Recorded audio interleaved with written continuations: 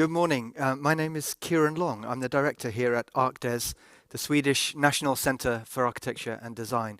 You're really warmly welcome to our conference today, Almost History, our annual research conference on architectural history. We've got a fantastic lineup of speakers today, both some of the best researchers and most significant researchers and thinkers in Swedish architectural history and theory, also some of the best international thinkers and speakers, and we're really excited today to bring them all together in this strange online format. And we're really grateful to you all for joining us, despite the fact we can't be here at Skeppsholmen together today. The ArkDes team is here. We miss you all a lot, but it's great that we can continue with this important event despite these strange circumstances. ArkDes is a centre of architecture and design in many ways. We're a national museum, we're a place of research about contemporary architecture and the city in Sweden, and many, many other activities. But at the heart of all of that is our fantastic collection, a collection of, we think, around 4 million objects, which sits in the basement here at ArkDes, and covers somewhere around the timeline between 1850 and the present day of Swedish architecture. There are extraordinary works in it, there are almost unknown works in it, there are whole areas of the collection that are as yet unresearched. And one of the reasons we started this conference series 3 years ago was to begin to build bridges between the curatorial work of the museum and the academic work that happens in universities around the country and around the world, and hopefully build an awareness both of our collection as a resource, but of all of the research that is left to do in architectural historical studies. There's so much of our collection that is unresearched, uncatalogued even, and we're hoping through this event that people have better visibility of that collection and can start to come here and work with it and work with us. The reason we also started this is because we're underway now at ArkDes with probably the most important strategic project in the history of the museum, to build a new collections exhibition, a new display of the collection, which we hope to open in 2023. Almost the entire museum staff is engaged in that huge effort of sifting through, researching our gigantic collection, and beginning to think about ways to display it to the public for the first time. Despite this museum's 60 years of history or more now, this collection has never really been systematically displayed. There's been the odd exhibition. So it's an exciting task both to bring to light these wonderful objects and wonderful the history of creativity in Swedish architecture, which is so significant, especially in the 20th century, but also to think about what it means to be a national museum today. What does it mean to make a museum of Swedish architecture today? What is that national identity? How is it expressed through the things that my colleagues over many decades have collected here at the museum? And how should we take that agenda forward? These are really big questions that the team has already found some interesting answers for, and we have a wide range of collaborators helping us with those questions. But what we hope to get out of today is to see new perspectives on Swedish architectural history that can also aid us in creating new stories and new narratives for the public from 2023 forwards. So you're all warmly welcome. I'm really looking forward to the day, to the debates around it. We'll have to wait to another time. We're not going to have so many questions today. It's going to be more of a spectator sport. But nonetheless, we hope that you're going to get a lot out of it. We certainly will. And I'll be joining later in the afternoon to introduce Wouter van Stiphout, one of our speakers this afternoon. But before all of that, we have many, many wonderful speakers. And I'm going to hand over to my colleague, Daniel Golling, who's the curator of contemporary architecture and architectural collections here at ArkDes, to tell you a little bit more about the day's lineup and how it's going to work. So, Daniel.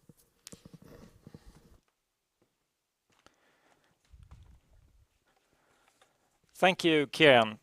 My name is Daniel Golling, and just like Kieran said, I'm a curator at ArkDes. I will also be the moderator of the day. This is, as Kieran mentioned, the third annual research conference at ArkDes. For well-known reasons, it will be entirely online this year, but we're still very happy that so many of you have chosen to participate.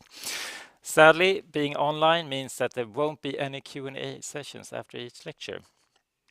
Let me start by sharing some practical information with you. We have 9 fascinating presentations ahead of us. Most of them will be in English, but there are a few in Swedish as well. There will be a lunch break at 12 for an hour, and we will also have 2 shorter breaks during the day. The theme for this year is Almost History. The title partly refers to the buildings that are not old enough to be recognized as cultural heritage, including in particular the architecture of the 80s, postmodernism, and later. The second half of the conference is devoted to the buildings, people, groups, and phenomena that are conventionally excluded in the writing of architectural history. We also wish to acknowledge that our very large collection, just as Karen mentioned, can only ever be a partial record and to begin a debate about how to address the gaps. So in short, that is what we will devote the day to.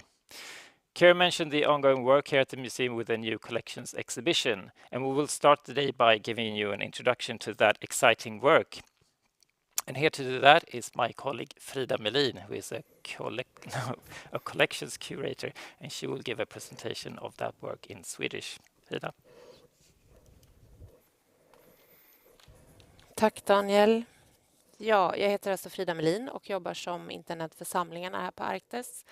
Och jag måste säga att det känns otroligt roligt att vi har fått ihop ett sånt fantastiskt intressant program idag och jag ser verkligen fram emot den här dagen.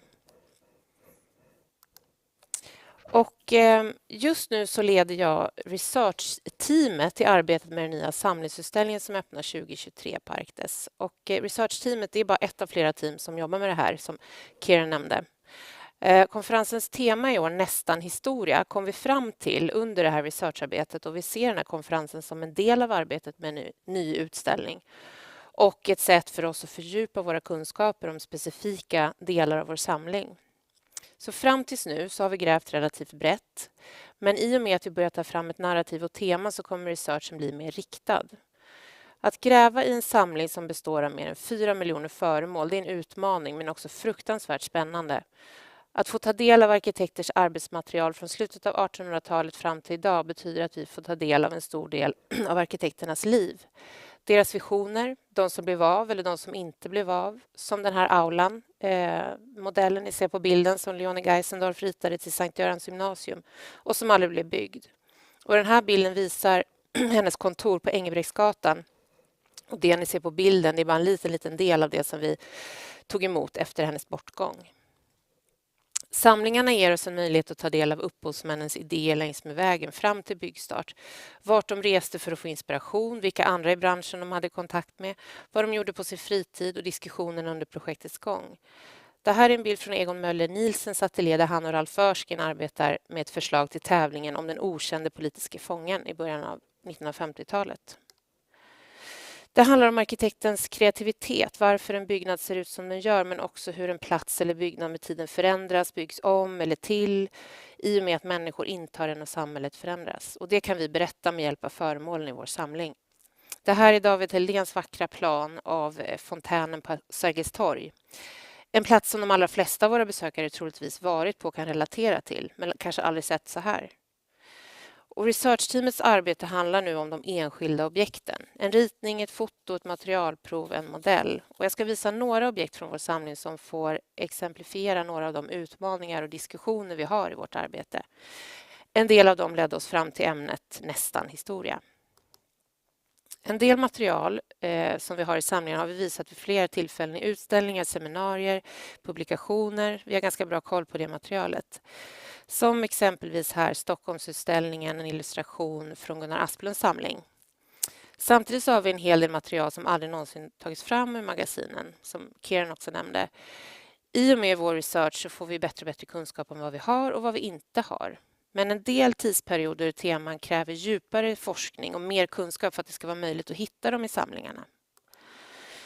För vår nya samlingsutställning så har vi satt en tidslinje mellan 1880 och fram till idag. Och det är den tidsperioden som till största del finns representerad i vår samling. Men från den perioden har vi allra mest material från arkitekter verksamma under mitten av 1900-talet. Materialet från de första decennierna däremot behöver vi utforska mer och på en djupare nivå. Det här är ett villaprojekt av arkitekten Karin Kumlin från 1907. Representationen av kvinnliga arkitekter är självklart en viktig fråga. Det är ett faktum att väldigt få kvinnor arbetade som arkitekter under slutet av 1800-talet och början av 1900-talet. Det är så det ser ut. Däremot så kan man lyfta kvinnor som deltog i debatten, som forskade och som på andra sätt bidrog till hur den byggda miljön såg ut. De kvinnor som sedan fick tillträde till arkitektutbildning fick till en början ofta en specifik typ av uppdrag som köksinredningar, barnstugor, sjukhem, äldreboenden och bostäder. Och det här är en viktig och intressant del av arkitekturhistorien, men som kanske inte visats i så många sammanhang och kanske inte haft så hög status. Och mest som ett tillägg i kapitlet om kvinnliga arkitekter. Ingeborg Wernbugges bostadshus är det här från 1930-talet. Ett bostadshus för ensamstående mödrar på Kungsholmen. Det krävs även lite djupare research för att nå fram till de som kanske fanns med men lite i bakgrunden, exempelvis kvinnor. Här tänker jag bland annat på Katarina Norlin, professor på Stockholms universitet. Hennes forskning kring kvinnliga landskapsarkitekter, där en del upptäckter i våra samlingar gick via de manliga arkitekter som de samarbetade med. Det finns också flera intressanta namn bakom visualiseringen av arkitekturprojekt som ju också är en del av processen. Att göra projektet tillgängligt för beställare och brukare. Här ser ni Lisa Bauers illustration av takterrasser på Hötorget från 1957. Hon arbetade väldigt nära landskapsarkitekten Walter Bauer under stor del av hans karriär. Jag nämnde olika tidsperioders representation i samlingarna tidigare. En annan del som vi fokuserar lite extra på är 1980-talet fram till 2000. Vi har en hel del fantastiskt material, har vi insett nu under vår research. Men eftersom att den här delen av historien funnits så nära i tid länge har materialet inte utforskats lika mycket.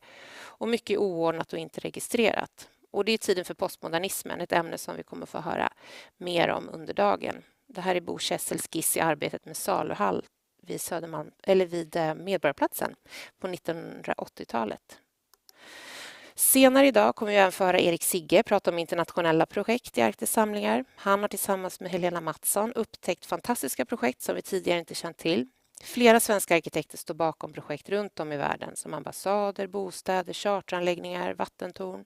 Och det transnationella byggandet är något vi vet att vi vill lyfta i utställningen som en del av den svenska arkitekturhistorien. Det här är en kontorsbyggnad i Shenyang, Kina, från 1997. Det är också Bo Kessel. Och här är en illustration från en presentation av en generalplan i Pakistan av VBB. Och en annan del av den internationella aspekten är såklart alla de utländska arkitekter som varit verksamma i Sverige som Erskine, Georg Vareli, Susanne Tucker, Leonie Geisendorf. De senaste 20 åren från 2000 och fram till idag, det är den period som är allra minst representerad i samlingen. En viktig del av researchteamets arbete är att samla in material från den tidsperioden. Och min kollega Daniel Golling, som ni mötte innan, han är ansvarig för den här insamlingen som är mer projektbaserad än tidigare. Och vi har redan tagit emot ett antal projekt, bland annat ett par skisser av Carmen Izquierdos från hennes arbete med Domkyrkoforum i Lund.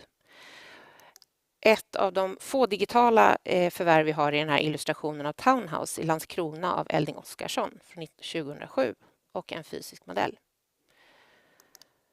Ja, det här var några exempel som jag ville visa er. Några exempel på det stora researcharbete som just nu pågår på Arktis och som vi hoppas kommer resultera i en fantastisk samlingsutställning 2023. Tack så mycket.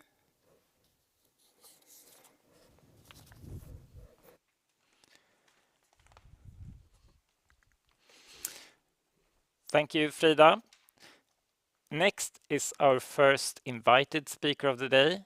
Katarina Gabrielsson is an associate professor in urban theory at KTH School of Architecture here in Stockholm.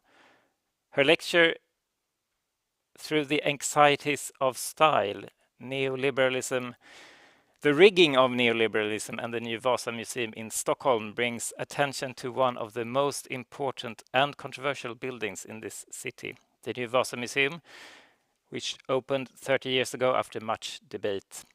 Katarina Gabrielsson will give her lecture in English. Varsågod. Thank you. I will start to share my screen.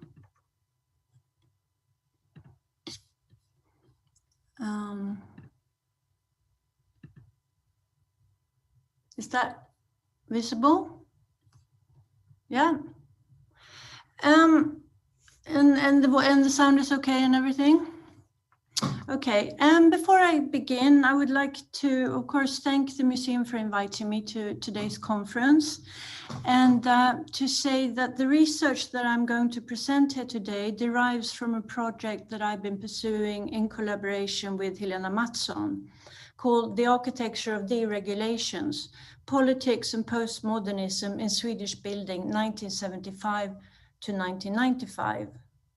Today I will center on the troubled reception and configuration of postmodernism in the Swedish architectural culture during the 70s and 80s, and suggest that the preoccupation with form and style within the architectural culture in itself, part of what you can see as a postmodern turn, was paradoxically seeming to make people oblivious to the great transformations Swedish society was undergoing at the time.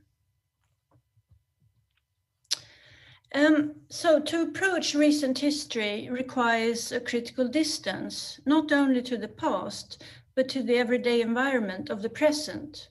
We are shaped by and living in the midst of structures that were set into place some 50 years ago. Here's an example of a critical investigation of how neoliberalism was inserted into Swedish culture. The picture shows an illustration of the artist Nathalie Gabrielsson's installation, The Campaign, at the Swedish Contemporary Art Foundation Index.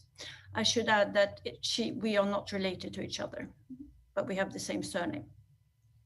So based on a careful mapping of people, relations, and documents, she explores how industrial and commercial powers established a network of think tanks, which led to hidden revolution, aiming not only to change the political agenda, but also the perception of reality and the notion of truth. Implementing a new grand narrative, this massive campaign was, according to Gabrielsson, successfully realized without resistance or violence, and every attempt to define and recognize what happened has until now been dismissed as conspiracy theory. So, conspiracy or not, the neoliberal shift certainly happened extraordinarily rapidly, and it involved a huge reorganization of power. In Sweden, it was a process fused by critique of the social democratic engineering of society, a critique that was posed both from the left and the right, and that targeted to a large extent urban planning and architecture. The so-called failure of the Million House program and the drab concrete boxes of late modernist industrial building. So during the orchestration and implementation of this neoliberal campaign, the architectural culture was struggling to find its own truth. An article published in the professional journal Arkitektur in 1981 offers a glimpse into this soul-searching process. Under the semi-ironic heading, Functionalism, Modernism, Mannerism, Neoclassicism, Postmodernism, Rationalism, Postmodern Classicism, ... The journal editor, Ole Fultin, discusses the legacy and legitimacy of modern architecture. Drawing on a seminar assembling some of the most prominent Nordic architects, Fultin finds that there is a consensus on the continued strength and potential of functionalism, albeit a corrected and extended kind, and a clear aversion towards the foreign, formalistic, and superficial ideas identified with postmodernism. He notes that names like Venturi, Graves, Krier, and Bofill are brusquely lumped together and dismissed as postmodernisms due to their lack of sincerity. But where is the threat? Fultin wonders. Surely the many issues raised under the banner of postmodernism are worthy of a more serious consideration. So in this presentation, I will explore the nature of that threat, and I suggest that style was wrought into this process in more ways than one, telling for a certain inclination or ethos within the profession. Since early modernity, the function of style in architectural discourse has been that of a pharmacon, at once poison and remedy. If style in the classical sense had dictated order, the laws of proportion and decorum, The modern sense of style, style as non-style, involved a significant shift both in terms of power and aesthetics. Drawing on Foucault, we might say that architecture in the modern era becomes a matter of biopolitical ordering, a tool or mechanism employed by the state in safeguarding and controlling the population. The modern sense of style that would make all styles redundant is expressive for an understanding of architecture as based on universal laws for ordering society, able to express the mentality of an epoch and authentic and comprising a totality of social and technological factors. Importantly, this conception of style as inner truth is but the other side of the opposite conception of style as superficial, exchangeable, arbitrary, responding to the vagaries of bourgeois taste, which in effect is revealing for how modernity is completely entwined with capitalism. So the modern notion of style is an assemblage of contradictory forces carrying tensions that are at the heart of artistic practice. But if these forces turned out to be productive for the succession of isms in 20th century avant-garde art, it seems that they were repressed in architecture, only to surface in full strength as part of the late modern crisis. The reappearance of the question of style at the wake of neoliberalism, then, constitutes a moment of rupture in which architecture again is confronted with questions of its identity, legitimacy, and truth. So tracing the story, the history of Swedish postmodernism, what rises to the surface is complexity and contradiction, denial and rejection, and yet a curious overlapping with what we can recognize as typically postmodern concerns.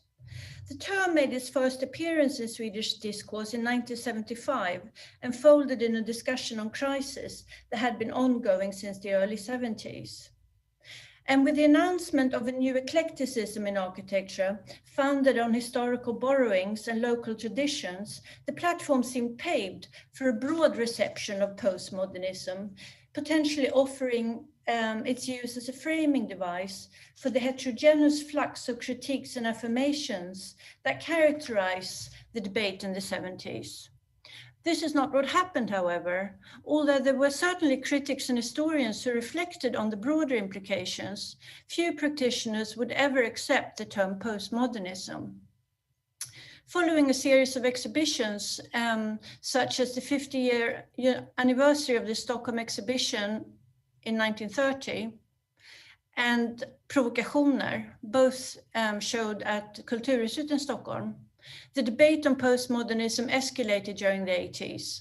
In the catalogue to Provokationer, shown here on the left, Kulturhuset director Beate Sydow describes postmodernism as a vital, pluralistic and eclectic alternative to an ossified functionalism, and places the emphasis on symbols, imagery, and a playful return to history. The catalogue included an essay by Christian Norberg Schultz, arguing for the reinstallment of architecture as a building art, and pointing to the architect's deep responsibility to secure and safeguard the stability of human identity. He frames postmodernism as the return of architecture's capacity to speak after years of oppressed silence, thus establishing a trope on silence that would resonate throughout the decade. While postmodernism remained contested, also in a broader culture sense, its narrow conception in architecture style continued to serve as a basis for its dismissal. Swedish critics had been offended by how the Danish exhibition Huset som Bildene had included works by Ove Hidemark, Jan Geselius, and Carl Norén as examples of postmodernism. Provokationer included Swedish projects going as far back as to 1965. And here I'm showing a project from 1975 that was also included here. Motivated by the claim that something had happened in Swedish architecture and that postmodernism might be the name for it, as suggested by the architectural historians and critic Claes Kalneby. Again, the response was marked by suspicion. Reviewing provokationer, one critic called it Coca-Cola culture, a spectacular exhibition architecture devoid of social content. And another saw it as a superficial obsession with imagery in denial of everyday reality. The architect and former director of Arkdes, Thomas Hellqvist, speaks of a homophobia ruling the architectural establishment during these years. As editor of the independent journal magazine Tessin, that I showed here in the right corner, he was one of the few advocates of postmodernism in architecture, understood as an intellectual endeavor. With a strong focus on theory, history, and aesthetics, it was the only forum for Swedish architects interested in postmodernism until it ended in 1987, but it was also enforcing an understanding of this concept as unrelated to the world of industry, economics, and politics. Indeed, as suggested by Lena Mattsson, one can speak of two distinctly separate trajectories in the architectural debate during this time. One stressing spatial and formal expression, aiming to resurrect architecture as a building art. The other addressing practice-based concerns in industry, society, and in terms of democratic emancipation. While only the former has been recognized as such, both can be seen as part of a postmodern discourse, the latter fused by a strong feminist strand that up until now has been ignored in Swedish historiography. Although Swedish architecture did have its share of projects embracing postmodernism as a classic historicist revival, and there were even those, especially from a younger generation, rejoicing in the new commercial opportunities. I show here a clipping of an interview of a young Gert Wingård. Most leading architects continue to resent the postmodern label. And therefore it's strange that so much of what was celebrated at this time is now readily identified with a postmodern approach, drawing, for instance, on Kenneth Frampton's conception of critical regionalism or Norberg Schultz's genius loci, while still maintaining a strong stand against the onslaught of postmodernism. What I want to focus on, however, is a particular position of this resistance that has been incorporated into Swedish historiography, the so-called libertarian tradition. It was coined by the architect and educator Jan Geselius, who was celebrated for his sensitive and aesthetic approach to practice. A poetry in things, not merely in words, was used to frame this tradition, marked by an attention to detail, the use of natural materials and craftsmanship, respect to human scale, local building traditions, history and context, and so on. And its broad framing of Swedish architecture in Att bygga ett land from 1998, Kaldenby presents this tradition as an alternative to the flurry of styles like sand in the eyes, that for him is the postmodern condition. On closer inspection, however, the only source for this tradition is a conversation between them, published in the monograph from 1989 that you see on the right. In both publications, Kaldenby illustrates the libertarian tradition with the diagram that you see in the top left corner, a vivid illustration of the network of male bonding in Swedish architecture. The insertion of this tradition into Swedish architectural history points to the entanglement between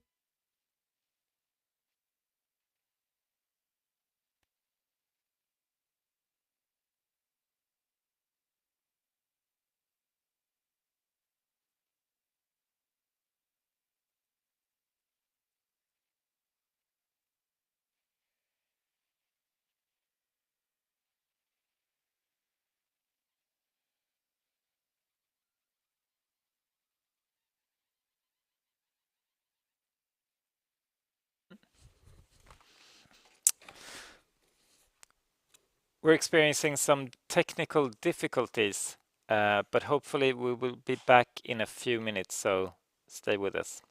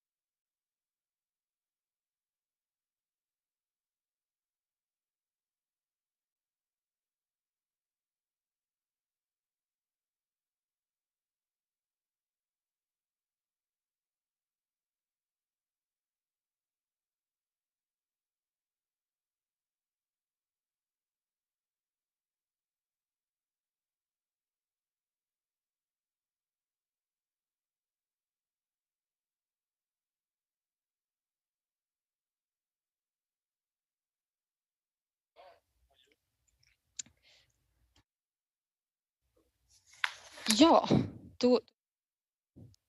Ska jag börja? Ska jag börja? Ja. Okay. So, sorry for that interruption. So what I want to focus on is a particular position of resistance to postmodernism that has been incorporated into Swedish historiography, the libertarian tradition. Known as the libertarian tradition, that was coined by the architect and educator Jan Geselius, who is celebrated for his sensitive and aesthetic approach to architectural practice.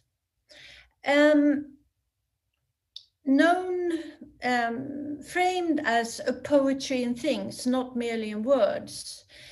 This tradition is described as an attention to detail, the use of natural materials and craftsmanship, respect to human scale, local building traditions, history and context, and so on.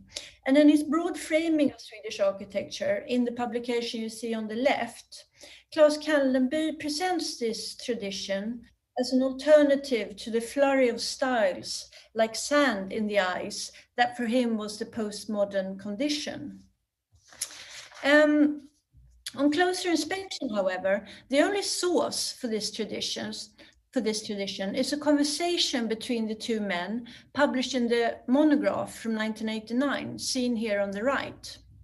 In both publications, Kaldenby illustrates the libertarian tradition with a diagram that you see in the top left corner, a vivid illustration of the network of male bonding in Swedish architecture.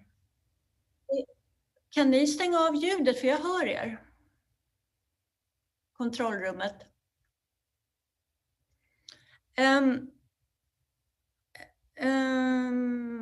The insertion of this tradition into Swedish architectural history thus points to the entanglement between personal connections and affiliations, historiography, and operative critique, something that further brings into question what really counted during these years. The libertarian tradition was notably a silent tradition, a tacit knowledge, carried across generations of architects through intimate encounters at the drawing board. Its nature of being a master-disciple relationship, defined by unspoken understanding, is further accentuated by how Geselius' educational practice is described as, in Swedish, hummandets pedagogik.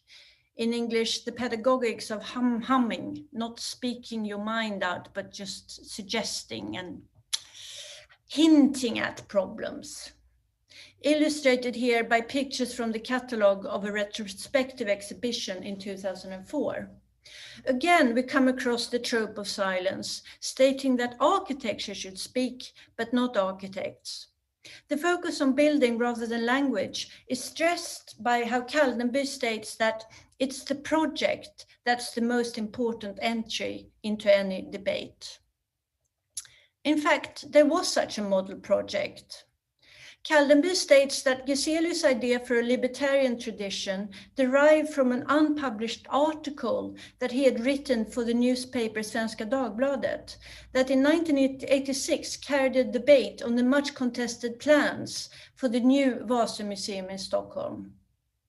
The article must have been intended as a defense of the winning proposal, with Geselius as the expert member of the jury being directly involved in procuring the project's sort of establishment and success. And here is a sketch from the museum archives deriving from the design process, a poetic rendering of the interior of the museum with the words, "the fluttering of a butterfly," penciled in the corner. So it is here where the true stance of postmodernism in Swedish architecture begins to be played out. A unique example of a well-preserved battleship from the 17th century, the Vasa had been discovered in the 50s and salvaged in 1961, including more than 300,000 objects.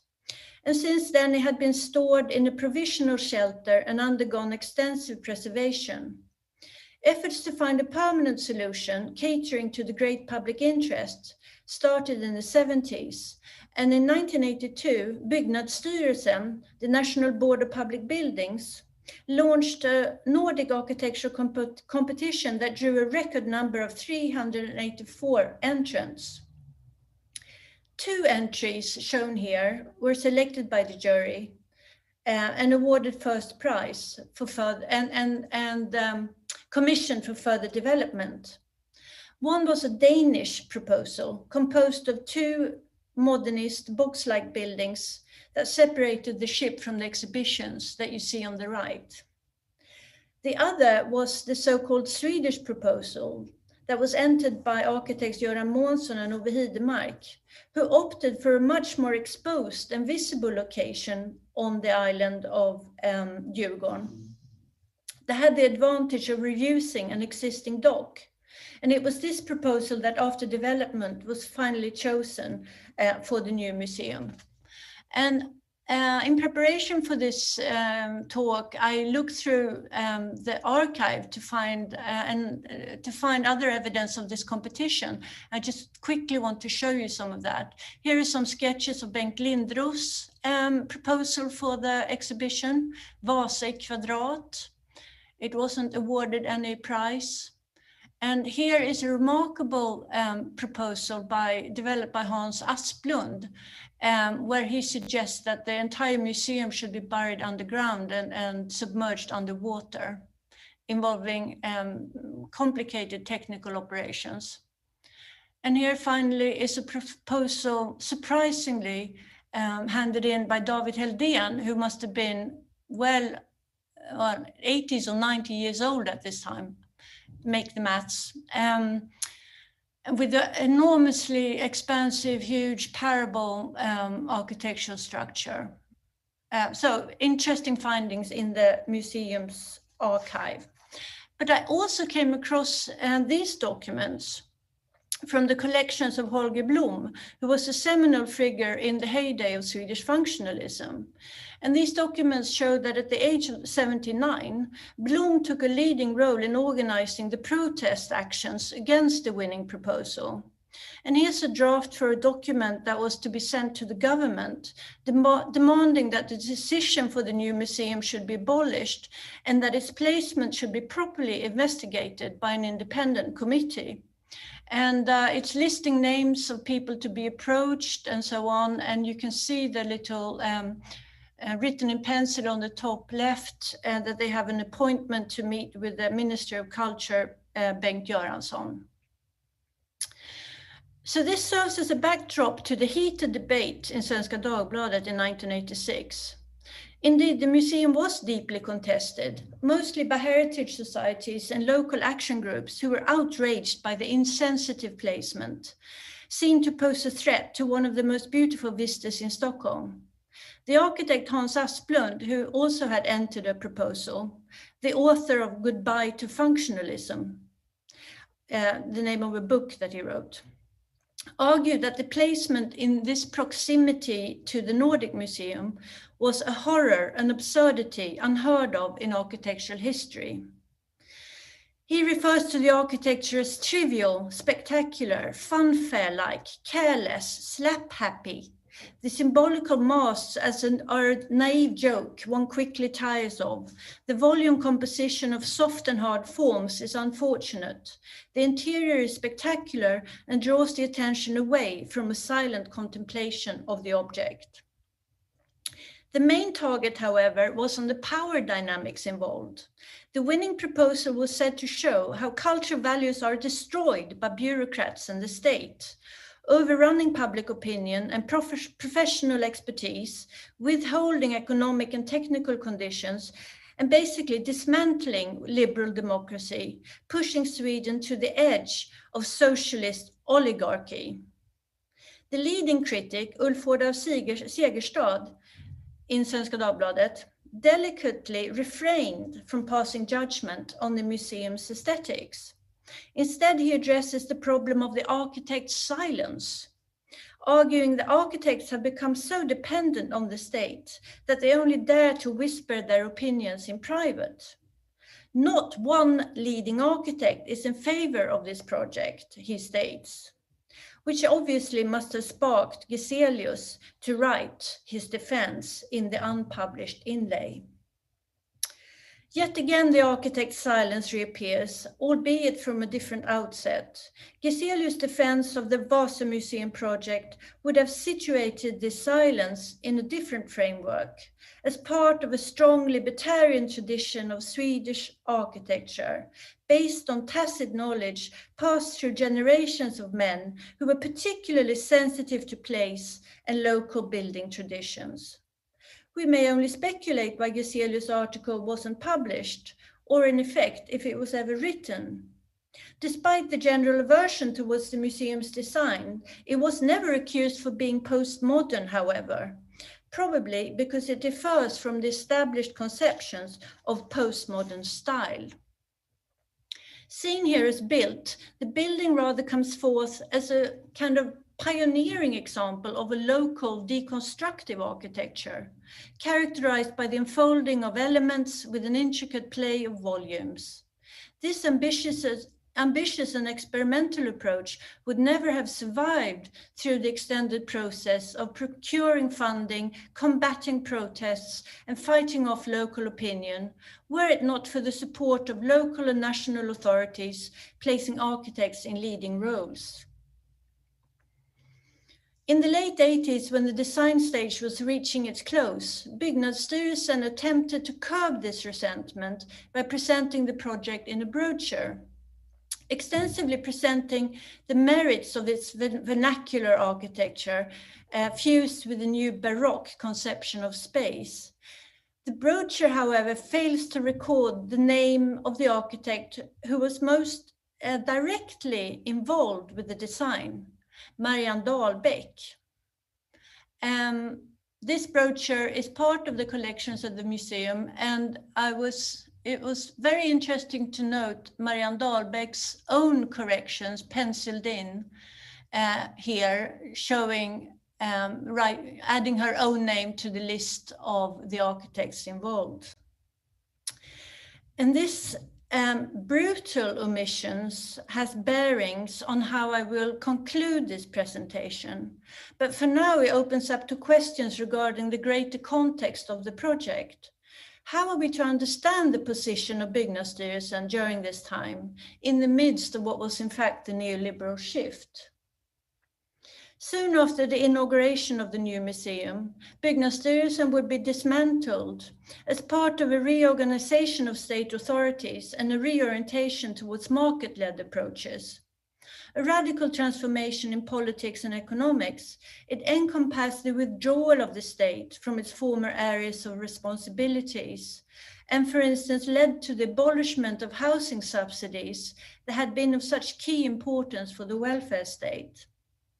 So, are we to regard the Vasa Museum as the final tour de force of the strong welfare state that historically had been known for its close alignment with architects? Or conversely, did this final building commissioned by the authority signal evolvements to come, setting the scene for a new popular culture, advancing a capitalist logic of the fantastic and the spectacular?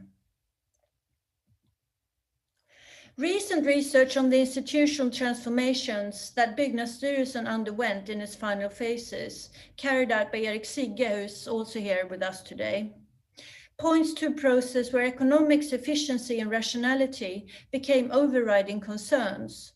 At first instance, the Vasa Museum seems at odds with this strategy that encompassed the dismantling of architectural design through far-driven systematization. A provocative manifestation of strong central power and a literal manifesto for serious architecture, the museum seems to deny the logic of this incremental neoliberalization. But recoded in terms of process and performance, however, the museum would prove to fulfill expectations in an unprecedented way.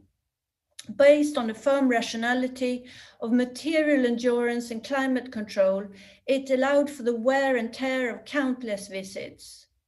But more importantly, perhaps, it allowed the state to send a signal to the world. By use of a war relic from a troubled past, the Vasa Museum put the capital of Scandinavia on the global map and is today by far the most popular tourist site in Stockholm. The Vasa Museum was inaugurated in 1990 and awarded the Swedish Prize for Architecture the year after. The journal editor Olof Hultin declares it a masterpiece. He writes, with its stylized riggings and numerous irregular broken expanses, the museum triggers associations. Is it a building or a ship or both? Undoubtedly it belongs together with the place, its water, quaysides, landing stages and boats.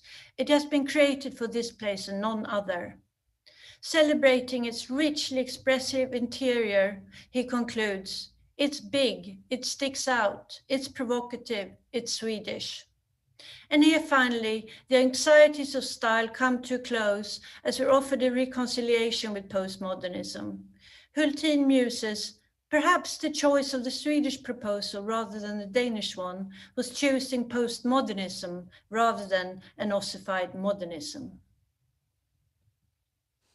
So sadly, we have to bypass a detailed analysis of how this local piece of deconstructive architecture, if you may call it that, sits with the reading of postmodernism. But we're able to note how all kinds of styles can be seen as attempts to grapple with social, economic, and political conditions. Whether set for or against postmodernism, it concerns the postmodern condition, which encompasses the fundamental rewiring of the forces, relations, and conditions that bring architecture into life. As suggested by this beautiful montage by Marianne Dahlbeck, the museum is a transitional object, a turning point for both Swedish architecture and the state. Yet this final triumph of postmodernism does leave many questions unanswered. In focusing on one trajectory in the Swedish architectural discourse, I have left the other one on industry and practice largely uncommented. These two trajectories align with the core separation between aesthetics and politics, often seen as mutually exclusive. They are hierarchically organized and charged with notions of gender. So let me finish by illustrating this as vividly conveyed by two consecutive exhibitions at the Architecture Museum in 1991, both summing up positions established during the 80s. The first exhibition was Aspects, a full-scale representation of architectural principles produced by a group of 9 men. The accompanying catalogue presented their strategies for asserting the significance of architecture threatened by forces of internationalization, medialization, and digitalization. Denouncing any reference to postmodernism, the texts in the catalogue repeatedly refer to architecture's capacity to speak, eternal archetypes, the significance of place, respect to history, memory, genius loci, and so on. Immediately following this exhibition was Kvinnorum. You can maybe translate into the space of women or women's room, which was a survey of pioneering female architects combined with the presentation of 39 women. As explained by the curator Gunilla Lundahl, the aim of the exhibition was to make female architects become more visible and to show the importance of their work. Underpinned by extensive research, the exhibition pointed to qualities such as attention to detail, design from inside out, sensitivity towards the user, and an engagement with process rather than form. Unlike Aspecter, it covered the full range of architectural practice, spanning from housing, planning, restoration and conservation, to research, public participation, landscape, interior, and furniture design. Despite the vast difference in subject matter and scope, the catalogues were nearly exactly the same length. While one was presented as a neutral survey of eternal architectural principles, the other, coded female, took a historic and socio-constructivist approach to practices of spatial production. This exhibition, Kvinnorum, was met with scathing critique. It was deemed as completely devoid of interest for architecture. But besides this gut reaction against the homely aesthetics, the critique must also be seen as expressive for what must have been a deeper underlying fear, a feminist-driven reappraisal of architecture as discipline and practice, striving to resurrect the lost foundations through engaging with research, public participation, and social engagement. For the masculine elitist core of the architectural establishment, this opening towards a multifaceted and pluralistic approach that transgressed the categories between different fields of expertise and professional borders run directly counter to their struggle to assert eternal principles that would safeguard the identity and legitimacy of the discipline and save it from expanding into lower domains. One of the threats that postmodernism thus posed was the disintegration and dissolution of the architectural object as based on control, authorship, and permanence. So broadening the framework for how postmodernism is understood is to shift the focus to gender. The groundbreaking work of critical feminist practices must be seen as part of a postmodern dismantling of grand narratives that the kind of circle of male architects so desperately try to uphold. The denial and rejection of postmodernism as style may thus be seen as symptoms of repression, a burying of conflicts and trauma. It's a resistance to language and intellectual analysis, a resistance to foreign influences, and a resistance also to women as equal partners. I suggest that the reception of postmodernism contributed to making the architectural profession defenseless against the very forces it was seeking to oppose. The weight of bureaucracy, the dominance of industry, and the consolidation of corporate power, all of which would increase rather than diminish with the dismantling of the welfare state. Thank you. That's it. Thank you, Katarina, and to all of you who are following us, thank you for your patience during the technical difficulties we experienced during Katarina's fascinating lecture about postmodernism and the Vasa Museum here in Stockholm. We will remain in Stockholm for the next lecture and hear more about the built architecture of the 80s and 90s.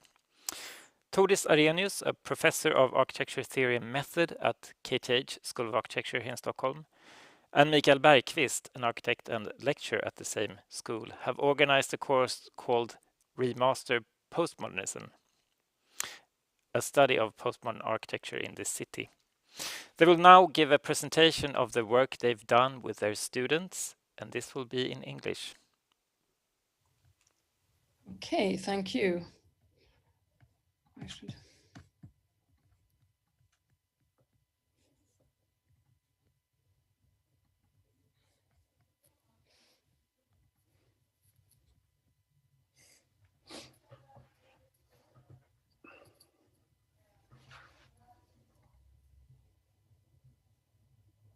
Yes, very well. Okay, we will do this as a sort of joint talk, not a lecture. So thank you for inviting us, Daniel and Frida, and we're very happy to be here. And this is a picture showing our studio some months ago when we had a sort of walking seminar in Södra Stationsområdet that we are studying this semester. So Tordis and I started this master studio only 1 year ago, so we're halfway through the second year of this, and we deal with questions on permanence and change.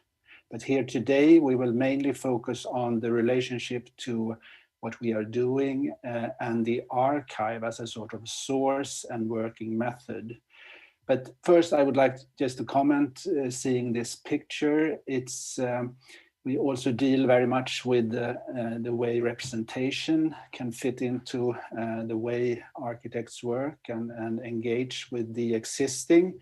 And this is an example of a 3D scanned image that we did with our students last year, a scanning of Asplund's public library here in Stockholm.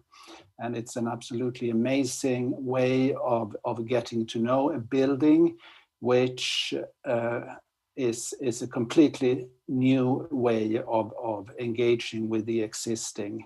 So this was only a brief example of what we also do in the studio. But today we will mainly focus, as I said, on the archive. And last year, I would do a sort of prologue here and talk about our way of working a bit. So these are some images from last year when we visited the archive at ArkDes. And I'm not sure that we ourselves are aware of what a unique resource this is, and the way we can actually, together with our students, see original work by some of the most well-known architects, but also more people on the fringe, and the way the collection is collected with there are scraps and bits and pieces together with very well-known work. Last year we worked with Asplund's library, among other things. So here are some things we found in the Asplund folders, and everyone got really excited. And we have to also remind ourselves that, I mean, Tordis and I are old enough to have been working at offices and doing drawings with pencil and ruler, but our students are not familiar with this seeing the original drawing as a kind of very special, almost artwork. We have had quite a few students from abroad, and they were, I mean, both excited and thrilled by actually giving access to see these Asplund original works in such a simple and convenient way.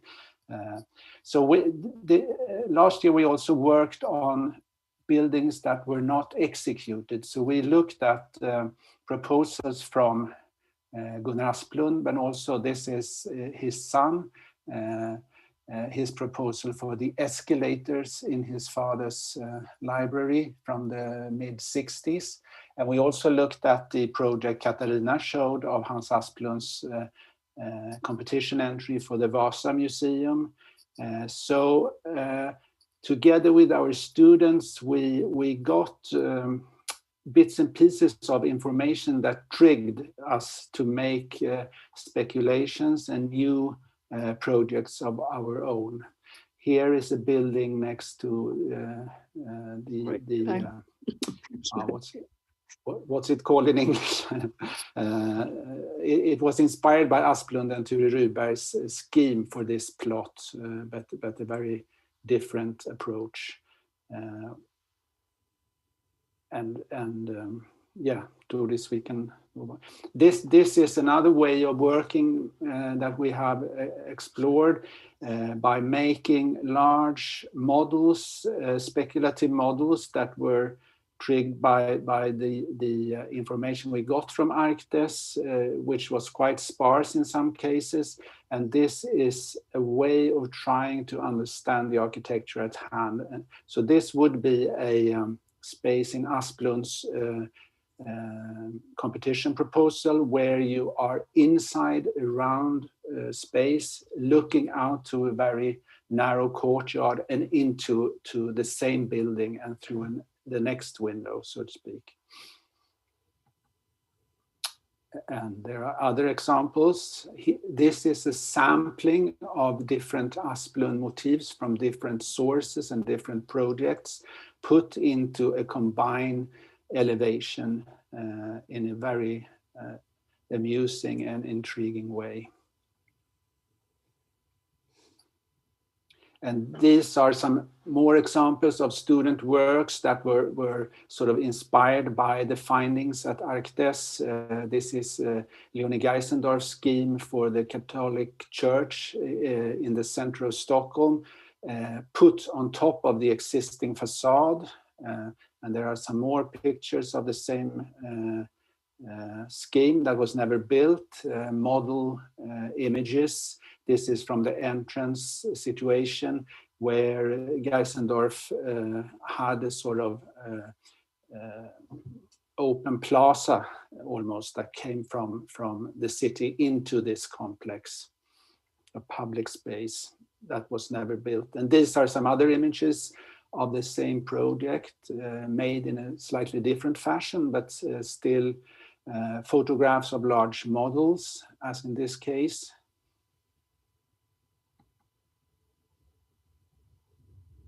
And this is another project by Geisendorf together with Erskine and some others that were to be situated next to the City Hall in Stockholm, Sociala Nämndhuset, for the municipality in Stockholm that was never built. So these are all speculations on the findings in the archive. So we can take the next to this. Yeah, this is Hans Asplund's proposal for Slussen, which was also a major competition. And here the information was really sparse. So this is also kind of invention and fiction. And these are also examples of other, this is Erskine's scheme for the Riksdagshuset on Helgeandsholmen that has been transformed into a new kind of project by one of our students. And together with all these findings and projects we did, we also, some students started to work on the border of Södra Stationsområdet, which in a way led us to the course we are giving this year, where we actually are at the Södra Stationsområdet and also engage with postmodern architecture in Sweden and the thinking and writing and the themes associated with that. And these are just some models from last year, a student who got really close into these fragments of the postmodern. This is kvarteret Brinkan in Södra Stationsområdet, which she sort of enhanced in a very fruitive way. But this will lead on to what we are doing this year that you, Tordis, will continue talking about. Yes, was this the last? Yes. So, yes, this year we decided to dwell more closely into postmodernism. That was already started in some way last year through the findings in the archives. So here again we are, and we decided to explore specifically in Södra Station, and some way using the same methods as we had developed last year. But as Mikael emphasized in some way last year, we started in the archive of looking on unrealized projects. And from those unrealized projects, we did speculative models that we then photographed, and then we took those kind of buildings back to where they should be from the beginning, to their original sites. Here we started a little bit different, really relating in some way to the situation we are now in. There was a kind of challenge for this, of course, for us this year to start with students that we hadn't met. We have taught digitally all year, all autumn. And we started then in some way to explore the Södra Station area in a very near-sighted way. Just to say some few backgrounds to the Södra Station area. It's built on a kind of old abandoned railway station or tracks. Originally, it's situated on bottom of a lake, so it's a very low down. It's a very in this kind of site that was developed in the late 1970s, 80s, we have a very, very height difference from the surrounding areas. The project is, one can say, the most coherent postmodern area inside Stockholm. It was planned and thought out in parallel to and very influenced by the IBA in Berlin. And you could say that it's the image here is actually showing it it was built in the 80s and 90s. And on this image that is in the beginning of the 90s, one of the main features of the site is missing and the most discussed. There was the high-rise tower in the corner where you see it's a building site now. The area is very interesting, also relate very much to I was very thankful for Katarina's lecture here in the beginning. It stands in an interesting way on the brink between two different planning regimes, we could say. We could either read this as the kind of end of the welfare state building. The area was mainly a housing area. It was public housing, and it's built by the same companies and construction systems as the who at the time very criticized miljonprogrammet, the suburbs of Stockholm, but also of course in controversy to that tradition. The area is maintain a lot of features from the modern, we can say the modernistic planning with, for example, very strong traffic separation. And it was planned very much as one area. And it was very much criticized after also that it didn't, even if the ambitions, as you can see on this plan, was to in some way to heal up and return back in some way to the traditional 19th century city and to heal it together. It maintained a kind of enclave in, and still today in the city, specifically maybe in relationship to its traffic separation. It contains a series of large public interiors, and a general topic through the scheme is this thing of the public interiors, semi-public interiors, and private interiors, and the kind of plan in some way to make it floating one kind of area. So you see in the front here, the Saluhall, that is a big public interior, and after that, the large crescent that was in the end designed by Bofill, and in the front end here, if you see my arrow, you see the station, the Södra station, who was from the beginning a large public open galleria. And then all the spaces in between. It was steered very much by, of course, and thought out by Jan Inge, from the urban planner from the city office, who steered this planning in a lot of ways. And the new thing that was introduced, and that's also show how it's in some way stands in between two kind of planning traditions, we could say, was the idea about creating a program that also defined its kind of different characters. It was asked also for that the people who compete about that they should also adjust to certain ideas about form or design elements, I would like to say. So they developed here for the first time more comprehensively is something we can call a kind of quality program or an environmental program, it was called at the time. You can see here is just the kind of, who in different ways described and suggested certain design features that related very much to this idea, that overall idea that runs through the project to create kind of different interiors. However, I should go back. So we started anyway this, as I said, in a very different way from last year. And we started in some way doing very close-up readings of the build, the things in place. Study at close hand the issues about the materialities, its aging, its silicon joints, its use of material, and so on. And we started the kind of term to totally kind of imbued ourselves in this environment.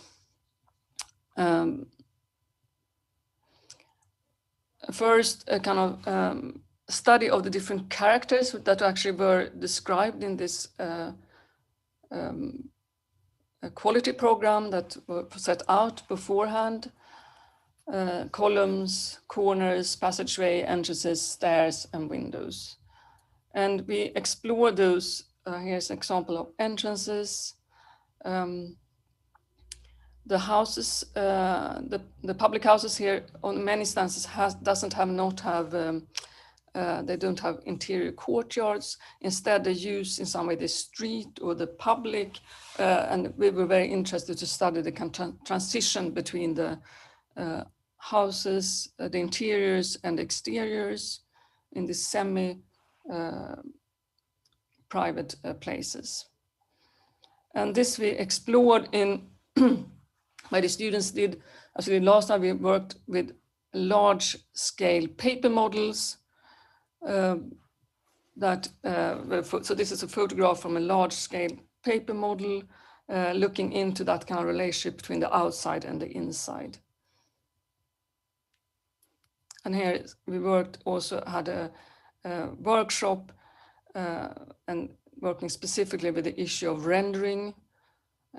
So we worked in some way very, very close to trying to work in this different representation that is a specific interest of the studio, to work with different forms of representation, study close up by these illustrations. Here's other examples. This is a model shot. I see it's already 10:50, so I should really race on here. Okay, I'm going a bit quicker just to see the kind of studies here. Columns, corners, again studied in this detailed manner. Stairs,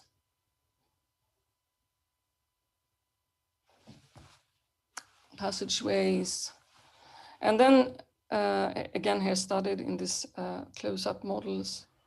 Interiors. This is the atrium, one of the houses.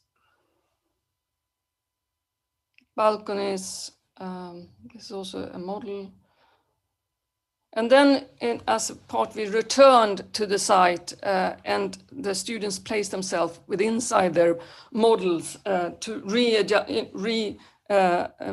find these places that they had really studied very thoroughly. Here's an example also of the transition between the public stair and behind is the entrance into a housing. And you have the balcony above.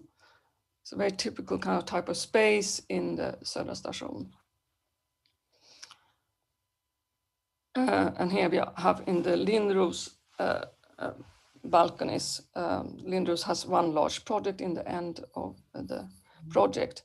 And that I return into the archives and how we used. So we did follow this very thorough study by also, of course, exploring the archives. And we could say that the absolutely amazing archive at Arkdes around Lindros has been a very source of inspiration, and to dwell into the different drawings by Lindros around this area. Lindros was very part of developing the site, a part of different competitions, also parallel here is his study of the crescent.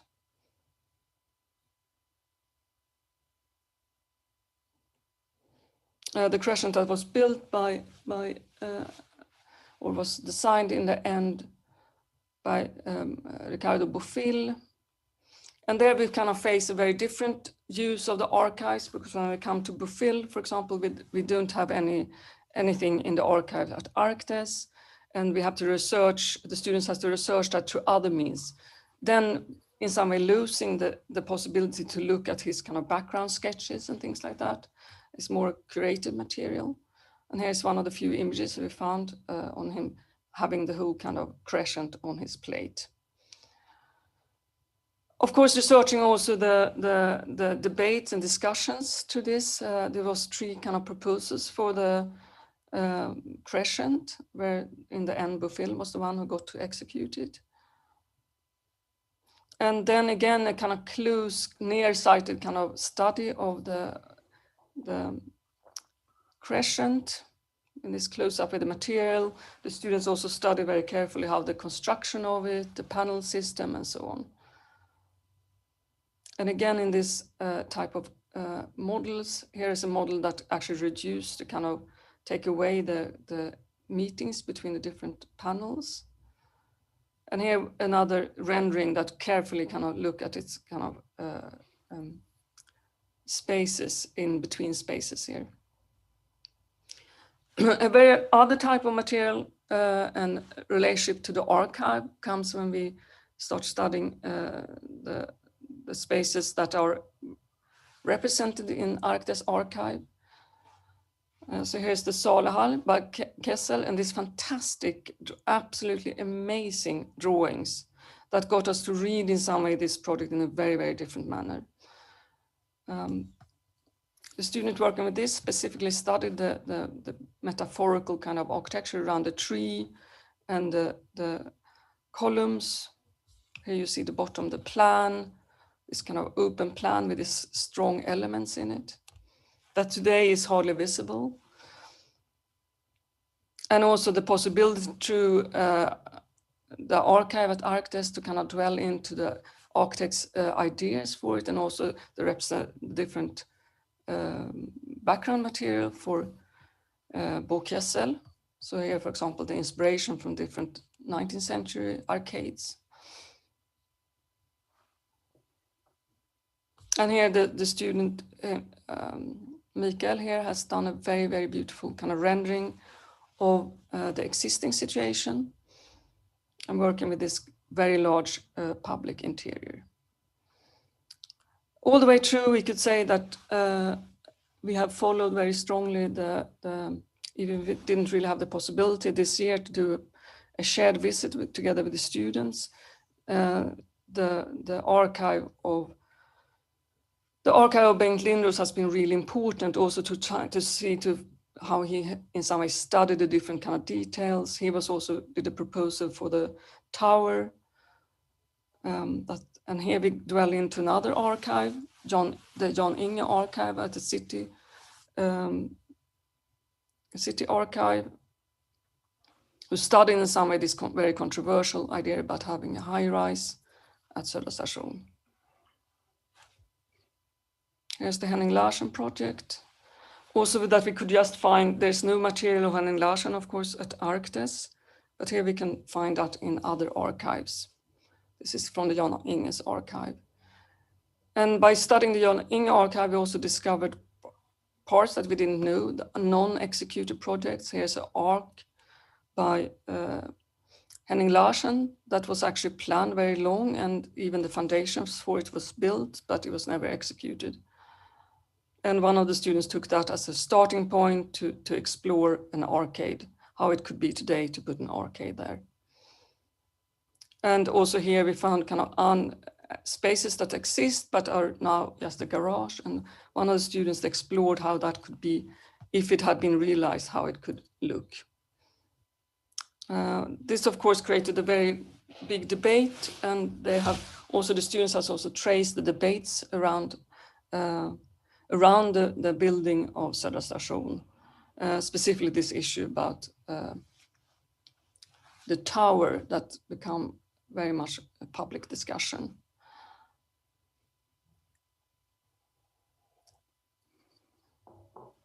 And how that also hit into a discussion around actually democracy and planning. If you go to the archive, we also have it's interesting for us that some of the material is quite available. I mean, we have, as I pointed out several times here, the Lindros archive is amazing at Arkdes. We have the other kind of international architects, Henning Larsen and Bofill that we don't have part of. We can't access their archives in the same way.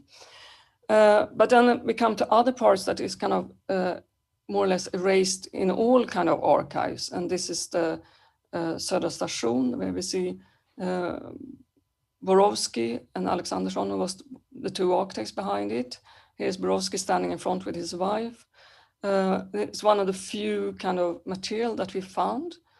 And here, the kind of vacuum in some way of relating to the topic of the conference of certain architects that hasn't entered either archives or the public discussion in some way.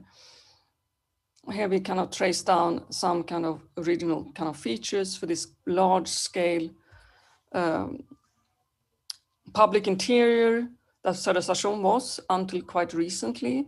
Today, this kind of public interior is kind of lost. The atrium has been covered up, and the top part with the offices are now have access to this large public interior, while the other one is blocked up. So now we should see here. So their material more we have to find in more public archives. And here is from the Södra Station on the bottom parts, done by coordinator and the artist Gösta Wessel, the floor there. Okay, I should wrap up with I will show as the last drawings here also. Södra Station was had from the beginning an open exhibition,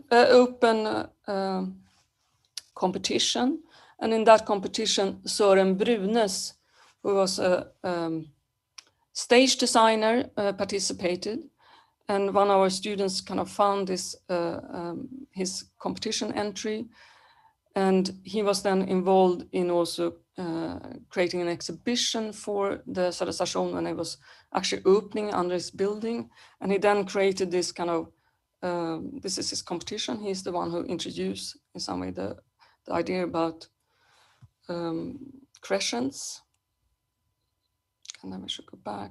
And then he created this kind of overall study drawing. This is absolutely amazing drawing, very large, that depict, this is the whole area as it was built.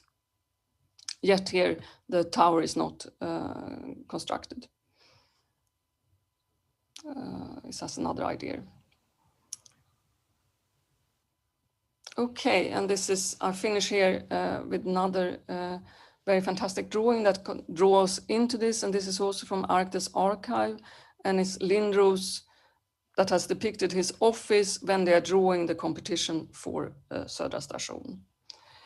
And I end there to in some way conclude with this, in some way, I mean, what we're working with very much in the studio is how you can use the archive as a creative source by looking both into an unrealized project, but also the thoughts and ideas behind it, and with that doing some kind of nearsighted kind of study of the spaces at Södra Station. Okay, Mikael, do you want to add here? I kind of rushed a little bit. No, very good. No. In relationship nice to our be discussion about the archive and the role for the studio. I think to some extent this small talk we have given is proof of the way that the archive really triggers the imagination and the creativity of the students, and our knowledge about Södra Stationsområdet and all the other projects that we have looked at. So we will continue with this in different formats in the coming terms also. So. Yeah. But you also emphasize and thank in some way Arctes also for the possibility of this thing that we showed in the beginning, to come in and really look at the drawings, get a first-hand experience of the drawings, seeing the change of the tools of the architect. You know, this year we dealt very much with postmodernism. We are on the brink into the digital. We probably next year will kind of explore the 90s or 2000, how you kind of start dealing with the digital archives. But specifically in this time, it's been we really lacked this thing of getting first-hand impression and putting our hands on drawings and material. Yeah, and one last comment perhaps is the way that the archives or the folders of some architects are handled at Arctes, that they are really full of bits and pieces, which is really quite fantastic. Even the Asplund collection has these tiny bits and pieces, but of course Lindros and Leonie Geisendorf, it's like things are brought together from their drawing board or desk and put into a folder in a very, very fascinating way. So that's that kind of quality. Yeah, maybe that's something to think about now in relationship to the archive. The non-curated archive is also quite interesting to study. Yeah. And for students too. Okay, thanks so much. Thank you so much. And we should stop. Yes, thank you. Thank you, Tordis and Mikael, for a fascinating presentation and for sharing the amazing work of your students. We were supposed to take a short break now, but we're running a bit behind schedule, so we won't do that. We'll go directly to the next presentation. Postmodernism, as you've heard, has had a difficult time to assert its position in conventional architectural history. Our next two speakers will shed light on to what extent questions of style and taste has shaped our understanding of postmodern architecture. Solmas Beik is a practicing architect and Tova Rudin Lundell is an architect and artist. They're both based in Stockholm and they will give a presentation called Uppenbart och osynligt. Clear and invisible, maybe. In it they will talk about the research of 6 seminal Swedish postmodern buildings, and they will do this in Swedish. Varsågoda. Tack. Ska jag dela här?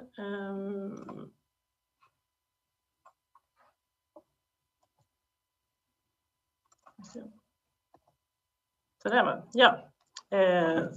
Hej och tack så mycket. Som sagt, Solmas heter jag och Tova min kollega här. Och vi ska presentera vår studie med titeln Uppenbart och osynligt, en studie i hur smak, trend och ideal formar arkitekturen. Vi är som sagt båda praktiserande arkitekter till vardags och samtidigt som vi är väldigt delaktiga i praktiken så tycker vi det är kul att då och då få skärskåda vad det är vi inom yrket egentligen säger och tar för givet. En eftermiddag i januari 2011 så föreläste den schweiziska arkitekten Christian Keres på Moderna museet i Stockholm. Han berättar om sin noggranna och forskande designprocess. Han visar vackra bilder på färdigställda hus. Han stannar vid en interiör från huset House with One Wall. Vi ser råa betongytor i golv, väggar, tak och trappor. Fönstren som sveper om huset löper liksom osynligt från golv till tak. Han själv kommenterar. Som ni ser så sysslar jag inte med någon särskild stil. Istället vill jag uttrycka den rena arkitekturen. Det här var för snart 10 år sedan. Idag har vi i Sverige visserligen börjat se ett större allmänt intresse kring att diskutera arkitekter och deras smak. Men också idag så är förmodligen det här inte ett särskilt uppseendeväckande citat för en publik med införstådda arkitekter. Förmodligen är det då lättare att ifrågasätta att arkitekterna bakom de här byggnadsverken uppförda mellan 85 och 90 att de beskriver sina arbeten som autonoma från samtidens smak, trender och ideal. Idag så kan vi ganska lätt datera de här utifrån bland annat färg och formspråk, vilket gör frågan om smak mer uppenbar. Och det är det här som vi har intresserat oss för. Att frågor som rör så klepiga saker som smak och påverkan av trender och ideal ofta förblir osynliga inom vårt yrke. antingen omedvetet eller medvetet. Och samtidigt så är det här frågor som sätter hela grunden till hur vi ser, tolkar, uppfattar, bedömer och beslutar kring arkitektur. Alltså är det frågor som inte bara berör en intern arkitekturdebatt utan hela det fält där arkitektur möter samhälle.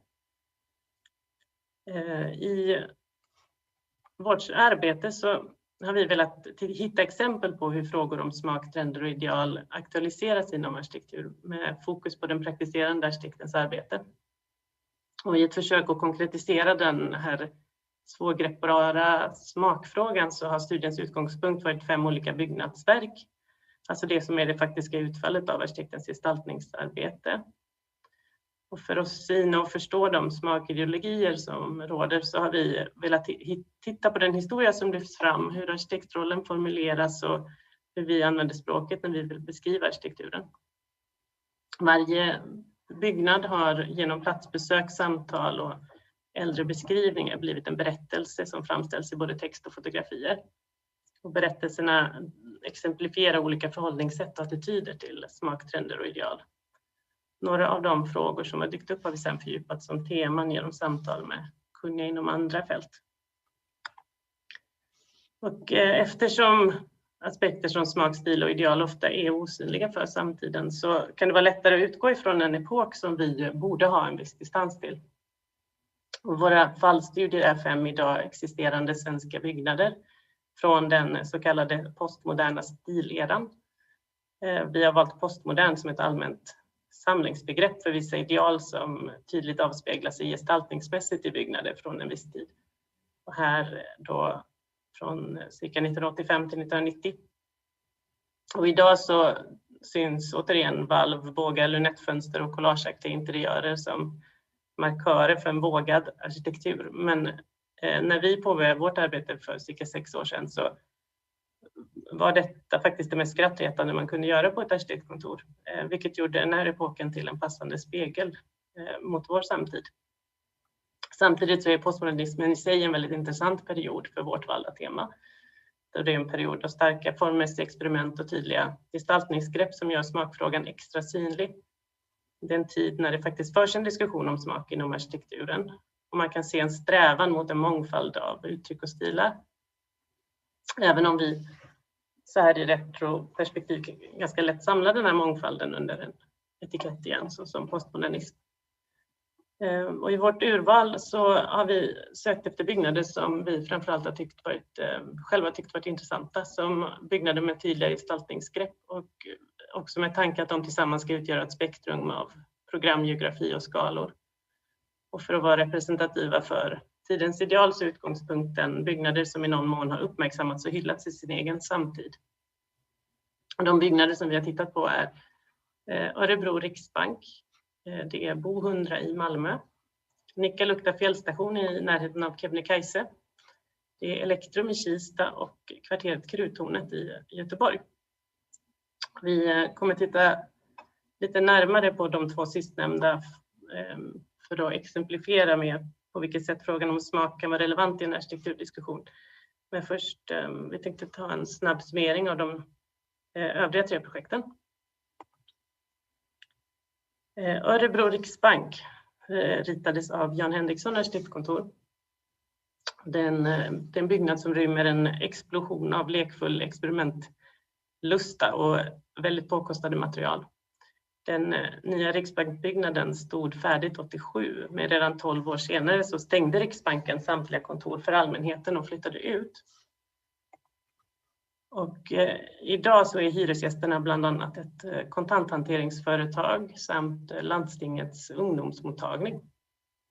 Och den här byggnaden den representerar på ett nästan övertydligt sätt 80-talets tröskel mellan statligt manifesterad makt och den nyliberala individualismens estetik. I den här berättelsen om Örebro som vi skissar fram intresserar vi oss för relationen mellan den så kallade rationella ekonomin och den godtyckliga smaken.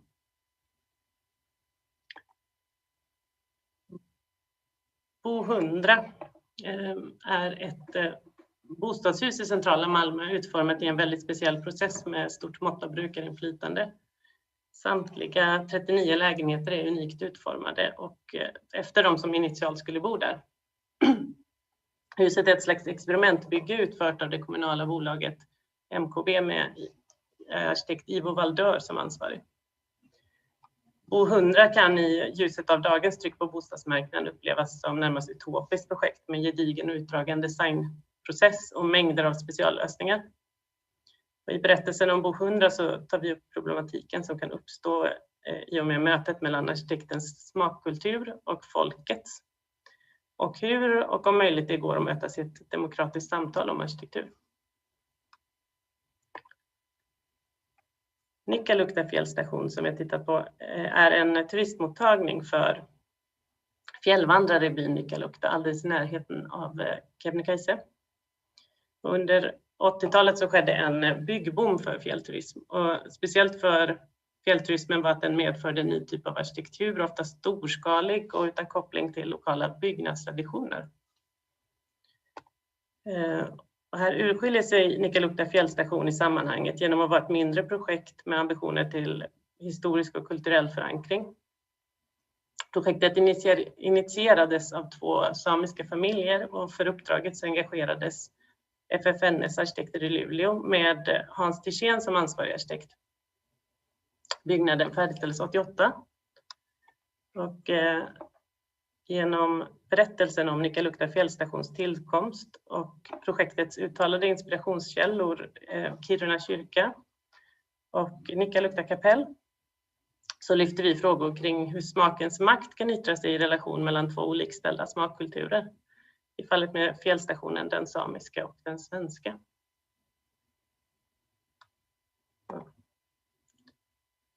Det första projektet som vi tänkte fördjupa oss kring det är Elektrum i Kista, färdigställt 87. Det är ritat av koordinatorarkitekter med ansvariga arkitekterna Ragnar Uppman och Thomas Rudin. På 80-talet så byggdes en väldigt massa kontorshus i Sverige. Så mycket som hälften av alla arkitektuppdrag 88 utgjordes av kontorshus. De var ofta påkostade och gav arkitekterna möjlighet att ta ut svängarna i enlighet med postmodernismens stilideal. Många av 80-talets spekulationsobjekt kom sedan att stå outhyrda i och med 90-talets konjunkturnedgång och restriktioner kom att införas senare vad gällde att bygga fler kontor. Kista skulle under 90-talet bli känd som en av världens främsta IT- och telekomnoder med smeknamnet Kista Mobile Valley. Efter att miljonprogrammet tagit plats kring Järvafältet hade ett antal storföretag börjat etablera sig i området i slutet av 70-talet. Först ut var IBM och Ericsson och cirka 10 år senare stod Elektrum färdigt. Det var en byggnad som skulle rymma forskning, utbildning och företag med fokus på information och kommunikationsteknologi. Och satsningen på ett elektronikcentrum det var ett sätt att försöka säkra Sveriges framtid som industrination. Och inspirationen till det här kunskaps- och produktionscentrumet hämtades från amerikanska science parks som Stanford i Silicon Valley. För arkitekturens utformning så tog man fasta på nya idéer om så kallade rum för så kallade oplanerade möten. Man ville att elektronikens avantgarde skulle födas i en livlig och stadsliknande miljö. Och i och med det så formulerades idén om ett elektronikcentrum som skulle vara som ett helt stadskvarter med den inglasade Elektrumgatan i centrum. Som man ser här i plan och illustrerat i den här bilden. Projektet med sin koppling till både näringsliv och KTH fick stor uppmärksamhet och när huset väl invigdes så beskrevs det som att alla var där.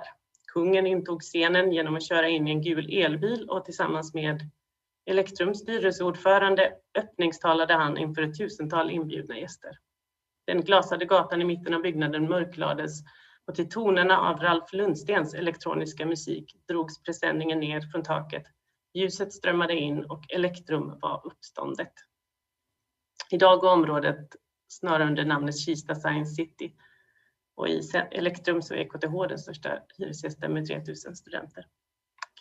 2012 så gav Stockholms skönhetsråd ett utlåtande om Elektrum och man kallade byggnaden för en av få postmoderna hus i Sverige som står sig i internationell jämförelse. När Elektrum presenterades i tidskriften Arkitektur 1988 så beskrivs det som en byggnad full av blinkningar bakåt i tiden. Husets släta volymer, sammanhängande fönsterband i övervåningen, utskjutande platta tak och tegelfasader med längsgående randning i 2 gråa nyanser som enda utsmyckning får stilhistorikern att tänka på både toskansk ungrenässans och nyklassicism från mellankrigstidens Europa. När vi intervjuar en av de ansvariga arkitekterna så bekräftar också han de historiska referenserna. Postmodernismen innebar en lek och en glädje. Plötsligt blev det tillåtet att rita en randig fasad med referenser till katedralen i Siena. Rena formlån utan krav på motsvarande innehåll. Och på så sätt är ju Elektrum i gott sällskap i sin samtid. Postmodernismens kanske viktigaste manifestation, den första arkitekturbiennalen i Venedig 1980, hade titeln Det förflutnas närvaro. Och ledordet för utställningen var historien. Och till historien skulle man luta sig med tilltro till evigt arkitektoniskt språk. Historien skulle visa vägen framåt helt enkelt. Men i en tid när historiska referenser flödar så är det samtidigt tydligt att de samtida referenserna inte uppenbaras på samma självklara sätt. Man kan gärna referera till katedralen i Siena men inte lika gärna till samtida strömningar som man tillhör. Som exempel i arkitekternas beskrivning från 88 så kan vi få svar på varför man arbetat med en randig tegelfasad. De skriver: Vi sökte en rikare detaljering i mellanskalan än vad som är vanligt i Kista. De skriver även: Randigheten gav en stadga som kunde parera de lutningar som följer av terräng och gator i flera nivåer. För oss idag kan vi ganska lätt se Elektrum i det sammanhang av trender och ideal som det uppkom i. Snarare kanske än en stadga som parerar lutningar så refererar vi den randiga fasaden till postmodernistiska ikoner som Aldo Rossi och Memphis-gruppen. Ändå så verkar det viktigt att klä den här kopplingen till samtida referenser i mer andra och mer rationella ordalag. Och historien om Elektrum belyser därmed ett ganska typiskt sätt som smakfrågan gör sig påmind i arkitekturen. Att benämna det uppenbara att man tagit intryck från sin samtid och erkänna sig till en trend. Alltså något obeständigt och övergående. God arkitektur det antas ha objektiva kvaliteter som reser sig över den egna kortvariga samtiden. Att vara frikopplad från de fluktuerande influenser som hör till en samtid, något som begreppet tidlös arkitektur betecknar, är däremot ett eftertraktat ideal. Och den här typen av kvalitetsmarkerande begrepp stämplar arkitekturen med självklar beständighet. Och med det så antyds också arkitekturen besitta ett högre värde. Och vi har tagit upp just ordet tidlöshet som tema för berättelsen om Elektrum. Det finns också andra begrepp med liknande funktioner. Exempelvis uttrycket stilrent där det framgår att ståndpunkten framgår att stil i sig inte är önskvärd. Ett annat exempel är beskrivande ordet kvalitet i den underförstådda bemärkelsen objektivt bra värde. Och det som sammantaget är intressant med den här typen av begrepp inom arkitektur som maskerar smak är att de hjälper till att upprätthålla en svårnåbar maktposition för ämnet och de som verkar inom det.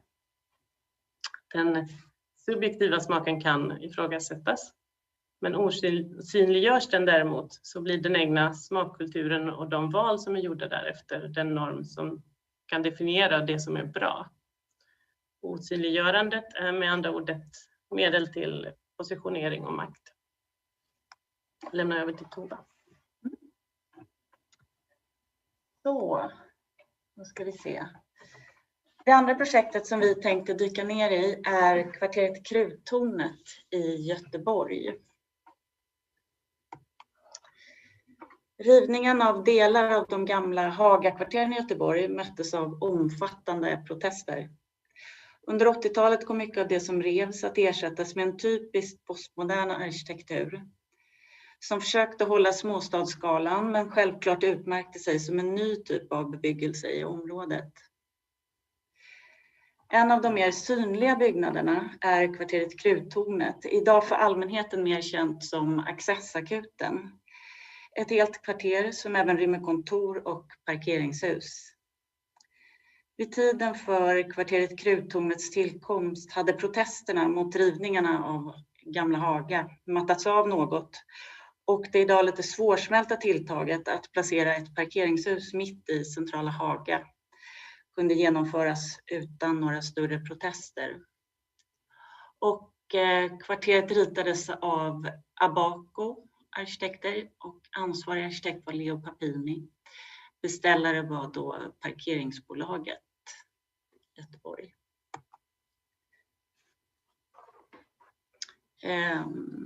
Med sin centrala placering och sina expressiva fasader så har huset redan från början väckt reaktioner.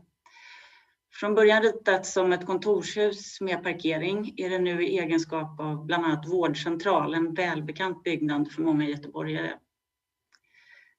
Den har refererats till som en av stans fulaste byggnader, men också omfamnat som ett fantasifullt och färgstarkt inslag i stadsmiljön. Huset som upptar ett helt kvarter är stort och praktfullt, där det tornar upp sig längs Södra Legatan, ett stenkast från Järntorget. Fasaden som till huvudsak består av rött och brunt tegel rymmer en mängd olika färger som kontrasterar mot varandra. Det rödrosa teglet övergår i brunt och bryts av mot återkommande ljusblå pilastrar. Därtill den gröna kopparplåten och plattsättningsmotiven i gula, blå och gröna mönster. Dessutom är vissa fönster färgade i mönster som rymmer både gult, blått och rosa. Det är ett spektakulärt och iögonfallande hus som saknar motstycke i stadsbilden. Invändigt fortsätter färg- och formrikedomen i det som idag framförallt är en vårdmiljö med tillhörande personalutrymmen. Och här ser man spåren av vårdcentralen i entrén när man kommer in. Istället för ett gängse väntrum med lågt i tak och demonterbara akustikplattor sitter man här och väntar i ett flera våningar högt atrium vid platsbyggda stenbänkar med specialritade armaturer. De interiöra fasaderna med sina blomsterlådor, gardiner och smidesräcken ger associationer till en slags stadskuliss. Och vidare högst upp i huset är det som är tänkt att vara representativa kontorsdelar, slags spa och konferensrum, har de olika vårdverksamheterna idag sina personalutrymmen. När kvarteret Kruttornet presenterades av den ansvariga arkitekten i tidskriften Arkitektur 1988 beskrivs byggnaden i väldigt sakliga ordalag. Omfattning, utsträckning och funktioner presenteras. Beskrivningar av gestaltningen sträcker sig till att redovisa för att man jobbat med en smal och hög ljusgård och att fasaden är i tegel. Arkitekten håller sig till de till synes mätbara aspekterna. I övrigt finns ingen beskrivning eller förklaring till uttryck, gestaltningsgrepp eller influenser. Något mer illustrativt beskrivs huset i en marknadsföringsfolder från fastighetsägaren Parkeringsbolaget 1988. Där man försöker placera byggnaden i en historisk kontext med kopplingar till göteborgska miljöer från sekelskiftet. Citat, en spännande tegelbyggnad med gavelmotiv i fasaden. Markerade hörn, artikulerade detaljer i tak, fasader och fönster. Arkitektur med drag från Hansatiden, handens arkitektur. När vi pratat med den ansvariga arkitekten kring byggnaden hänvisar han uteslutande till materialitet och hantverkets begränsningar som parametrar för husets utformning. Han hänvisar till, citat, ett systematiskt återerövrande av svunna materialhanteringskunskaper, materialbetingad design och materialinspirerade geometrier. I en beskrivning av vilka influenser och val som legat i grunden för gestaltningen ges förklaringen, citat, det finns naturligtvis inslag som man kan kalla för dekoration, men allting är inmurat och har samma funktion som övrig vägg, klimatskydd. Det är inte en pryl som man sätter där bara för att det ska bli snyggt, utan det är en del av väggen. Det är svårt att veta exakt hur samtiden tar emot den här byggnaden, då det framöver skrivs ganska lite om den. Men byggnaden med sin centrala och framstående plats är såklart välkänd och diskuterad bland allmänheten, vilket de flesta som har bott i Göteborg skulle kunna intyga. När vi pratat med en av de ansvariga för bygget berättar han för oss hur huset en dag strax efter att det stod färdigt kom att frydas med en noga tillskuren liten frigolitskylt som någon valt att tejpa på fasaden bredvid entrén.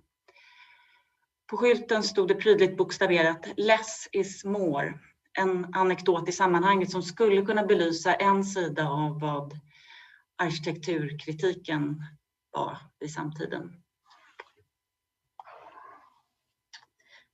Ur berättelsen om kvarteret Kruttornet framträder rationalitetens betydelse som motpart till smakens och stilens närvaro i arkitekturgestaltningen. Berättelsen representerar en vanlig hållning när arkitekter presenterar och kommunicerar kring arkitektur. Uppenbart estetiska uttryck lämnas okommenterade eller framförs som resultatet av rakt igenom praktiska, rationella och pragmatiska beräkningar.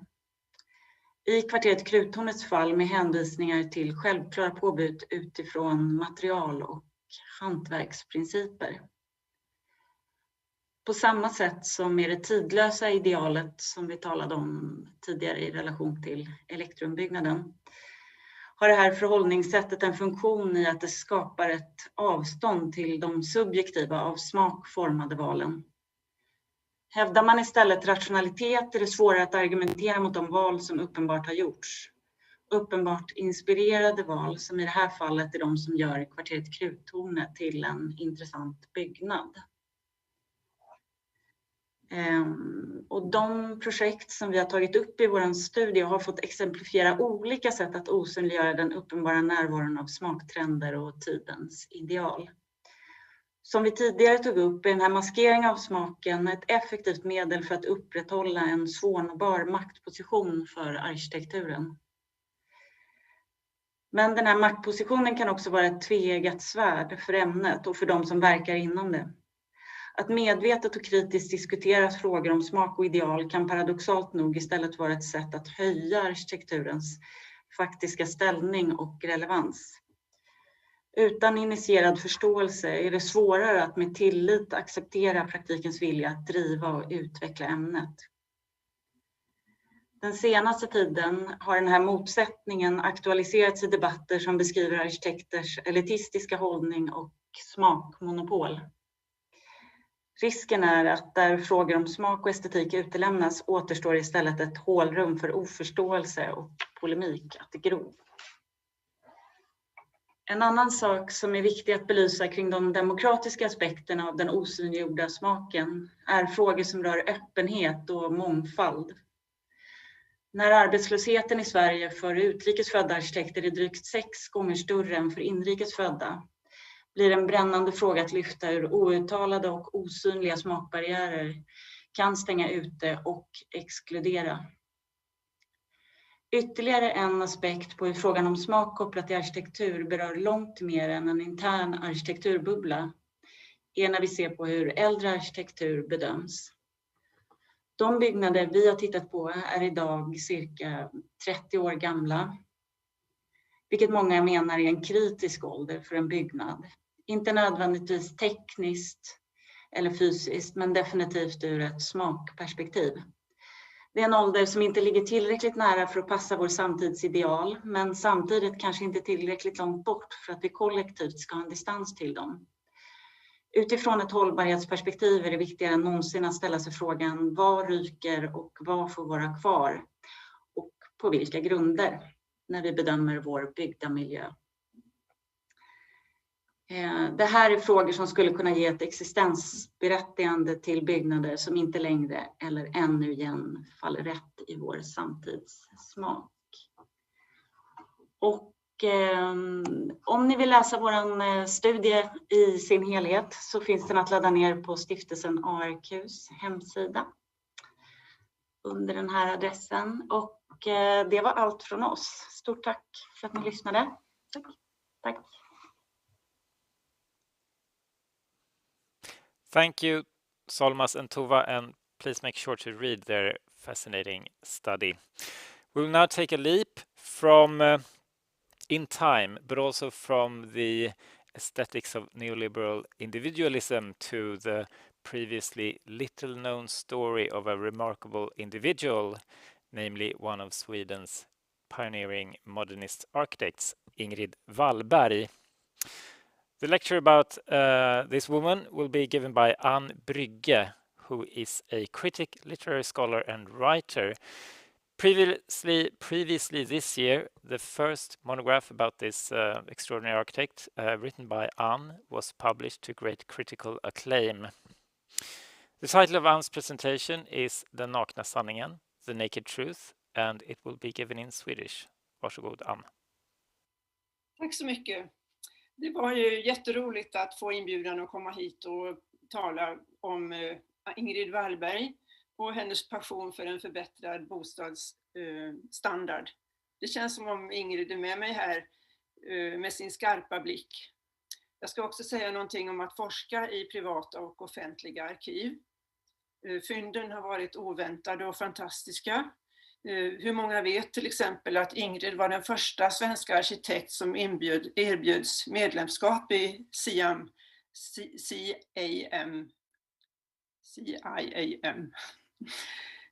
Ingrid Wallberg föddes 1890 och började sin yrkesbana som tegelagent för faderns fabrik i Halmstad.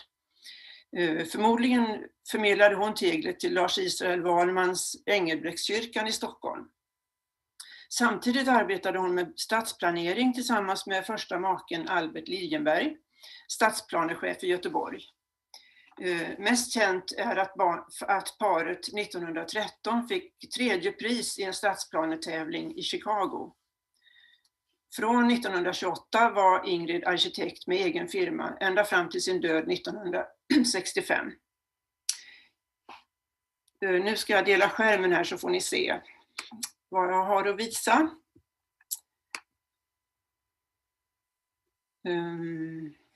Share. Där har vi den. Och här är omslaget på min bok med en liten villa på som jag ska berätta om. I mitt manus, alltså till biografin Ingrid Wallberg. Nu ska vi se här. Ni ser inte hela min skärm nu, eller gör ni det? Bildspel där. Så ska det vara. I mitt manus till biografin blev jag klar innan pandemin slog till. Och jag fick god hjälp i Le Corbusiers arkiv och i Charlotte Perrions arkiv i Paris, liksom i arkivet efter Ingrids första kollega Alfred Roth i Zürich och i forskningsmiljön där. Jag kunde också ge något tillbaka som mellanhand mellan arkiven, eftersom tyska inte är så gångbart i Paris. Det har varit viktigt för mig att undersöka vilka drivkrafter och värderingar som ligger bakom hennes val att bygga allt utom en kyrka, för att använda hennes ord i ett brev till Alfred Roth. Hon bars av en stark pliktkänsla och nyfikenhet. Under sjukdomsperioder ägnade hon sig åt omfattande läsning av europeisk facklitteratur och skönlitteratur, alltid på originalspråken. Om mina läsare tycker att min bok är fullproppad så har de ingen aning om hur mycket material jag inte lyft fram av Ingrids yrkesliv och tankar kring utbildning och kvinnofrågor. Men innan jag går vidare vill jag tala om hur provocerad jag först blev av rubriken Nästan historia. Jag till och med försökte få till en ändring, eller åtminstone lägga till ett frågetecken. Det skulle handla om upphovspersoner och byggnader som inte funnits med i historieskrivningen. Märkligt tyckte jag att kunskap om 30-talet skulle kallas nästan historia. Wallbergs verk granskades i akademiska uppsatser för 27 år sedan av Gunilla Axelsson och för 17 år sedan av Therese Myrin. Snart 15 år gammal är Helena Werner Mattissons doktorsavhandling Kvinnliga arkitekter om byggpionjärer och debatterna kring kvinnlig yrkesutövning i Sverige. Tidigare idag har ju Katarina Gabrielsson nämnt flera andra exempel. 20 år gammal är Eva Erikssons bok Den moderna staden tar form. Hon berättar om Villa Wallberg, villan som finns på omslaget i min bok. Här är den villan i sin första skepnad, på ritning alltså. Och hon berättar om problemet med att få bygglov, ett fall som engagerade hela arkitektkåren, rikspressen och facktidningen Byggmästaren. Det fanns då en uppenbar risk att villor med de nya linjerna skulle förbjudas i Sverige. Är Eva Erikssons bok bara nästan historia?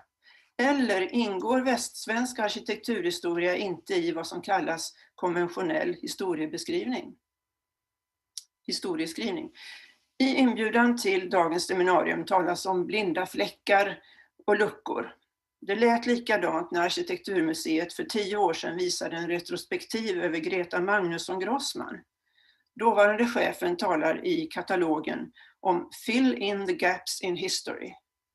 Det var ett gammaldags uttryck redan då och det är det idag. Jag erkänner att min forskning fyller en del hål, men den är också normkritisk. På många institutioner är sedan decennier agendan att se hela historien med nya ögon, granska maktstrukturer och enskilda makthavare. Inte bara täppa till hål.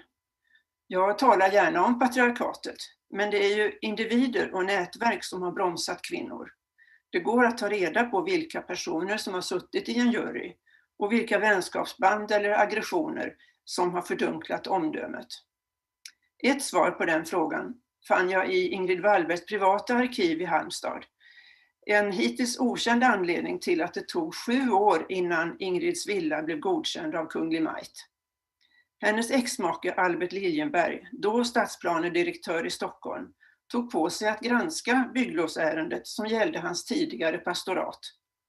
Det gällde till och med en tomt som han själv ägt. Albert hade just stämt Ingrid inför rätta igen för att ändra deras ekonomiska uppgörelse. Han hade skäl att anmäla jäv, men gjorde inte det.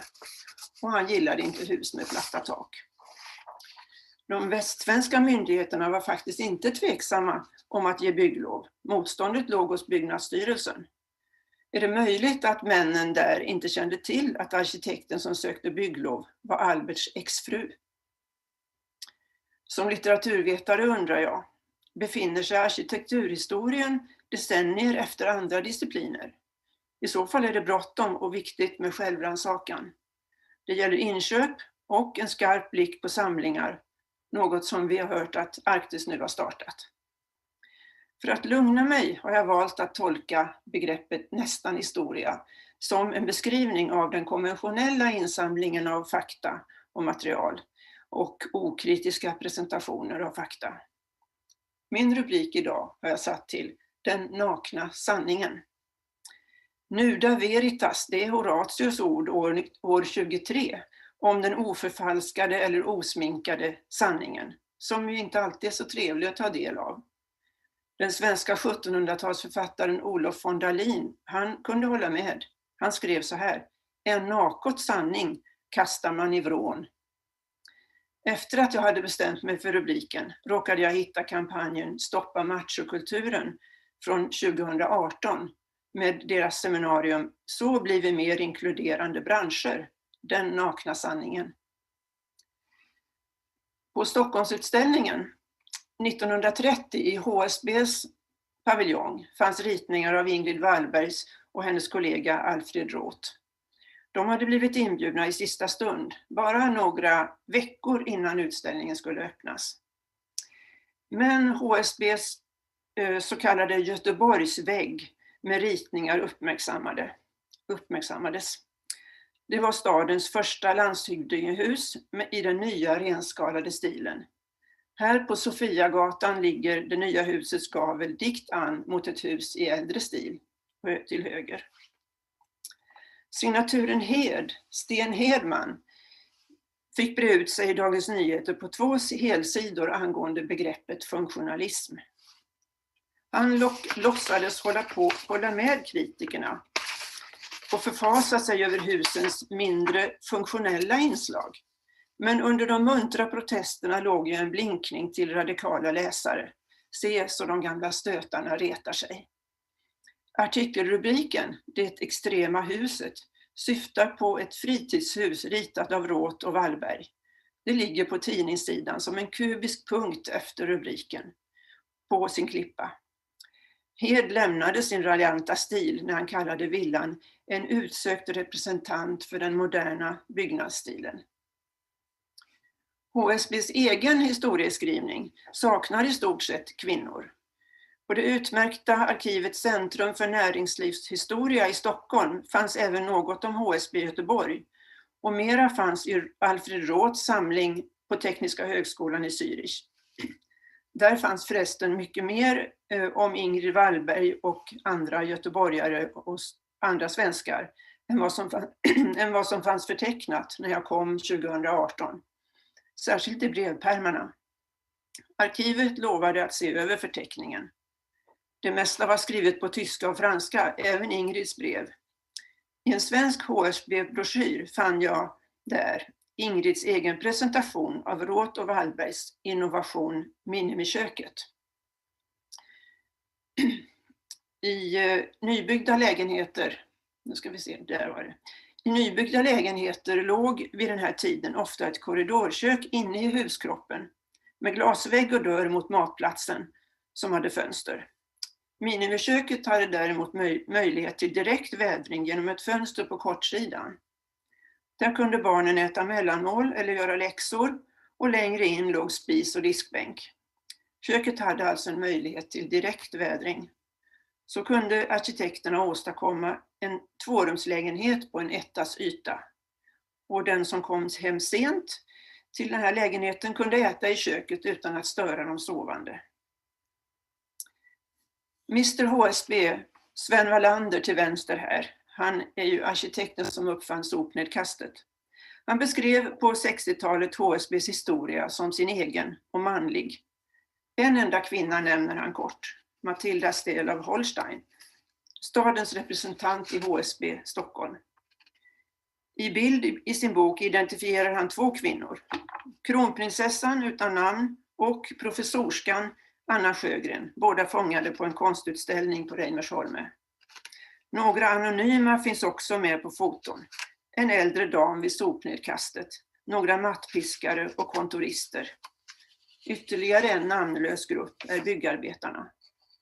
Ingrid Wallberg nämns inte, trots att han skriver en hel del om männen i HSB Göteborg. Ulla Bodorf nämns inte, landskapsarkitekten som gestaltade grönområdena på Reimersholme, på uppdrag av Wallander.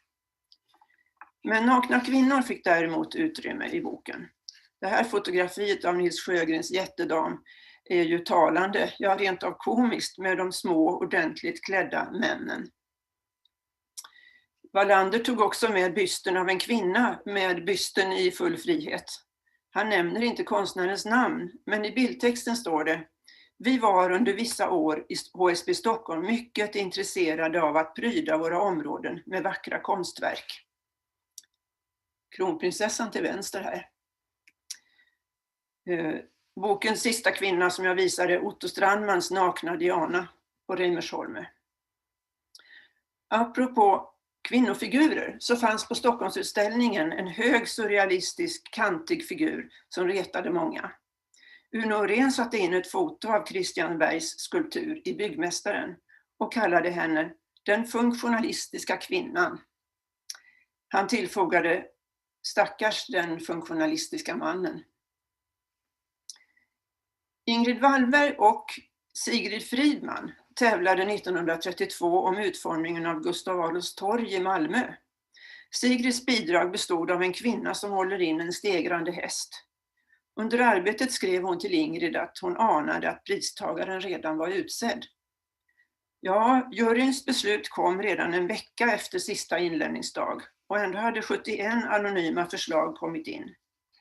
Sydsvenskans kritiker skrev att anonymiteten inte kunde ha fungerat eftersom han själv året innan hade skrivit en artikel som illustrerats med just den vinnande skulpturen. Vinnaren arbetade redan med stadsplaner i Malmö. Hans medtävlares konstverk var en naken kvinnofigur vid ett brunnskar. Ett sådant som man i Schweiz brukar vattna korna med, skrev Ingrid till Sigrid. Det fattades bara några kor, skojade hon. Skulptören ombads senare att göra ett nytt förslag och det blev till slut en springbrunn med en naken kvinna som sträcker på sig och pysslar med sitt hår. Nu kommer 3 vita luckor. Här uppstod ett problem som måste diskuteras. Jag kunde inte bara tyst plocka bort några foton. Det är en större fråga som handlar om skillnaden mellan att visa fotografier för ett sällskap i ett rum och att lägga ut en film på nätet med bilder som vem som helst kan göra en skärmdump av och sen sprida. Vad händer med upphovsrätten? Pia Rautenberg som ansvarar för Ingrids kvarlåtenskap lyfter frågan med mig igen nu inför seminariet. Och vad händer då i Zoom-tider med högskolornas tredje uppgift? Plikten att dela med sig av vunna kunskaper. Den gäller ju inte mig som fri forskare med stöd av stora stiftelser som ARQ eller små som Britta och Sven Rams stiftelse i Kungsbacka. Men problemet angår alla. De vita rutorna var nakenbilder från ett album i Ingrids hem. Fina foton intill porträtt av jätter, ankor och besökande släktingar. I en bred berättelse om livet på Stora Gårda. Men svärfar påpekade att sådana foton borde inte ligga framme. Ingrid ville dokumentera en blindtarmsoperation och visa sin mage med och utan ärr. Den nakna sanningen kan också vara vacker, men den får ni inte se. Ingrids ärliga nakenhet hade inte så mycket att göra med frigjordheten i gröna vågen under tidigt 1900-tal, till exempel på Monte Verita i Schweiz. För Ingrid handlade det mer om hälsoaspekter, salta bad.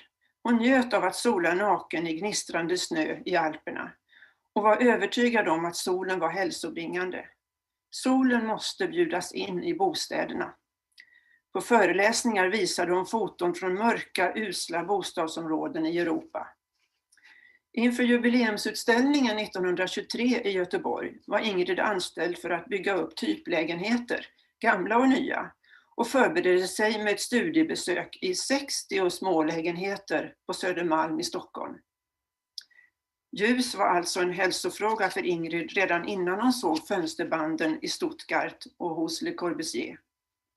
Och ljus inte bara i bostäder. I ett föredrag 1920 sa hon: det finns folk som tycker att hus avsedda endast för affärsändamål gärna kan ha trånga gårdar. Men nog behöver också kontorister och lagerbiträden tillräckligt med ljus under sin arbetstid. På väggen hemma hade Ingrid en affisch av aktivisten Käthe Kollwitz. En fattig flicka bär ett syskon nere på gatan och texten intill lyder: i Storberlin bor 600 000 människor i lägenheter med 5 eller flera personer i varje rum. 100-tusentals barn saknar lekplatser. Ingrids gäster trodde inte på siffrorna och en del tyckte att det var stötande att visa en så upprörande bild för besökare. Jag tänker igen på Olof von Dalins ord om en nakot sanning som man helst kastar ifrån sig. I ett brev till systern Lottie Generet i Paris klumpade Ingrid ihop Bauhausskolan med annat flummigt som dans, kvasikonstnärlighet och kollektiva livsformer. Än idag, och särskilt nu efter skolans 100-årsjubileum, förknippas Bauhaus med radikalitet. Men de kvinnliga eleverna där släpptes sällan in i den heliga konstens rum med till exempel arkitektur, väggmålning, stenskulptur eller drejning. De kom dit med brett intresse, men tappade självförtroendet när de hindrades av genustänkande. Professor Anja Baumhof har i The Gendered World of the Bauhaus 2001 granskat skolans maktstrukturer och upptäckte att Walter Gropius inte tyckte om att så många kvinnor sökte sig till skolan. Han var rädd att skolan skulle få rykte om amatörism. Lärarkollegiet beslöt då att inskränka de kvinnliga elevernas antal till 1/3. Nakna siffror visar att det blev så. Också professor Magdalena Drost har undersökt kvinnornas plats i skuggan av genierna i boken Bauhaus 1919-33, Reform und Avantgarde 2016. På 30-talet diskuterades om arbetarfamiljer kunde klara sig utan varmvatten och badrum. Det saknades inte kvinnliga röster. Ingrid Wallberg debatterade. Svea Olsson skrev i Tidevarvet om Roth och Wallbergs lägenheter med badrum och varmvatten. Maja Forsell kritiserade utförligt Stockholmsutställningens kök i 2 nummer av Byggmästaren 1930. Arkitekt Ingeborg Wern Bugge tog i samma tidning år 1936 upp Stockholms stads nya förslag till billiga typlägenheter utan varmvatten. Hon räknade ut hur många liter tvättvatten en barnfamilj behövde och vad det skulle kosta att värma detta på gasspisen. Det skulle bli dyrare att med en arbetsinsats om 25 timmar i veckan värma vattnet och bära omkring det, än att betala en högre hyra med varmvatten inkluderat. Förslagställarnas fruar hade bjudits in till visningen. De var ju ekonomiskt beroende av sina män, och vad kunde de säga annat än att ge komplimanger som sedan återgavs i pressen, skrev Ingeborg och avslutade. En oberoende, sakkunnig bedömning hade förvisso ställt sig annorlunda. Hon fick genast ett argt och sårat svar från Erik Friberger, Sven Markelius och Sven Wallander, som tyckte att hon borde visat, citat, ödmjukhet inför vårt yrkes många svårigheter och problem. Visste de inte att hon var arkitekt? De ondgjorde sig över att arkitekternas eget organ tog in hennes hätska angrepp. Men redaktören Sune Lindström, han stod på Ingeborgs sida. Han skrev i ingressen att förslaget var ett av de sorgligaste försöken att förvränga den kommunala bostadspolitiken. Medan Stockholms stads småstugebyrå gav stöd åt 400 nya egnahem i Ängby, samtliga utan badrum, uppförde Ingrid Wallberg ett eget typhus i samma område. Hon sökte de socialdemokratiska kvinnornas stöd, men förstod sen att de inte ville opponera sig mot småstugebyråns hus, som ju var partiets satsning.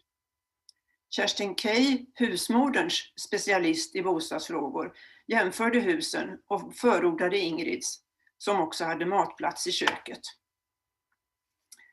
Efter skilsmässan från Albert bodde Ingrid kvar i Stora Gårda och ritade på Uno Åhréns uppdrag stadsplanen för flera kvarter i området.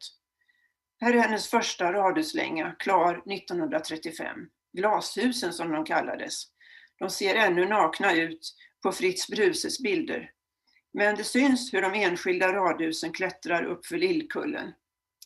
Berget sprängdes inte bort. Det här är andra längan. De fina arkivbilderna här fick jag av ättlingar till byggmästaren Gustav Antonsson. Fönsterbanden hade störst betydelse för interiören i små rum. På baksidan av ett av de bevarade fotografierna har Antonsson skrivit att arkitekten trollat fram rymd genom att göra fönstret så långt att rummet därför såg större ut än det var i verkligheten. Denna länga, nej, nu gick jag lite för långt här, nu ska vi se. Här. Denna länga färdig 37 har takterrass som ni ser och pulpettak.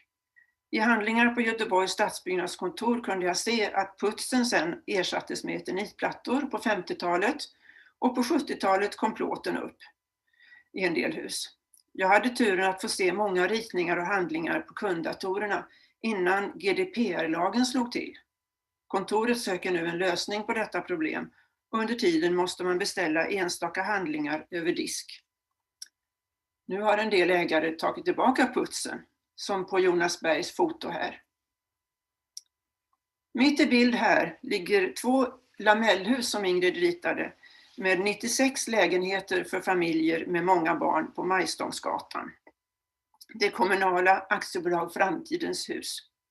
Hon var en av 3 arkitekter som inbjöds att tävla.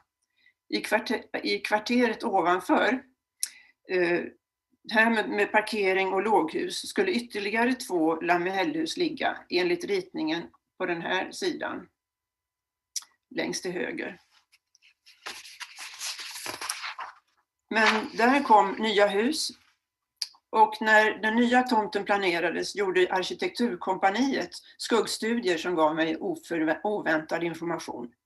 Man gick alltså tillbaka till stängda djupa gårdar som hos de äldre kvarteren omkring. Jag vill nu avsluta med ett litet urval av Ingrids verk. Det här var det allra första, 1911, ett stall som ligger på Syserums säteri i Småland. Här är ett liten bild av ett lusthus på Stora Gårda som byggdes 1921 i en klassicerande stil, Swedish Grace. Under jubileumsutställningen minglade all världens arkitekter här eftersom Albert lyckades få årets internationella stadsbyggnadskongress till staden. Här är en detalj av Ingrids inredning 1922 i Landala egnahemsområde. Men 5 år senare for Ingrid till Paris och praktiserade hos Le Corbusier och fick ögon för det enkla. Ingrid var också djupt engagerad i familjeföretaget Wallbergs fabriksaktiebolag i Halmstad.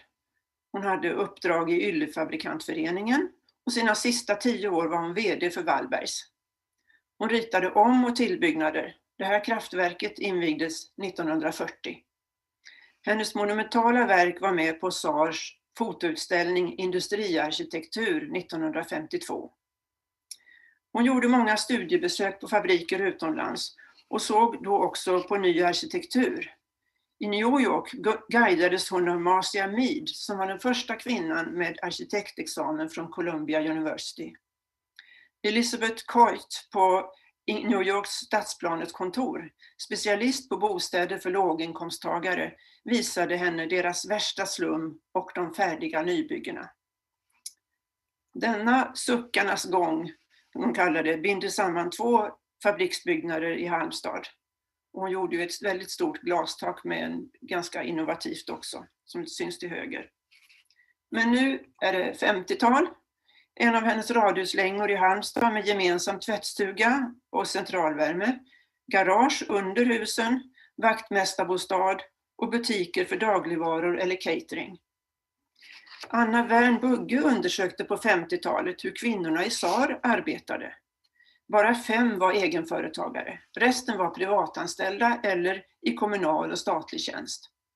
Efter 20 år var alltså Ingrid 1 av 5 som stod på egna ben. Och här är en av 10 större villor som uppfördes i Halmstad 1958 till 61. Jag säger nu adjö till Ingrid med ett porträtt från 1934, publicerat i tidningen Idun bland annat, och en härlig miljöbild från lantbruket som hon startade i 70-årsåldern i norra Bohuslän. Fotot togs inför en industriutställning i Sydafrika med kläder och tyger från Wallbergs fabriker. Ett problem vill jag till sist lämna vidare. I landet finns hemarkiv efter arkitekter och byggmästare. Men negativ kan självantända om de förvaras fel. Brev slängs eller somnar i bästa fall i en kartong på ett arkiv. Man får hoppas att digitaliseringen hjälper institutioner att samverka om arkivförteckningar. Men vad gör vi med originalen? Ska en privatperson fråga ett bibliotek, KB eller ett museum, lokalt eller centralt? Vem kan ta hand om kanske ovärderliga kulturminnen? Än en gång vill jag säga tack för att jag fick komma hit med Ingrid Wallberg. Tack för ordet och var rädda om er nu och god jul allihopa. Thank you, Anne, for that fascinating insight into the life and work of architect Ingrid Wallberg, and of course for your reflections on the theme for this year's research conference. We will now take a break for lunch, but we will resume the conference at 1 p.m. So see you soon.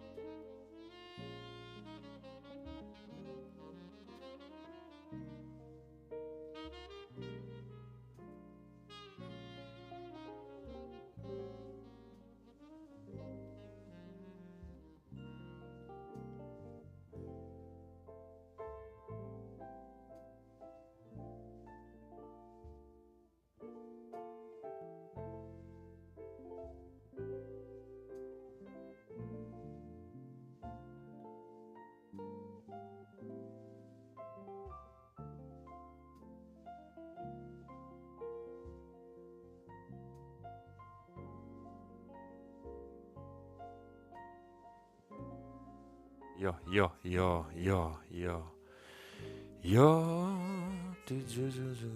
En, två.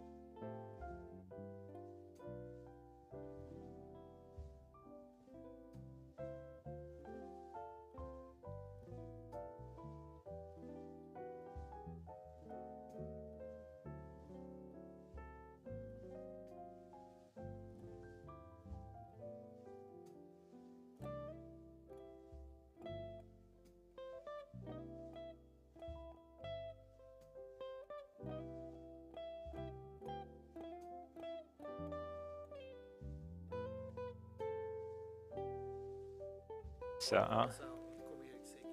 Ja.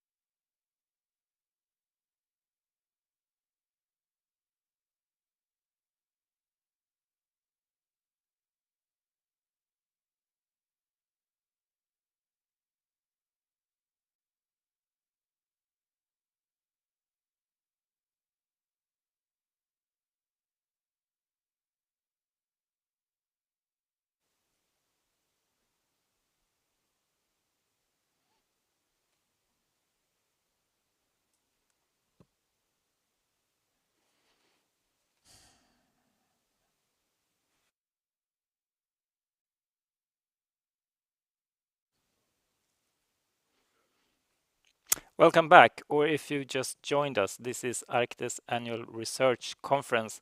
My name is Daniel Golling, and I am a curator of the collections here at Arctes, and I'm also the moderator of the day. The theme this year is Almost History, and we have some really interesting speakers ahead of us this afternoon. And coming up are lectures that will put architectural history in a new light, focusing on prominent buildings and significant architects who might not be represented in the collections of museums or in the architectural history books. This can be the result of taste, historical power relations, or more or less conscious forgetfulness. It is a great pleasure to introduce the next speaker to you. Erik Sigge is a postdoc fellow at MIT, and his lecture is a presentation of an ongoing research project initiated by Arctes in 2019.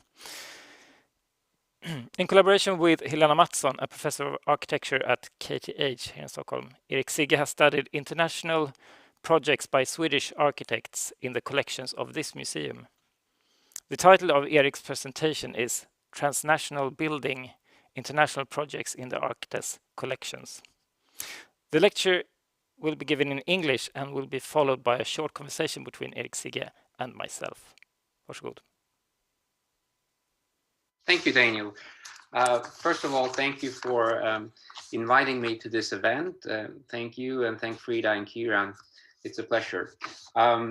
So let me see here if I can share the screen.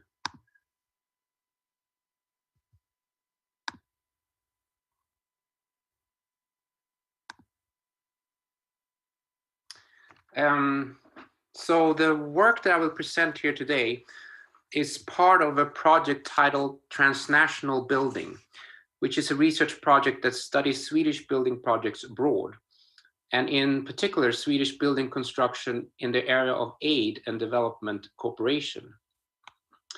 I have started this project with Professor Helena Mattsson at KTH, and we're currently making inventories of how many building projects of this kind that are available in various archives, and therefore this collaboration with Arctes to see what kind of projects that Arctes has that are made by Swedes and conducted internationally. The project is in its current phase very broad and inclusive and sets few limits besides finding building projects abroad where Swedes have been involved. In the stock taking of Arctes collection in relation to international projects, we have searched the records for activities in or in relation to all countries of the world, both current and no longer existing countries, and we have searched old names and old spellings. And as of today, our searches have brought forward more than 1,500 entries in more than 70 countries in all parts of the world. The projects exemplify many different types of buildings and construction projects, from city plans, large infrastructure projects like dams and power plants, to design of small towns and villages, and of course individual buildings. But also interior design, landscape design, product design, as well as more conceptual work with development of plans and policies, educational programs, etc. So besides new buildings, there are also renovation and restoration projects, inventory and documentation projects, reviews and performance assessments, as well as study trips, of course, and international lectures and meetings, all with various types of documents, letters, and photos collected in the Arctes archive. I will, however, today focus on design projects in this presentation and omit most documents that not directly relate to design. I will not either show many photographs, but instead drawings and sketches. So what could you say is specific about the international projects? Although the types of projects that we have found in many ways mirror what has been designed in Sweden, there are also some clear differences, and in particular traits that I would like to point to here. Besides being planned for another country with its specific culture, resources, and regulations, the main difference is that the projects display how architecture is conceived through international cooperation. Another trait that becomes visible in this material and through our particular interest in Swedish international aid and development cooperation is how building projects are either the main purpose of the aid itself or the means to fulfill the goal of the aid or the development cooperation. These two aspects are not always distinguishable, and quite often building projects are both means and ends of development agreements. In our research in this project, we have made a pilot study and analysis of Sweden's first official aid project, a bilateral agreement between Sweden and Ethiopia from 1954. The agreement stated that Sweden should provide technical assistance in setting up the first Ethiopian school for education in the building trades. This resulted in the establishment of the Ethio-Swedish Institute of Building Technology in Addis Ababa, which still exists today. And this, what we see on the screen, none of these images here are from the Arctes collection, but from elsewhere. We see the campus up on the left. We see a graduation ceremony with the Emperor Haile Selassie and Swedish Prince Bertil giving out a diploma to a student. And to the right, we see the Swedish staff, teachers, overlooking some students using an earth drill. In short, this pilot project study,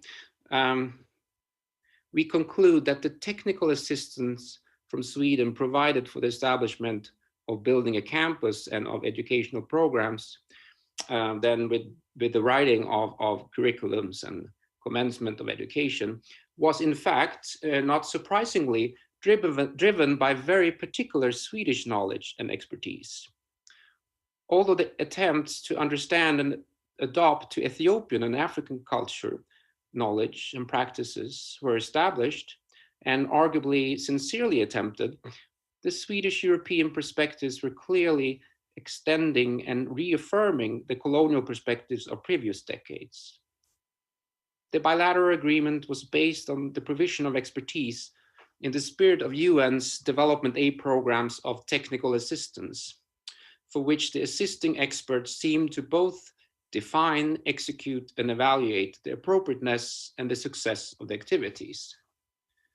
Nevertheless, the Ethio-Swedish Institute was handed over to Ethiopians as planned and is today regarded as the primary educational institution for the training of architects and engineers in Ethiopia.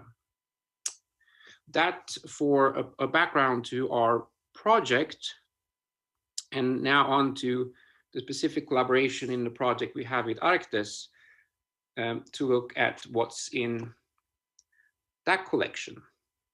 So we will spend less time on the projects that could be labeled aid projects in this presentation. Here we see we're still in Ethiopia. We see Birger Borgström, a proposal for Emperor's Palace in Addis Ababa from 1933. But instead, we will try to display the width of what we have found, and in the light of today's theme, bring forward lesser known or forgotten projects from the archive of both well-known and lesser-known architects and companies. The perspective in our project to simply go beyond national boundaries and limitations reveals unfamiliar and unidentified projects, people, and liaisons, and also reveals new discoveries of, for instance, well-known architects' design and work. And this perspective of ours, however, is mainly built on the same national starting point. For sure, we look specifically at Swedish building construction abroad, and we're well aware that the national perspective is still dominating the discourse of architectural history And this project is not designed to change this, but rather an attempt to bring the international and the transnational in conversation with the national perspective. And in this way, bring new insights and knowledge in conversation with an established understanding of history. Possibly, our research might also be able to challenge the conventional reading of Swedish architectural history as a revision of what has been written. So I will now embark on a kind of a parade of international projects. Some I will go over quite quickly, but bear with me. It's also a lot of gems in here.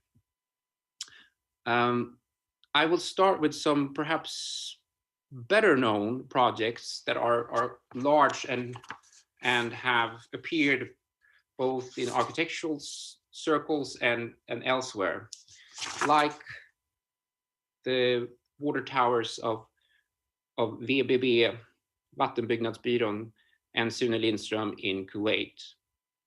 Kuwait had commissioned VBB to develop a new water supply system for Kuwait City, for which VBB designed over 30 towers in 6 different sites.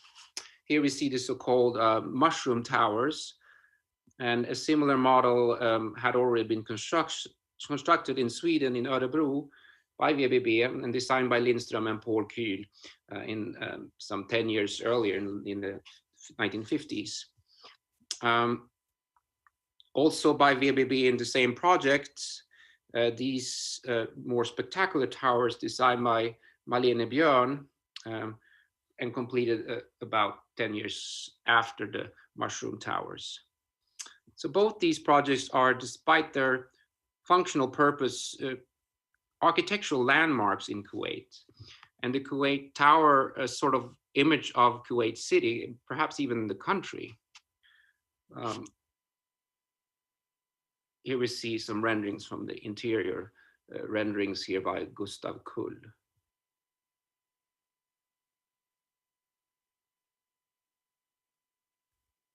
Another quite well-known project is the Swedish, or not the project, the project of the relocation of the Nubian monuments in Abu Simbel, Egypt, 1960s. Here it's also Sune Lindström and VBB involved in this project of relocation.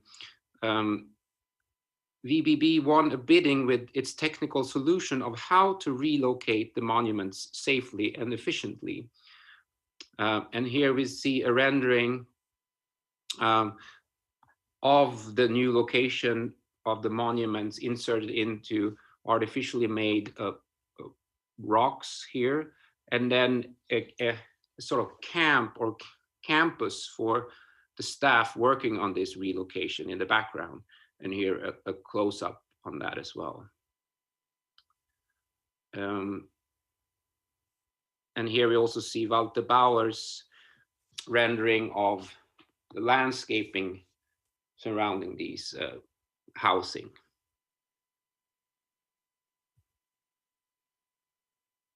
Again, VBB, Sune Lindström here together with Gösta Rickert in a large collaborative project on a new master plan for Karachi in Pakistan, 1952.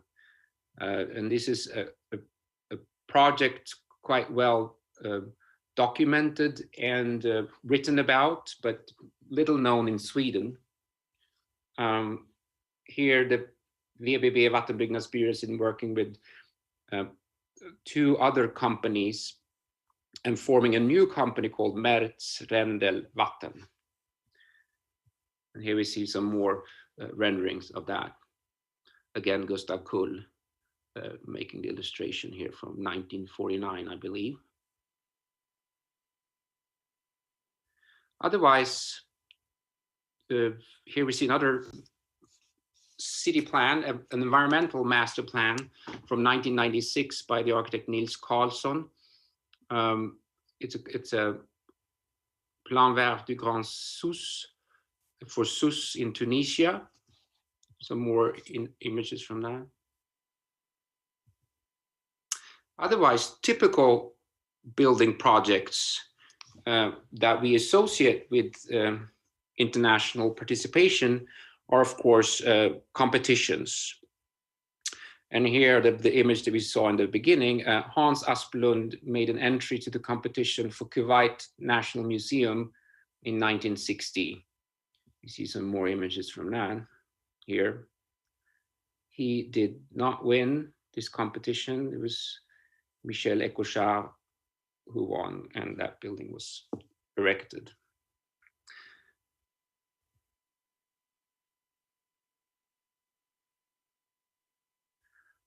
Other projects that we also expect international participation in are, of course, embassies and consulates and other sort of official national buildings abroad. Here, Torbjörn Grut's drawings of a Swedish mission to Japan from 1924. You see some more images of that. As you see, this jumps and wide range in terms of dates when these drawings are made. So I'm kind of going through here in a more type of projects chronology. But with the embassies, we see here a rendering by Lisa Bauer on the landscaping of the Swedish embassy in Hanoi, Vietnam. This building was designed by Bertil Falk and FFNS, and a project that, like all embassies and consulates abroad, are made by Byggnadsstyrelsen as the builder. And then the various different companies involved. Here is the construction company Centab, who's the consultants for the project. Interestingly enough, we could find all these kind of things often. As I said, embassies are big collaborative projects. Here we see a close-up of that. Architectural design by FFNS-gruppen. Structural design by Centab, which Centab is today's Sweco. Mechanical design by BS Consult, which was a consultant firm under Byggnadsstyrelsen, their own freelance consultant firm, you can say. Electrical design by Gösta Sjölander AB, and interior design by Byggnadsstyrelsen themselves. This is the head on a drawing by Walter Bauer. And here we see Lisa and Walter Bauer's work with the landscaping of the embassy grounds, and it's sort of key of where different plants are going to be planted. So a plan to the left and a key to the right, what type of trees and bushes, etc., that are going to be planted. And finally, with this project, ArcDes also has a lot of models. Here's the only one I show today, but Bertil Falk's and all these other people's collaborative effort is made into this model. Also with embassies, not only the ambassadors' residencies, but quite often also housing or some sort of residencies for staff. In this case, we see the housing for Swedish aid personnel in conjunction with the Embassy of Sweden in Luanda, Angola. This is from 1984, and again, the specific drawing is from Bauer making the landscape design. There are also, of course, other institutions and other international organizations that could be the commissioner for international work. And Swedes have, of course, participated in this. Certainly, some of these connections are still Swedish, like the Swedish American Museum in Philadelphia, an American institution with the expat Swedes running. Ingeborg Wernbugge did this full interior, you could say, with moldings and woodwork, as well as furniture, textiles, and artwork, and mirrors, so forth, a full layout. Here we also see a plan of that same room. And this is from 1938. So a sort of period room, you could say. Another project not at all connected to Sweden, but it's Bernt Nyberg making the design for the National Laboratory of Public Works and Construction in Algeria in 1970. We see the plan here for that. Or Kempe, Ljunglöf, and VBB making sport facilities and recreation facility for the Royal Saudi Air Force in Saudi Arabia in 1979. You also see a plan here and a rendering of the possible interior. Or like here, Walter Bauer and his companion Jurek Caron is together with Sweco making new premises for the IRC, the International Rescue Committee. So this is sort of aid related work in Libya, 1977. In our inventory, we also noticed that there are some type of projects that are more common than other. One such type of project is the making of hospitals. And it seems like a Swedish expertise in hospital design is sought after all over the world. Here, a quite early example of this is one project in Venezuela in the late 1940s. It's built in the 50s by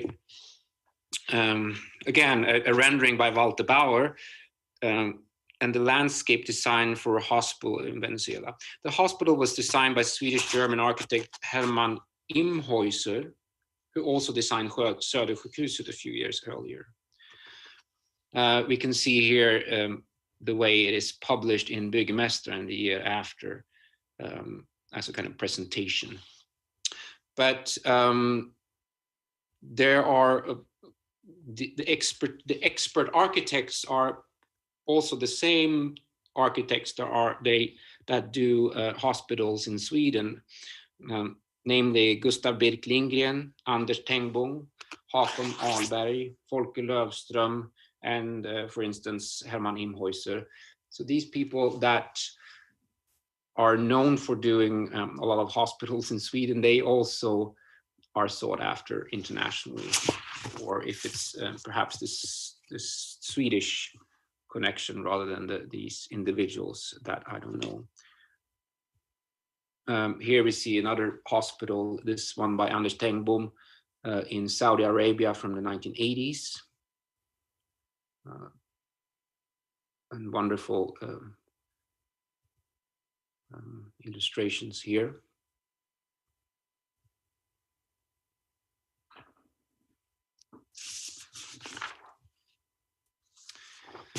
Another type of projects that somehow also connects to how buildings are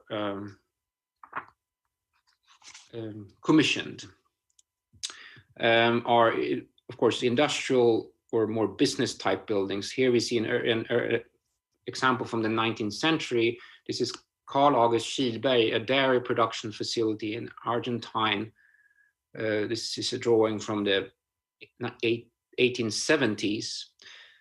And Carl August Kihlberg, he was a Swedish architect that was working in Argentine in the 1860s and 70s and made quite a lot of buildings there.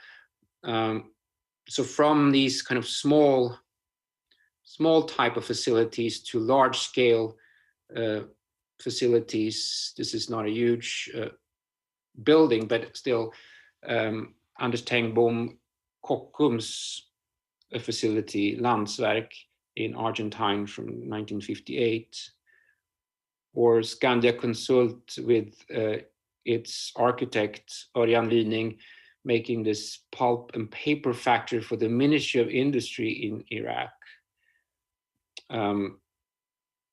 Similarly, some of the big Swedish international corporations like AGA, here's an office building for AGA in Brazil from 1973, architect Sten Ramel. Again, Sten Ramel making a drawing for Ericsson production facility in Quito, Ecuador, also 1970s. And as you see, just a short reflection here, these are, of course, snapshots and glimpses, all of these photographs taken by us, but as you see, only one of many drawings in one folder here. And certainly also other type of business project. Here's a shopping center in Norway, where Walter and Lisa Bauer are asked to do the interior with plants and kind of landscaping.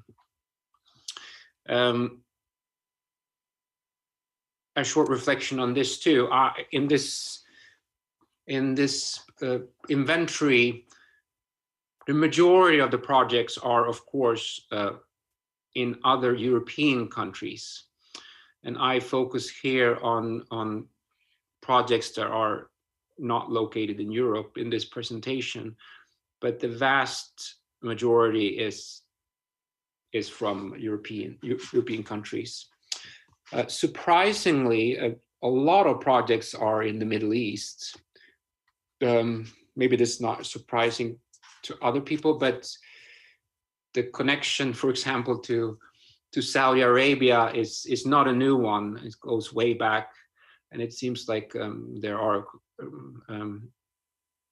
also other historical connections to a lot of places where Swedish companies are working. And a typical type of projects are, of course, exhibitions like World Fairs. Here we see Sir Michaelius New York World Fair in 1939, or other type of exhibition design. Here's for a more permanent place, a showroom in New York by Suzanne Tucker.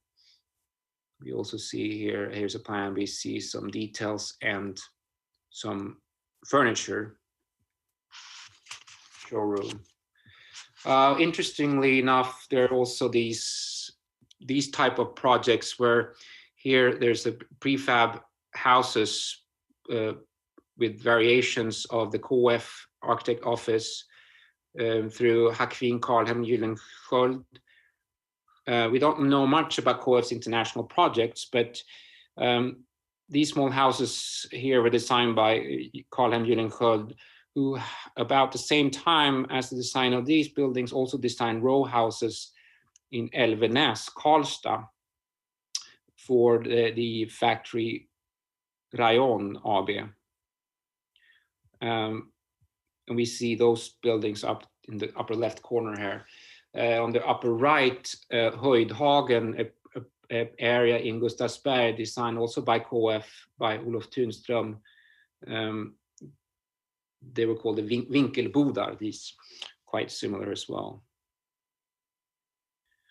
So these were low-cost housing for Mexico, made 1944. Another one, also housing Vedina Babametovic and Nils Karlsson SIDA housing for refugees in Bosnia in 1996.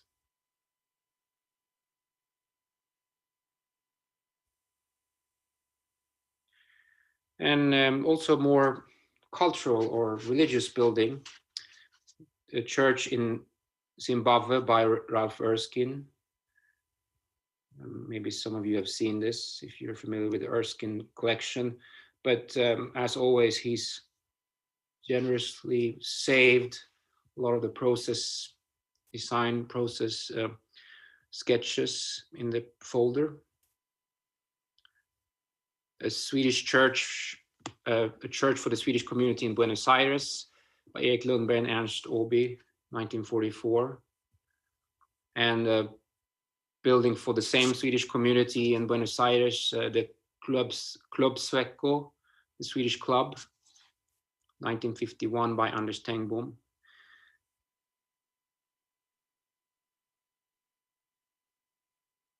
Jump a little bit here. Bernt Nyberg prefab houses for not a Swedish community, but for a Swedish style village, a kind of developer project in Sapporo, Japan. So I like to end this with talking about some of the, we're going through a little bit, recreational and hotel type of buildings that is also quite common in this material. So Swedes been involved in the construction, in this case, a hotel complex also built for Swedes, or at least for Scandinavians going on charter tourism to Gran Canaria, Spain. And there are quite a lot of projects like this. Also, of course, completely fascinating. And here again, nice illustration by Gustav Kull. But ending with this, I like to just say there are many more types of projects that I haven't shown here. Here are some row houses, but there are private villas or theaters, sport facilities, many schools, and as you understand, many more projects overall. But I just like to, with this, show you, give you a glimpse of this rich collection of international projects at ArcDes. Thank you. Thank you, Erik. Excuse me. And thanks for that glimpse into the richness of the ArcDes collections. Now, your presentation was very rich in images, and some of them, I mean, fascinating drawings, and some of them are real, like Marlene Björn's illustration of the Kuwait watchtowers. I mean, it's a proper artwork in itself, I would say. Do you have any personal favorite among these slides that you showed us? Yeah, this is hard. But you know, I as you noticed, I think I do like the Bauer collection of landscape design. I think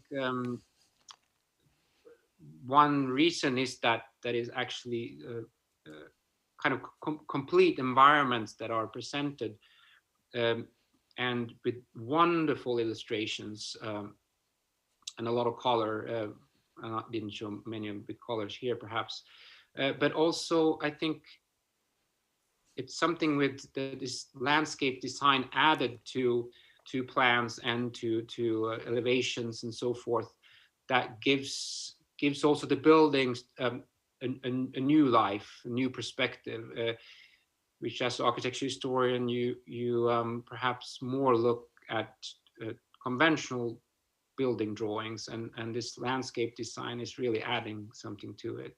So Walter Bauer is one, but somehow it's the width of this what we have found that I think is most fascinating. It's really inspiring. Yeah, that's for sure. You mentioned at the beginning of your presentation that you've deliberately chosen not to show us photographs today. So as a member of the audience listening to you, it's hard to understand how much or how many of these projects were actually built and how many just sort of never left the drawing board? Right. No, it's actually hard for us also to find this, because as we have mentioned before, a lot of this is not known to us before, and it's very difficult to find more information of what type of project it was. If it was a proposal made after an invitation, someone asked for commission, a competition. What kind of drawings are these? Tender drawings or some kind of proposal? So very often we don't know yet. I don't think we could either find for all of them, but quite often, of course, you could find and you would know. And I didn't really comment on this today, but I don't know, take an example with some of the VBB work, the relocation of the Abu Simbel monuments, actually a very well documented project where you can see films about this relocation. What we don't know is the specific involvement of VBB through these films. We have to go to archives to find that. So we know the larger picture. The same is with other large-scale projects like that. The VBB has they're quite good in publishing their own work. So you can find, for example, how you make these water towers, the making of them. Completely fascinating story, of course, of great engineering skill. But you're right, there are many projects we don't know if they've been built or not. And that is information you can't find in the collections of Arctis. You have to go to other archives, is that it? Sometimes, but rarely, I must say. Another thing you mentioned was that when you started this research, you expected to find embassies, pavilions at world fairs and projects like that. But what were the kind of buildings or the typologies that sort of surprised you to find in the collections? I guess it's the some of these large infrastructural projects I've heard about. That's for example, dams and so forth that Sweden have been involved with, but the number of them I had no idea. I don't have the number in front of me here, but there's a lot of them, and we know there's some well known that we have not found in your collection. And as I said too, that I'm also quite surprised. We were looking for, or we are in this project primarily looking at aid projects, and we know then that this is really taking speed in the late 70s, and it's almost like a labor market kind of redirection in Sweden as the Million Program has stopped and the construction industry is out of jobs and commissions. There are actually joint effort by the government and the industry to find new markets. And one market that is identified is the aid market, they call it then. So money going from Sweden to development cooperation and hopefully then coming back to Sweden through jobs and commissions. So it's identified as a market of possibility. So aid market was an official term. Is that what you mean? No, it's called something else. I forgot now what it is, and I try to remember and return to it. But another market is also the newly independent, some of them newly independent, others for long independent oil countries, and primarily the Middle East, but like Venezuela, another one. And Nigeria and so forth. This is another group of countries that Sweden actively turned to around this time to find new commissions. And this is also reflected in even in Arctes collection, but I would suspect this even more reflected in other types of archives, like the Näringslivs Historiska Arkivet, for example.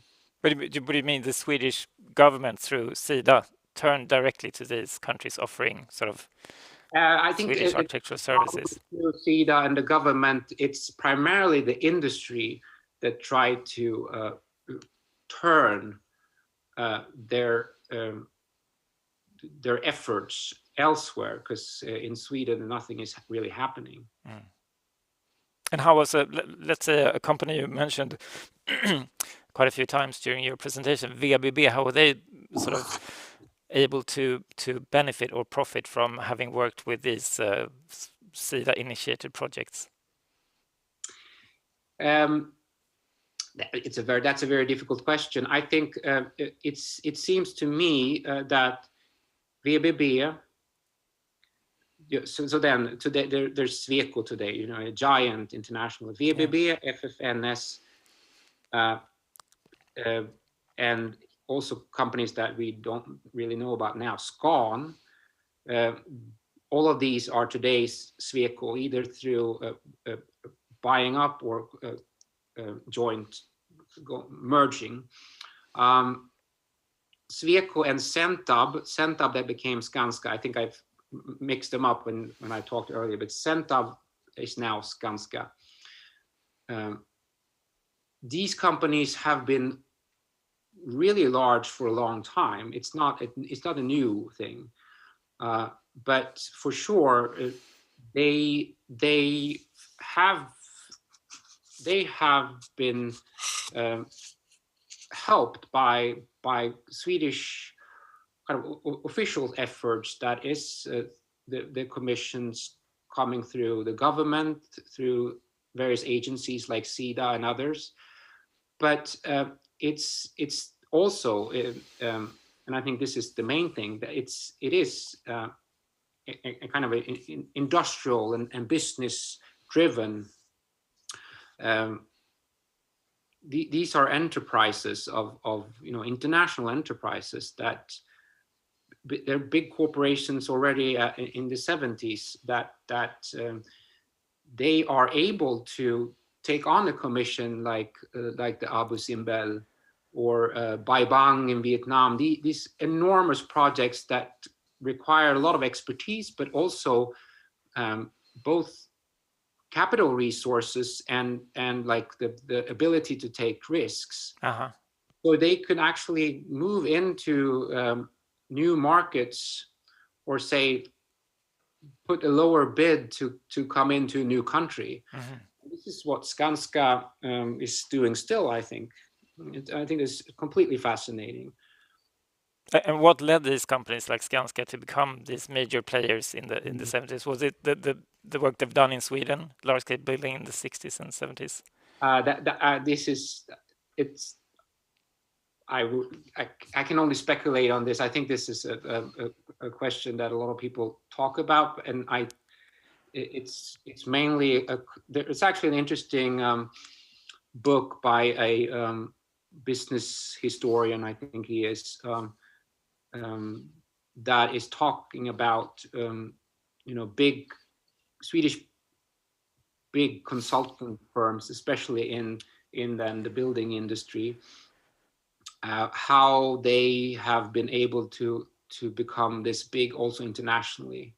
But I think it's the same kind of question in how could we have so very few and big construction companies in Sweden. I think we all have some answers to this through architectural history and in our discipline, and some parallel and perhaps similar reflections from other areas. But it's also a bit, maybe we don't understand it completely still. But this is not really the part of your research focus, I guess, in this project. No, it's not. But I think this is one example of how international projects somehow make us ask some very fundamental questions anew. We need to basically ask the same questions that we think we already know, but because it's a new context, we do ask them to ourselves, and I think they also perhaps have other answers than if this would be a project in Sweden. Mhm. So this is, I think, what is beneficial of this type of transnational type of perspective on architecture history. And in a work like that, sort of re-examining architectural history, how can a collection like Arctes be of help, do you think?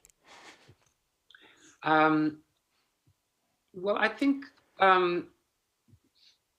any archive that is well organized could allow for this kind of cross-referencing. Certainly, we have experienced some difficulties in the registration of projects at Arctes that when projects have been registered through history of the collection, the country has not always been a mandatory category to enter into the register, which means that when we have searched through countries, not all projects have shown up in that search.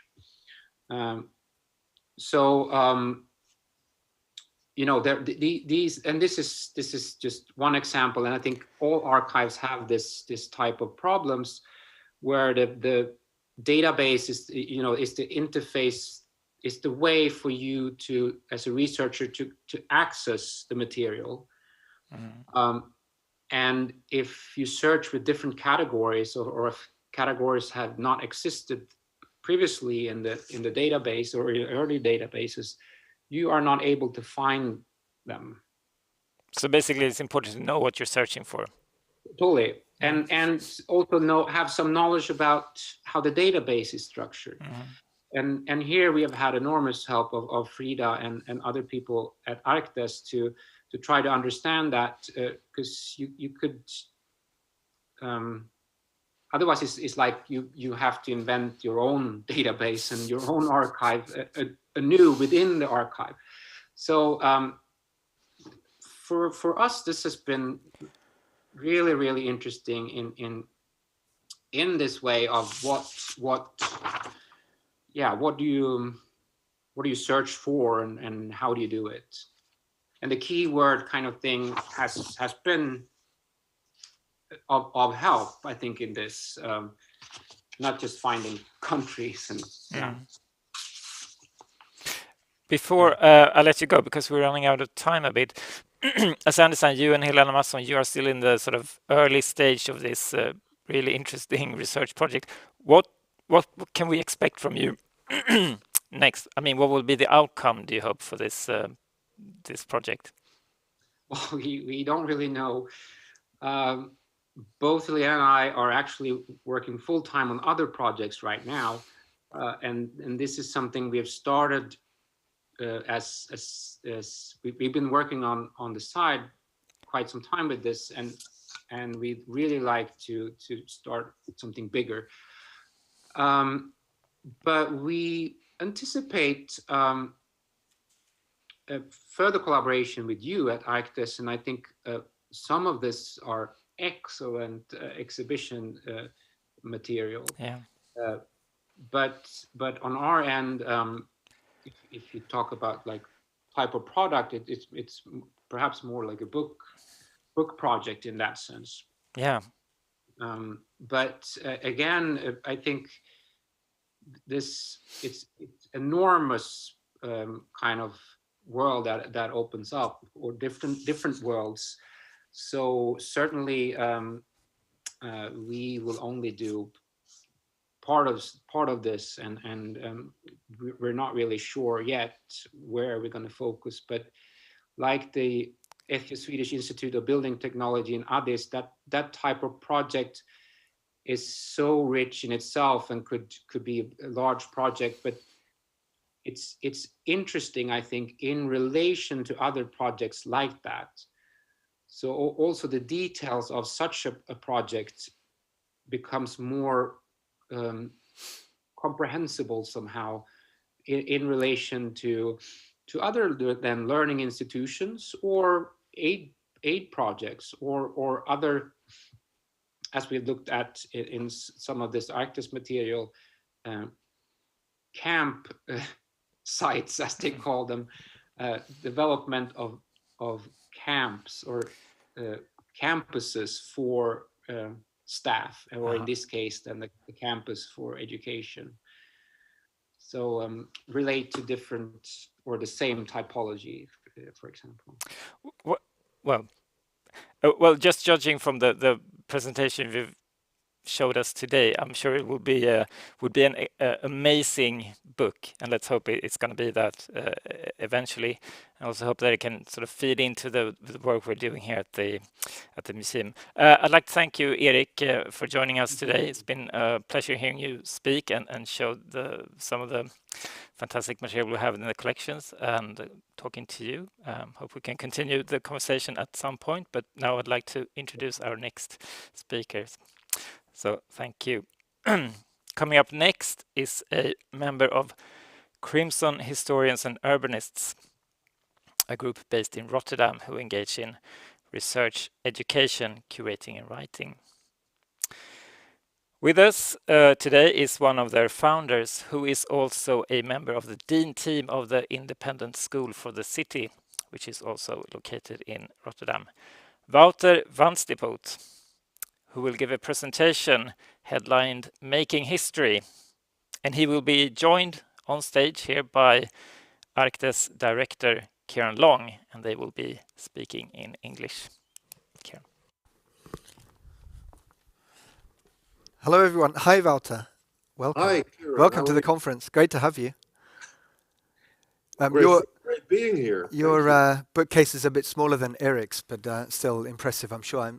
But I believe it's the same make. It's a standard issue for architectural historians.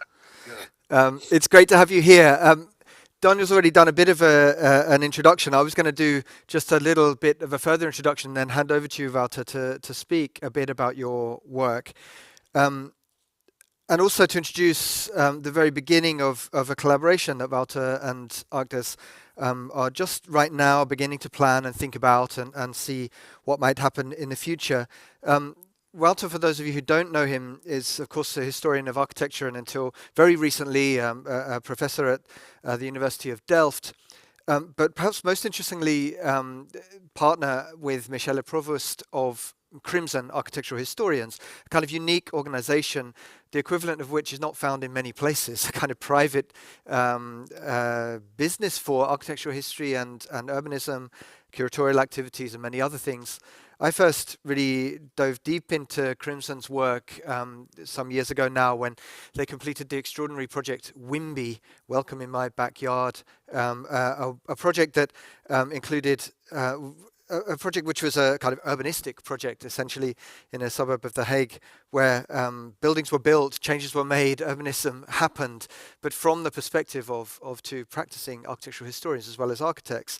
And since then, we've had the pleasure of collaborating in 2012 on the Venice Architecture Biennale, when I worked with David Chipperfield there, where Crimson did a fantastic project of extraordinary triptychs. I don't know if you're going to show any of this today. Maybe not, Wouter. You may see this, so I won't ruin the surprise. But reflecting on the kind of the optimistic and dystopian versions of urbanism around the world. So the output of Crimson is so extraordinarily diverse and also so provocative. What's so interesting is that, Wouter, your work and others around you grew up in a time of extreme vibrancy, of course, in the Dutch architectural profession. And that led me to begin a dialogue with Wouter from a Swedish perspective, to invite him to help the museum think about a series of publications that we might make, working on the collection, but also trying to think about how we might give an agency to the study of architectural history in the contemporary debate about architecture and urbanism here in Sweden.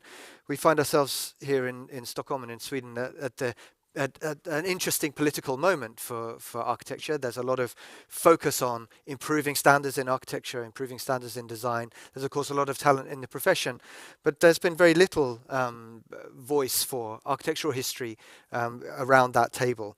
Well, that's something we hope at the museum to address, and something we kind of invited Wouter to begin to think about with us. So we're at the start of that conversation, I think it's fair to say, Wouter, but it's really important for us, and special for us, that you're here today to tell us a bit about your work, and perhaps tell us a bit about the kind of the agency that architectural history and its study can have in contemporary urbanism as well as in historical studies.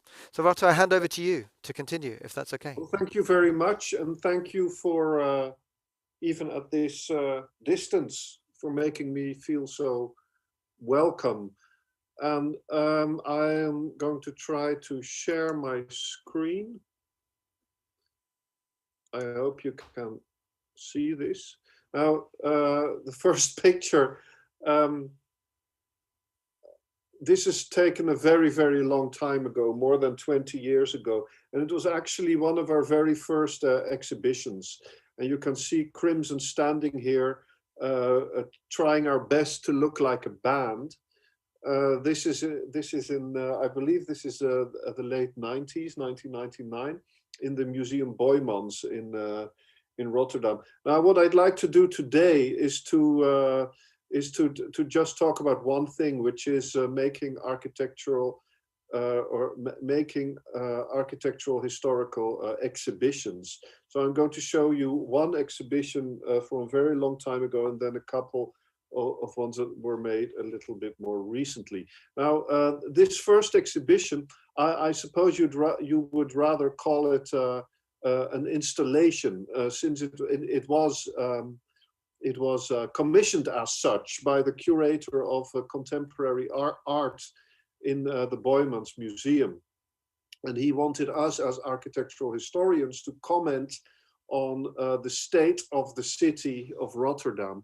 Now, what we did is there was one golden rule that we heard of all exhibition designers endlessly all the time, which is do not make a book on the wall. That seemed to be the biggest sin you could make against exhibition design.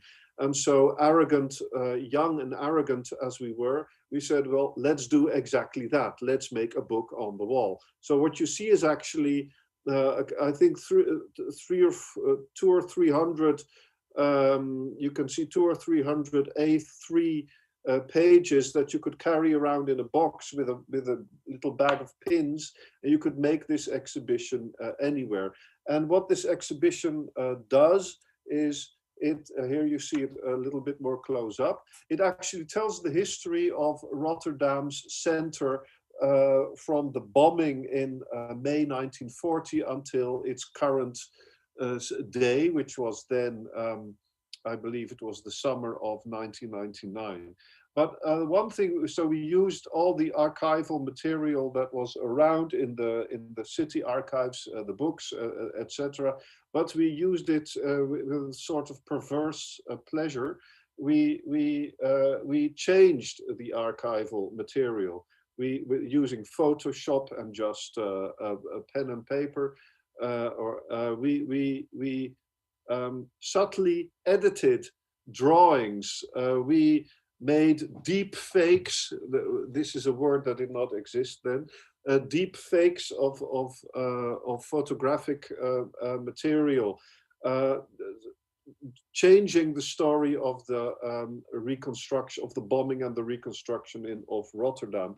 One of the things that we said is, as you know, Rotterdam was bombed in 1940, and the Luftwaffe bombed its center. The center is the sort of densest part on the right side of your screen, a little bit on the right side, with a sort of a triangular shape. That is where the center was, and then on the bottom left side, a little bit to the bottom left, you can see a wide open harbor area. What we said is that the bombing of the center did not cause a reconstruction of the center where it used to be. As you can see on the left picture, that is the actual planned for the reconstruction of Rotterdam, the way that it was actually planned, designed and built, and what we are actually living in. And we said, no, the bombing, there were other forces that we exaggerated a little bit, that we changed a little bit. And the result was that the center of Rotterdam was not built in its original site, but was built far to the west in an original harbor site. So we used exactly the same typologies and did this huge architectural and urban planning work, actually, in which we fitted in the architectural development that actually happened in an entirely different site in the city, and tried to make it as good and as convincing and as plausible as we could be. Now, and which meant that, for example, this square, it's a square that was built in the early 90s by Adriaan Geuze. In our alternative counterfactual history, this square would then lie directly on the river and in the port area. So we made this picture of it. We montaged this picture using the primitive state that Photoshop was still in the 1990s, and kind of remixed the entire urban tissue of, because there were dozens of these types of montages that we made to remix the city in our what if scenario. And the interesting thing of this exhibition was that since it was in a very, very popular museum, and since the history of the Rotterdam reconstruction is a matter of such historical interest in Rotterdam, there are so many amateur history buffs in the city of Rotterdam that many, and we did not right away give away the clue that the exhibition that we made was actually a big lie and a big what if scenario. There were many people who came to the exhibition and started very carefully following the storyline, and then halfway would burst out in shouting, sometimes even literally, that we were not telling the truth, that we were falsifying history, which of course gave us great pleasure. And this was actually one of our first, for us, it was also a kind of a statement about the power or the freedom that architectural historians could and should take, that the job of the architectural historian, or the task of the agency of the architectural historian, could actually be very performative, could be provocative, could even have an element in it of the theatrical, of the cinematographic, etc. Now I'll take you back a little bit more close to home now with a number. This is our office now, by the way. There's been some personnel changes. This is us sitting in our new build, or a very old building actually, but it's a building that we are in the process of acquiring, and where we have started our school, of which I will tell you a little bit later. And with this office, so this picture was taken last year, I believe. We are now doing a great number of things, but still working on a kind of, I hope, endless, of course, series of exhibitions which each time use architectural history to tell a story, or to tell the story of the history of architecture in a different way.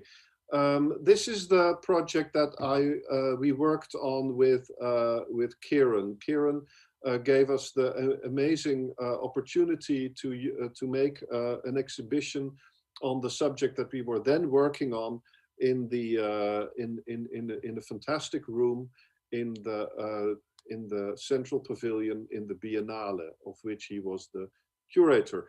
Now, this exhibition was actually an exhibition on how the ideals that were lay behind the building, the designing, planning, and building of new towns, how these ideals, what these ideals were, how these ideals and ideologies and also social programs, how these were translated into architecture, planning, landscaping, etc. So we made, since they were about, you could say, the ghost in the machine, since they were about nearly spiritual energy that drove the planning of new towns, especially in the post-war period, and since we were in Venice, we chose the format of the triptych, with the frontispiece of the triptychs showing the ideals that drove the building of new towns all over the world. Now, but there was a kind of, you might say, a kind of cultural criticism also involved in this, or actually that was a central part of it in this exhibition, because we showed, for example, first we showed the immediate post-war new towns, when new towns, whether they were in England, in the Netherlands, in France, or in Sweden, they were driven by civic public agendas.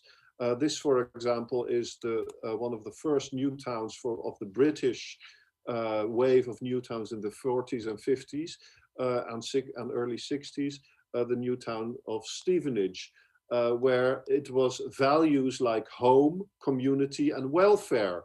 This was, of course, the years of the construction of the NHS and the welfare state in general in England. So Stevenage, with its roots in, as you can see on the right panel, in the Garden City movement, made this highly modern, secular, public, civic new town, imbued with all the values of the welfare state.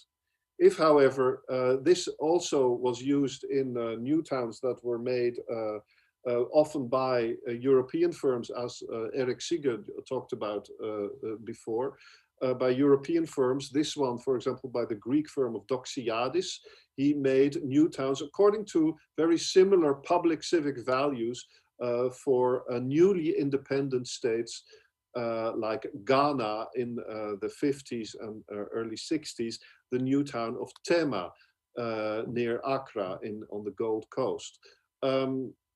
Here you can see that it is similar civic values that drove this development, like industry, progress, and of course, independence. But what we see is, if we also see during the past 6 or 7 decades, and this is something that we wanted to show with as much demagogical force as possible, which is why we used a sort of a statistics. We tried to show how you could say the public and civic values gradually disappeared from the building of new towns, and much more commercial and business type values became dominant, which you could see if you looked at the types of housing and how they were developed for which classes of people. So Stevenage was, as you see at the top of this statistic, Stevenage was really built for the lower and middle class. And when you go to the most recent new towns, Masdar City, King Abdullah Economic City, both in the Gulf, in Saudi Arabia, you can see that it is especially the middle class and the upper class who are profiting. And what you can also see is that whereas in the beginning for Stevenage, there were local and national companies and organizations that initiated and paid and developed the new towns. If you go to the 2000s now, you can see that it has moved much more to private and global companies, that multinationals that are paying and developing new towns. So this is a way of putting an architectural historical research to put it on the largest scale. So you take a time scale of 70 years, and you take a global scale, and you look at very, very simple indicators, or very broad indicators, like who paid for it, who designed it, who built it, who lives in it, who was it for, etc. And then you can see a development that goes from public values to private values. And then one of the end points is something like King Abdullah Economic City, or as it is known, CAKE in Saudi Arabia, And you can see that there is a city that is still using the same kind of design principles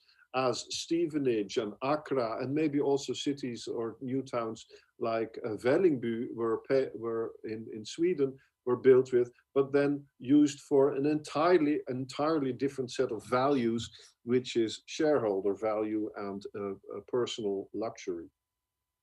Now that was an exhibition that we made immediate in the aftermath of having had the opportunity of showing our triptychs in Venice, was that we were asked by the Museum Maxi in Rome. I will talk about the building in which we were forced to work there, which was designed by Zaha Hadid later. They were planning on a very large, very broad, very ambitious, very vaguely contoured exhibition on art, architecture, and food, and it was called Del Cucchiaio al Mondo, so from the stove or the kitchen to the world. Because we were confronted with such a vague brief, we tried to concentrate our contribution as strictly and as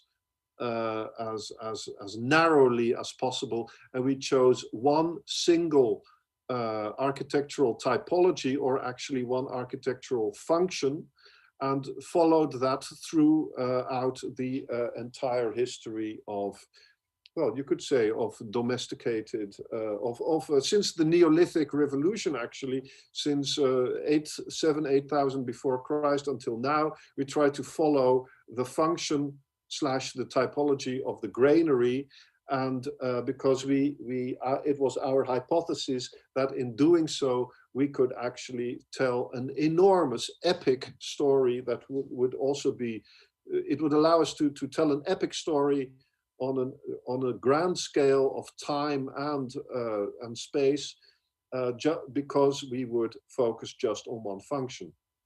Now, this is what you get when you search in pictures on the Google for the word granary, and you can see things as wide as the Harappa granaries of thousands of years ago. You can see medieval granaries on stilts in the hills of Portugal, and you can see gigantic granaries in the American Midwest. You can see an enormous variety of typologies.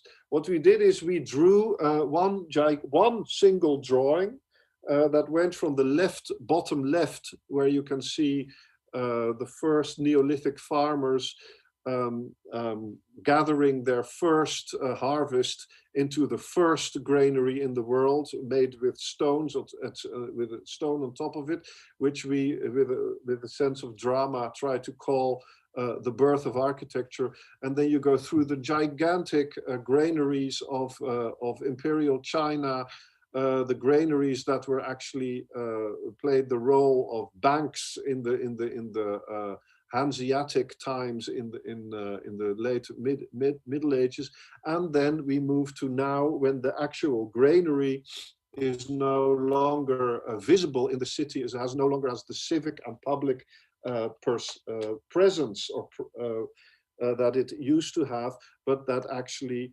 the food safety for in how far as it exists is much more contained in grain options in the cyberspace of the stock markets, and where maybe the last granary is the storage of seeds in a polar depository for after the world ends. So in this story, this is a story of about for what kind of museum-like shows at all.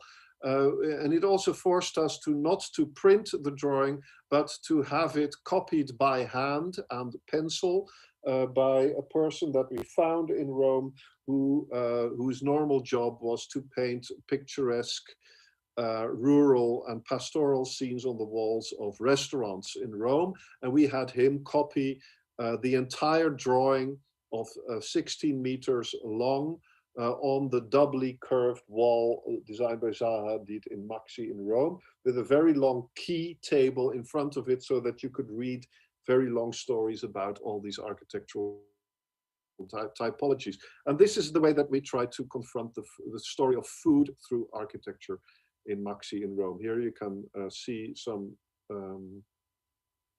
detail of it. Now, the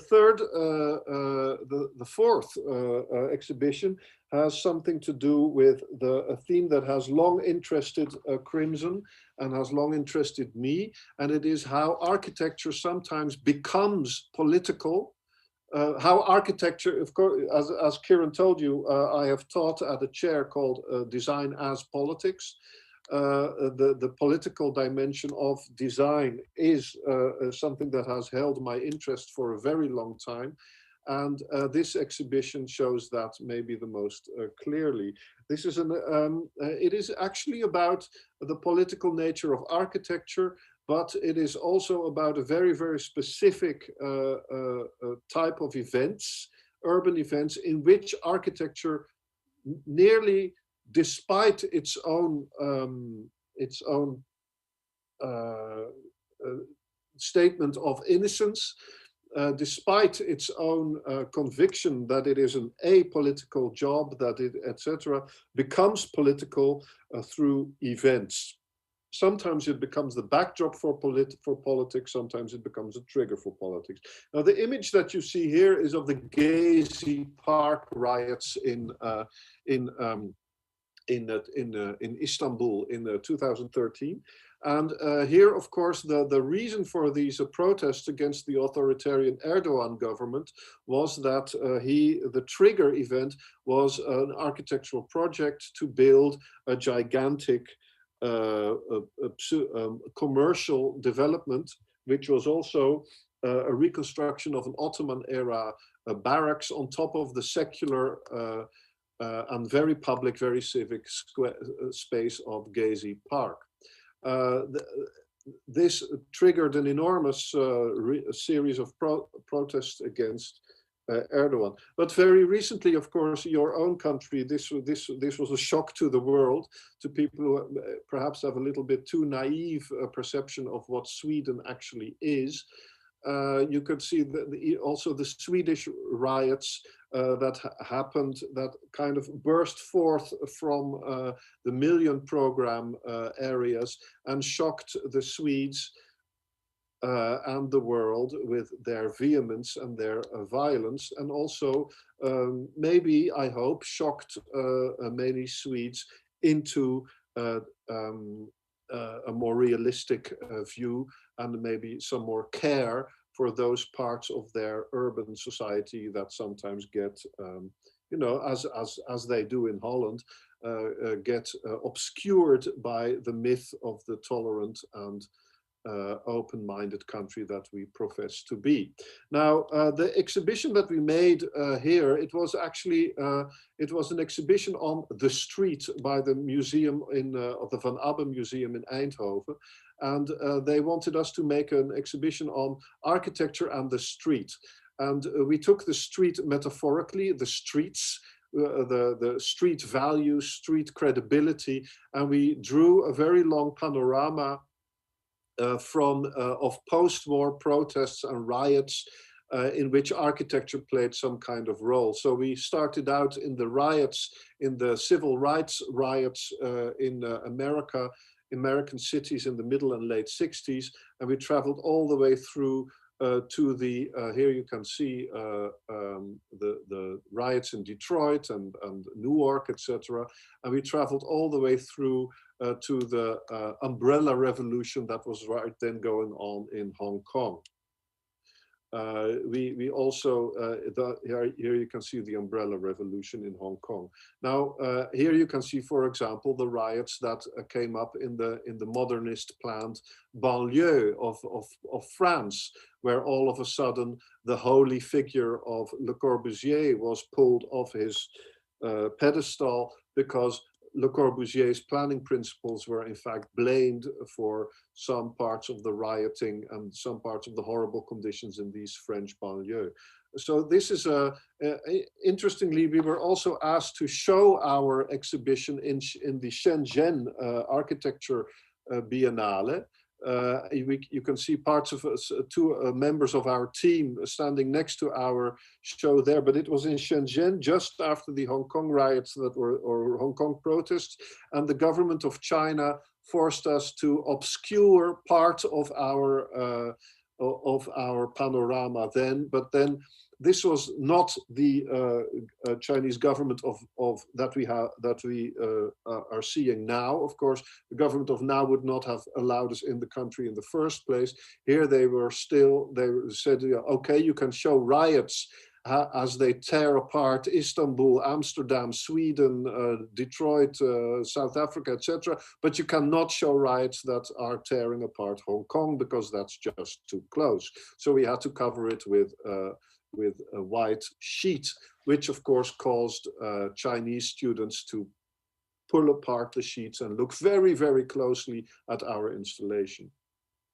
Now, the very last thing I would show to you, because I see that I'm already over time and I'm really sorry. And of course, there's no way for you to interrupt me, but I feel your eyes virtually on my neck. I will very fast go through the last exhibition. And this is actually an exhibition on another, you could say, political subject. This is an exhibition on the role that cities, in how far are cities places of migration, and in how far is architecture affected, and is architecture facilitating or maybe frustrating the enormous task that cities in general, urban societies have in welcoming and migrants, in making, you could say, in being vehicles for migration, for settling down, but also for leaving.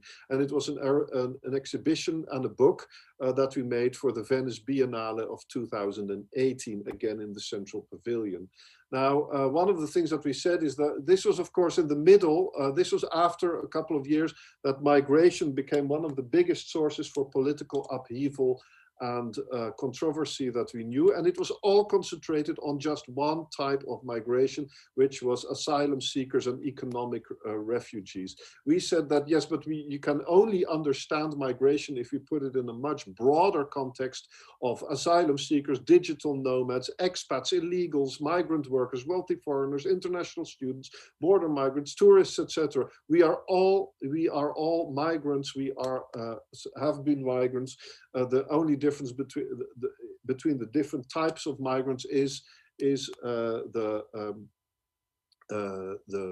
could say the time scale in which they move up and down, and the level to which they are being welcomed or pushed away. So we try to take a much broader helicopter view of migration and see it as one of the basic, again, this epic grand historic scale we are sometimes so interested in, arrogant as we are. But this, we see migration as one of the primary functions for a city, meaning that cities must not just be fit for people to arrive and settle, but that cities should also be fit for people who leave, so that a city, as we have seen during the Corona crisis, should not crumble in a state of hopelessness once the tourists leave, but that a city should be able to breathe in and out with the coming and going of all kinds of migrants, hence the name of a city of comings and goings. We tried to, I'll skip these, we actually looked both contemporarily and through history at types of buildings, examples of parks, buildings, spatial developments, designs that were specifically aimed at facilitating migration, at profiting from the effects of migration, etc. And we try to mix these all together. Here you can see we made a big catalog of all kinds of very different spatial solutions for the questions brought up by migration. and we turned them into a big catalog, nearly a manual, a how-to book. But at the same time, we also brought them all together into an immense, this is a drawing of, I think it was about 8 by 4 meters or 6 by 4 meters for one of the rooms in Venice. It is a kind of a mix, a remix, completely synchronically, very ahistorical, with very old and very new, very large and very small, very far away and very close, positive examples of an architecture of migration. And we brought them all together in this thing, also brought it together in a gigantic map of an ideal parallel city of migration that is here. You can see it in Venice, and here you can see it as actually on which we run our independent school for the city. And I think that's that. Sorry for talking too long, Daniel. That's fine. It was super interesting to hear you speak. Thank you, Wouter, and thank you, Kieran. We will actually take a super short break. We will be back at 2:30 p.m. And then we will be joined by Mabel Wilson, Professor of Architecture Planning and Preservation at Columbia GSAP. So see you in a few minutes.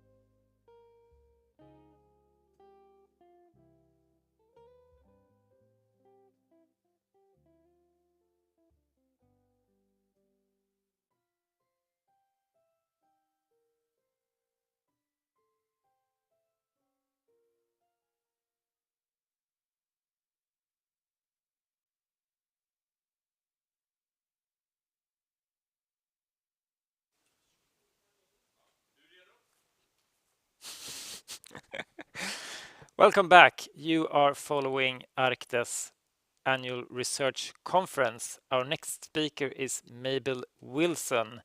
She's a professor of architecture, planning and preservation at Columbia GSAPP. She's also one of the editors of Race and Modern Architecture, a critical history from the Enlightenment to the present, a book that was published earlier this year.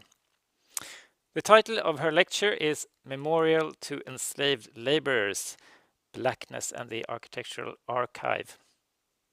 Mabel's presentation will be followed by a short conversation between her and Carlos Minguez Carrasco, Arctes head curator. Both lecture and conversation will be in English. Great. Thank you for the introduction. And I tuned in about an hour ago, so it's been fascinating to hear the work of Crimson and others. Okay, I am going to begin to share screen.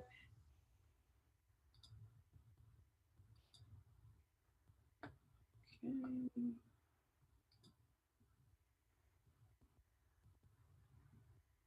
All right. Perfect. So I thought I would talk about sort of architecture as archive, to think about what does it mean to work within historical sites, and how this could potentially, translates into actually design methods. And so this is a talk about a memorial that I worked on, the Memorial to Enslaved Laborers at the University of Virginia in Charlottesville. And so it was the site, of course, of the famous Unite the Right rallies for white supremacy 2 years ago. The memorial had already been started, but nonetheless, it already showed, that Charlottesville is certainly a crucible of challenging histories for the United States. So in reflecting upon how Black history is American history, James Baldwin made the following sobering observation. He said, quote, "I think one of the stumbling blocks is that the nature of the Black experience in this country does indicate something about the total American history, which frightens Americans," end quote. So to tell the story of the United States requires reckoning with hard truths, with those histories that have been silenced in the nation's archives and in the public spaces of our shared landscape. So what happens when architecture and its landscape is the archive that speaks to these violent, buried histories?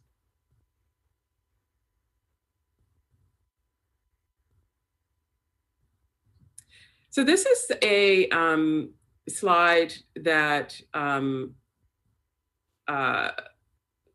tells that one finds at the threshold of the University of Virginia. So what are the stories to be told of the estimated 4,000 men, women, and children who built, worked, and lived at the University of Virginia from its founding in 1817 to the end of the Civil War that ended their enslavement? And as you can see from this historical marker, on University Avenue in Charlottesville, just in front of the university's iconic rotunda, the standard history is stated with no mention of slavery.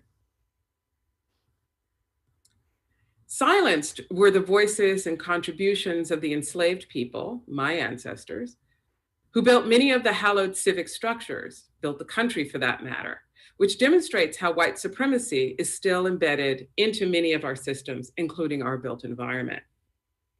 The first official recognition of this hidden history, this buried history, was in the form of an expression of regret issued by UVA's Board of Visitors, which is their Board of Trustees, in 2007. This echoed a statement by the state's General Assembly, again, an expression of a regret.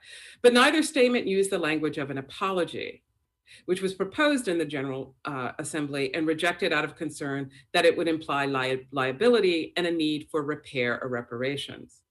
And at the same time, the Board of Visitors authorized an installation of a plaque on the floor of a walkway in front of the rotunda, co-equal with the recognitions that gave white craftsmen and builders who worked on the university.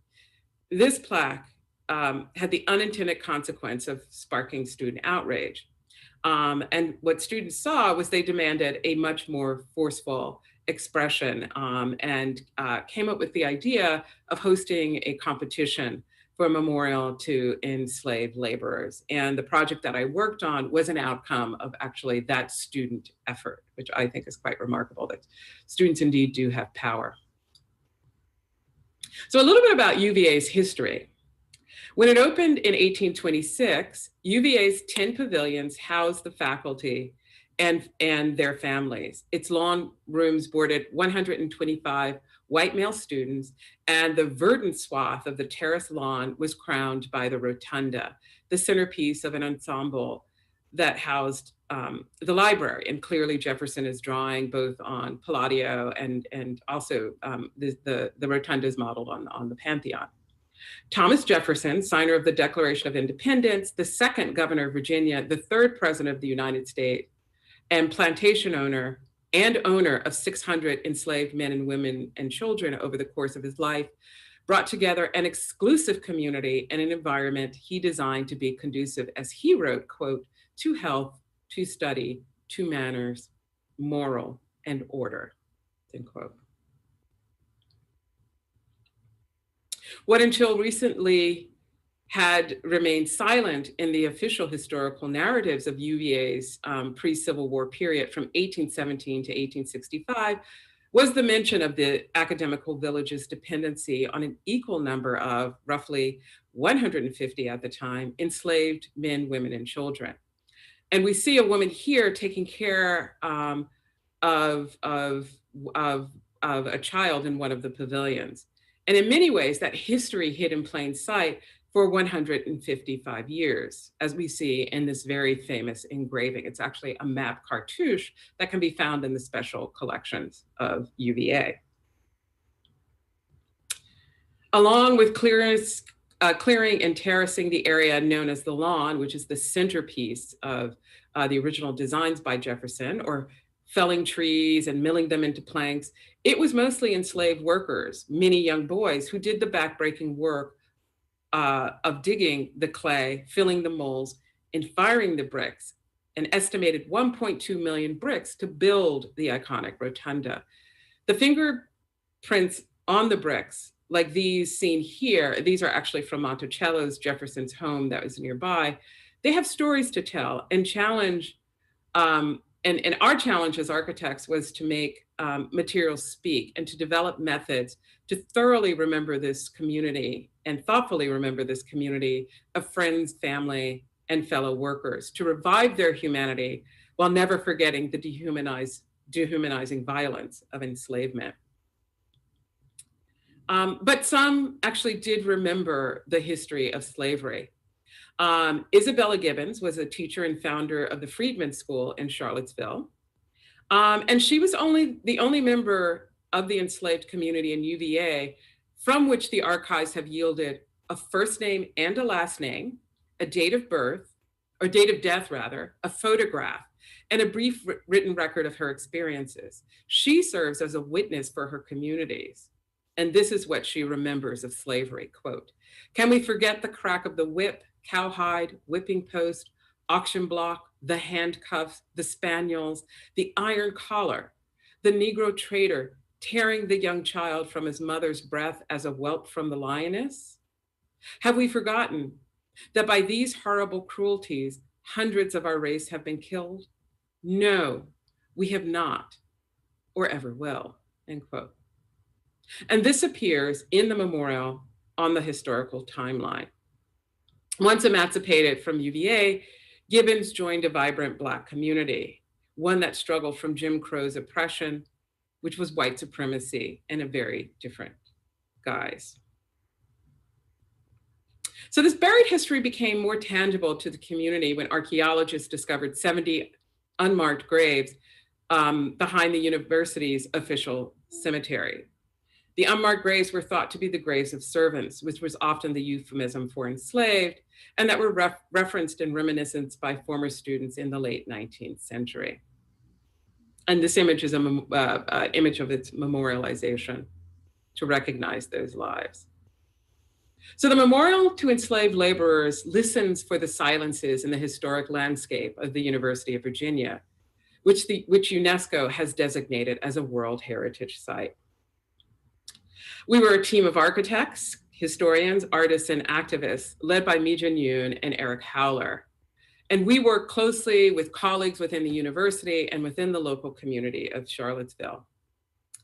To begin the project, which was in the fall of 2016, we engaged multiple stakeholders on their turf, going to classrooms at UVA with students and alumni, to local community centers at the Jefferson School's African American Heritage Center, to local historic Black churches, and to the presidential homes of Jefferson and Madison, to talk to members of the descendants who were enslaved. We asked not what this should look like, but what meaning should this have, and what stories should be told. And we worked with an incredible group of ambassadors within the community. So the architecture of Jefferson, on one hand, is associated with ideals of democracy. Its foundations were literally built on slavery. And the traces of that in slavery are not only legible in its bricks, but also embedded in its constructed landscape. So how then to design and add to this landscape, and accounting for and accounting of the lives of the enslaved was our design challenge. The question of whose history, whose stories, and whose voices were very critical. And the memorial had to engage the difficult institutional histories, as well as the public history of the community. And engaging these multiple communities, what we heard was that the memorial needed to tell the unvarnished truth about the past to have any legitimacy, that it needed to bring the community together to both learn and reflect on that history, that it needed to express dualities, not only pain and suffering, but also the resilience, dignity, and the humanity of those who were enslaved. And actually, and lastly, it had to be a living memorial, an ongoing memorial to acknowledge that the work of this commemorative landscape remains incompleted. In order to design the project, we first had to start by designing a process, one that foregrounded dialogue and openness, and that brought the public early into concept design. The project was unusual in the sense that the university had not picked a site, there was no scale to what we were making, and there was no budget. Perhaps a dream for some architects, but a challenge certainly for us. And we tested multiple sites and approaches. We tried distributed memorials, ephemeral memorials, using design sketches to draw out conversations and aspirations with the committees and the communities. And what became clear to us was that in contrast to many monuments that stand as objects in space, that the memorial to enslaved laborers needed to be a space for the people of the present to recognize the legacy of the past. Along with collecting aspirations and hearing about designed meanings and experiences, the stories needed to be told by the memorials. So as part of our design process, we also researched Black traditions of spaces of gathering. We explored how people gathered to perform ring shouts, and this is what you see on the left. A low country, which is South Carolina islands, and it's an ecstatic dance that moves in a circle whose rhythms and movements connect with West African practices. We looked at hush harbors, which taught us how enslaved communities gathered in forests, clearings that were mobilized for the convening of religious rituals, for ceremonies of burial, and for the plotting of insurrections and escape for meaning, for freedom. And water for us became a means to tell the story of liberation, again, which can be found in West African libation rituals to honor the spirits of ancestors, and by the currents of rivers that carried people to their freedoms. We thought about the larger context of the memorial as a local commemorative landscape. The lawn was, its circular lawn was designated to be a gathering place for events such as the yearly Freedom and Liberation Day March that on March 3rd remembers the day the Union troops liberated the 14,000 enslaved people in Charlottesville. So the path you can see is from the slave auction block in the center of town through the city to our site and to the chapel at the university. And here is a community gathered on Freedom Day, marking the location of the memorial site with a simple gesture of gathering together in a circle. So over and over again, we turn to the idea that the memorial should not be a monument or an object, but a place of gathering, a space to bring people together to reflect on the past in the present. So here we can see this relationship of our memorial to the original lawn design. And so the rotunda is placed on this sort of high ground. The careful terracing of the lawn allowed Jefferson to create the 10 pavilions that were 2 stories tall. The spaces behind the pavilion were enclosed by the famous serpentine walls, and these exist here. But what we don't really understand, because they're formal gardens today, was that these were work yards where the enslaved laborers chopped wood, they hauled water, they slaughtered animals, they did laundry. And while Jefferson understood slavery to be abhorrent, distasteful, he employed architecture, the architectural section, to conceal it. So the memorial, in contrast, works to open up, to invite, to reveal. And so we utilized the landscape and section to create an open bowl-like figure in contrast with the closed sphere of the rotunda. Both are 80 feet in diameter. And so here you can see the sort of geometries, these 2 intersecting cones. And this emerges out of the terrain as a center ring which cuts into the ground. The circle, the crescent, the ring, there are symbols of many things and intentionally hold multiple meanings and references. It's a hollow, it's a void, it's a ring shaft. It's a landform and a gesture to open up interpretation. So the conical intersection creates a series of nested rings that offers multiple layers that unfold the stories of the enslaved. The center holds the gathering space. There's an inner ring with a timeline of historical events. The next layer creates a concave surface of remembrance, and the outer convex creates a canvas for expression.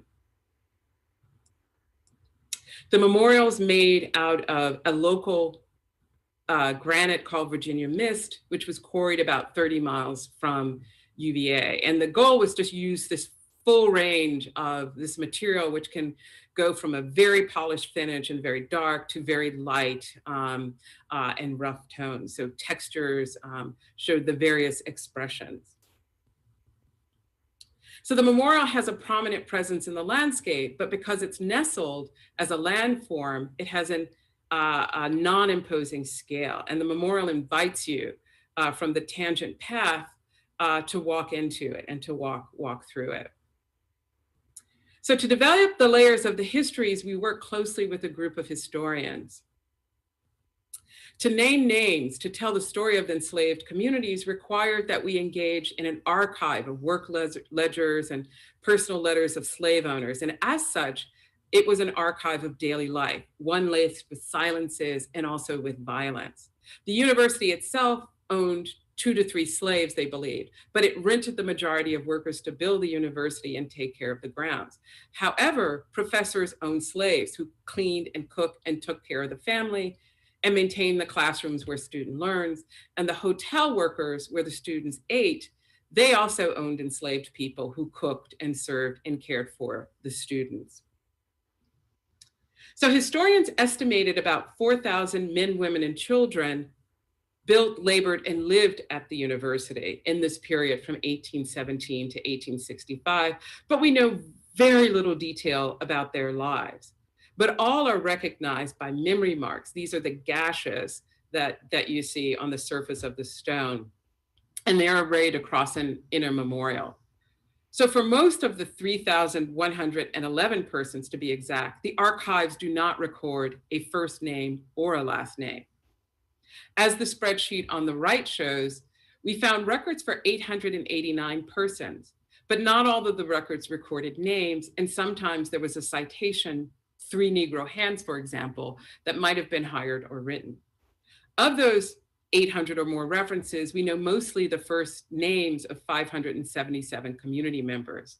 And for a handful of people like Isabella Gibbons or Henry Martin, we know a first name and last name.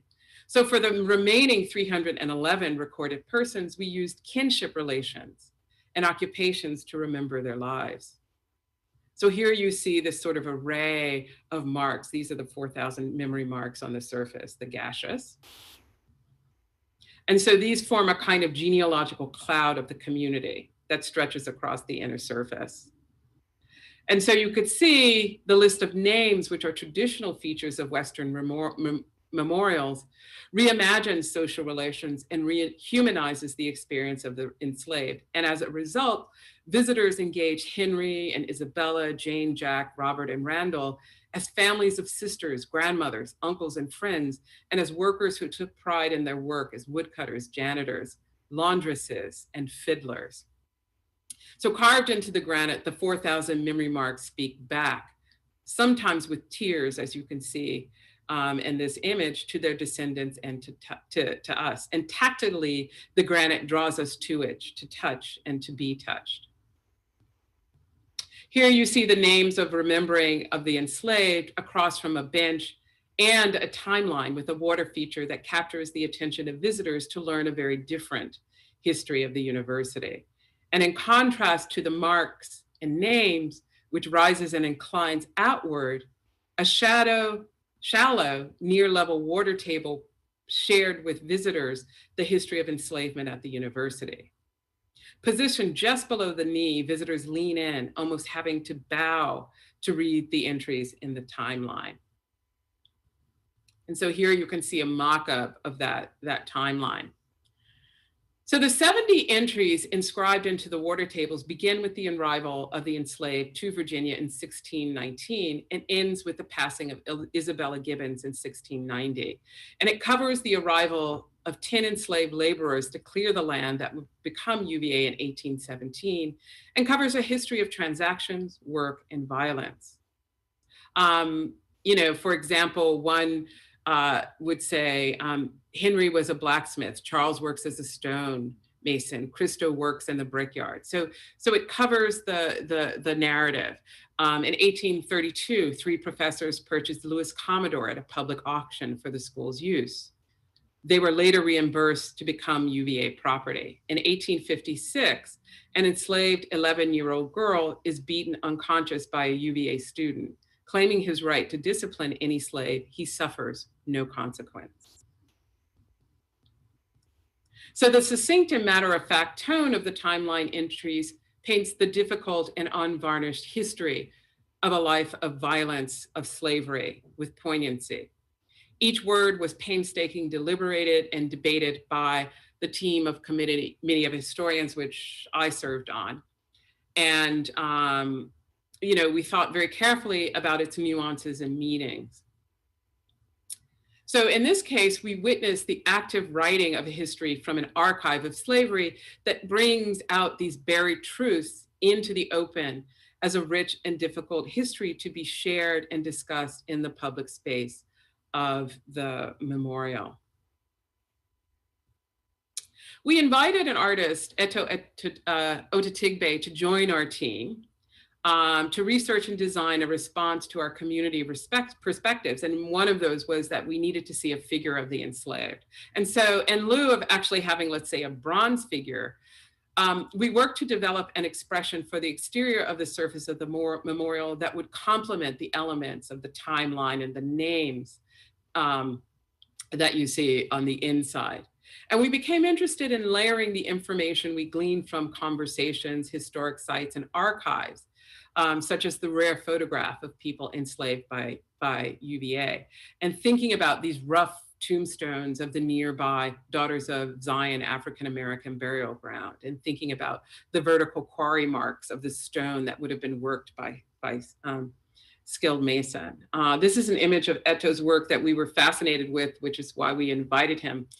And it's called Becoming Visible, which he started in 2012. And it's a series of portraits that pay homage to Trayvon Martin, who was murdered simply walking home by a vigilante.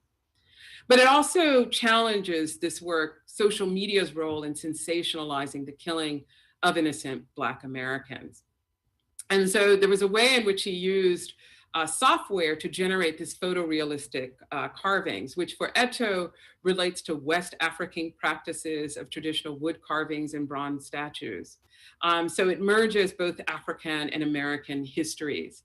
And Eto used engraved lines to generate an image of his own face as expression of solidarity with African American peoples whose lives have been taken unjustly. And so we imagined this as using an image of one of the thousands of people who were enslaved by the university, and we've only been located 4 or 5 of these photographs. And so we're looking at a close-up of the photograph of Isabella Gibbons' eyes. So one of her descendants has sort of shared information about her. And so we know that she was a witness to freedom and liberation in Charlottesville. And so the process was cutting this relief into the stone with a unique process and customized software. We needed to translate the data from the photograph into a virtual model and then generate a machine toolpath with our fabricators to create this surface. And so as you move across the surface, because it's lenticular, her image appears and disappears. And so this shows you that process in which it was cut. And so Quara Stone Company in Madison, Wisconsin did the design and the cutting. The stone carving and the technical facilities for this were outstanding. And with them, we developed a parametric carving technique that used rhino and grasshopper. And this allowed us to work with the variables such as material geometry and scale. And so this, you can see the sort of quality of this Virginia mist granite. And so here you see the section of the memorial's exterior engraved with the image of Isabella Gibbons' eyes. And from various positions, we can view the memorial and reflect on those who were meant to honor. And we see the eyes as a symbolic of those who were enslaved and their descendants who witnessed this changing and hopefully more positive change for Black people in America. Her gaze is directed out and into and beyond the city of Charlottesville. Together, the image suggests a Colossus figure no longer hidden, no longer buried, rising from the grounds and becoming visible. And in many ways, we see Isabella as being with us from the beginning of the project. And she remains for us both the watcher and the witness over the community and over her memorial. So as you walk through, and depending on the time of day, she's a sort of haunting, ghostly figure because she appears and disappears on the surface of the memorial. So the memorial is a living and breathing organism. When new names come to light, as they have recently, and actually I have a meeting very shortly to talk about that process, they will rejoin their community. New names will be hand carved into the granite, and people will gather to enact new commemorative rituals that have yet to be determined. The memorial's reflective and inscribed surfaces, its paths and gathering spaces commemorate a community of men, women, and children who lived lives, who worked and played, wept, died, escaped, resisted, and refused enslavement together. By remembering their suffering, their dignity, their freedom, as did the protest days after the construction fence was removed in June of this year. This protest, organized by UVA's medical school called White Coats for Black Lives, took the knee for 8 minutes and 40 seconds in remembrance of the murder of George Floyd in Milwaukee. And this serves as a gruesome reminder of the violence and injustices that still persist in the wake of slavery. The Memorial for Enslaved Laborers at UVA came into fruition from a collective desire to face the past, to reckon with the truths, including the horrible cruelties, as Gibbons' quote on the timeline described. With Isabella as the witness and the watcher for her community, the memorial brings together their lives, known and unknown, to ours. Thank you. Thank you so much, Mabel. Hello, good to see you also. And thank you so much for participating in this conference. I know that it's very early in New York, so double thank you for your presence here. Like really incredible to hear you talking about this project. Like the Memorial of the Enslaved Laborers project is really very powerful because it really connects to so many crucial questions that are relevant today in the practice of architecture, in the practice of the built environment, and also also in the question of the agency of architecture in contemporary issues, right? And how a project like this can really have like a rigorous but also very powerful response to things that are happening literally, that have been happening for so long, but still are very relevant in our society.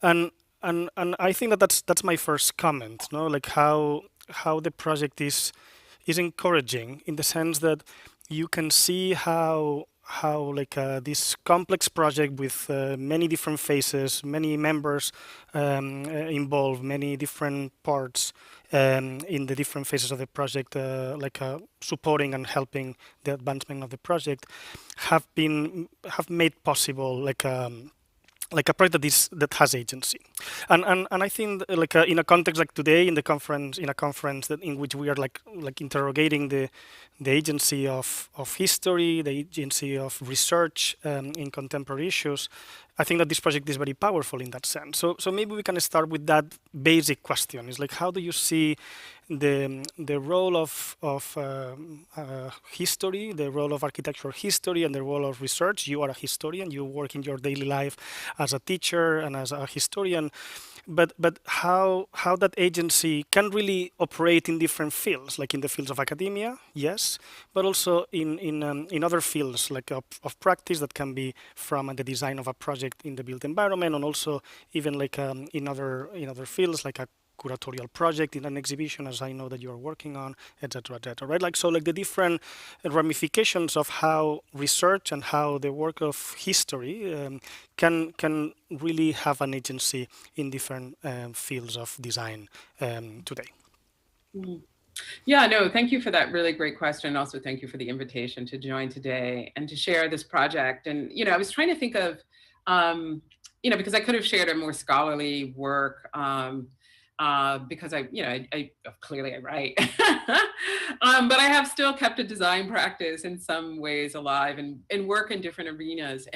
And so for me, the history was important precisely because I think in becoming an architect and learning, for example, architectural history, I never saw my own immediately historical experiences as a person of African descent in the Americas. The histories that we learned in school were very Eurocentric, and quite frankly, were very white. Right. And it became very difficult, to think about, my grandparents lived in an expanded shotgun house, but we never really learned, certainly at the time I was being educated, which would now be called vernacular architecture, like what that meant. And so I became, just for my own purposes, sort of just backfilling what wasn't there. But I would just say that even that question, certainly for me, the question of those histories, like those, buried or hidden histories, that never get mentioned in, let's say, the canon of architecture, it literally just became this kind of larger project of trying to become a scholar. I'm not an architectural historian. I'm actually, my PhD is in American studies, because when I wanted to write about race and architectural history, it was like, this is irrelevant. This is a social issue, not a historical question. And so for me, a lot of the work that I do not only works with history, but questions the nature of the concept of history itself. There is a history of history. And I love the work of Michel Rolfe-Trillot's Silencing the Past, reflecting on the history of Haiti and the Haitian Revolution and why it is silenced, particularly in the archives in relationship to the French Revolution, that, there's what happened and there is what is said to have happened. Right. And that history is what is said to have happened, which therefore means there are silences, there are things that are unsaid. And so a lot of my work has been to understand how to uncover that. But in order to do that requires like different methodologies. And I think the memorial really speaks to that, Right. about what can't be told in the archive, what has been silenced in the archive.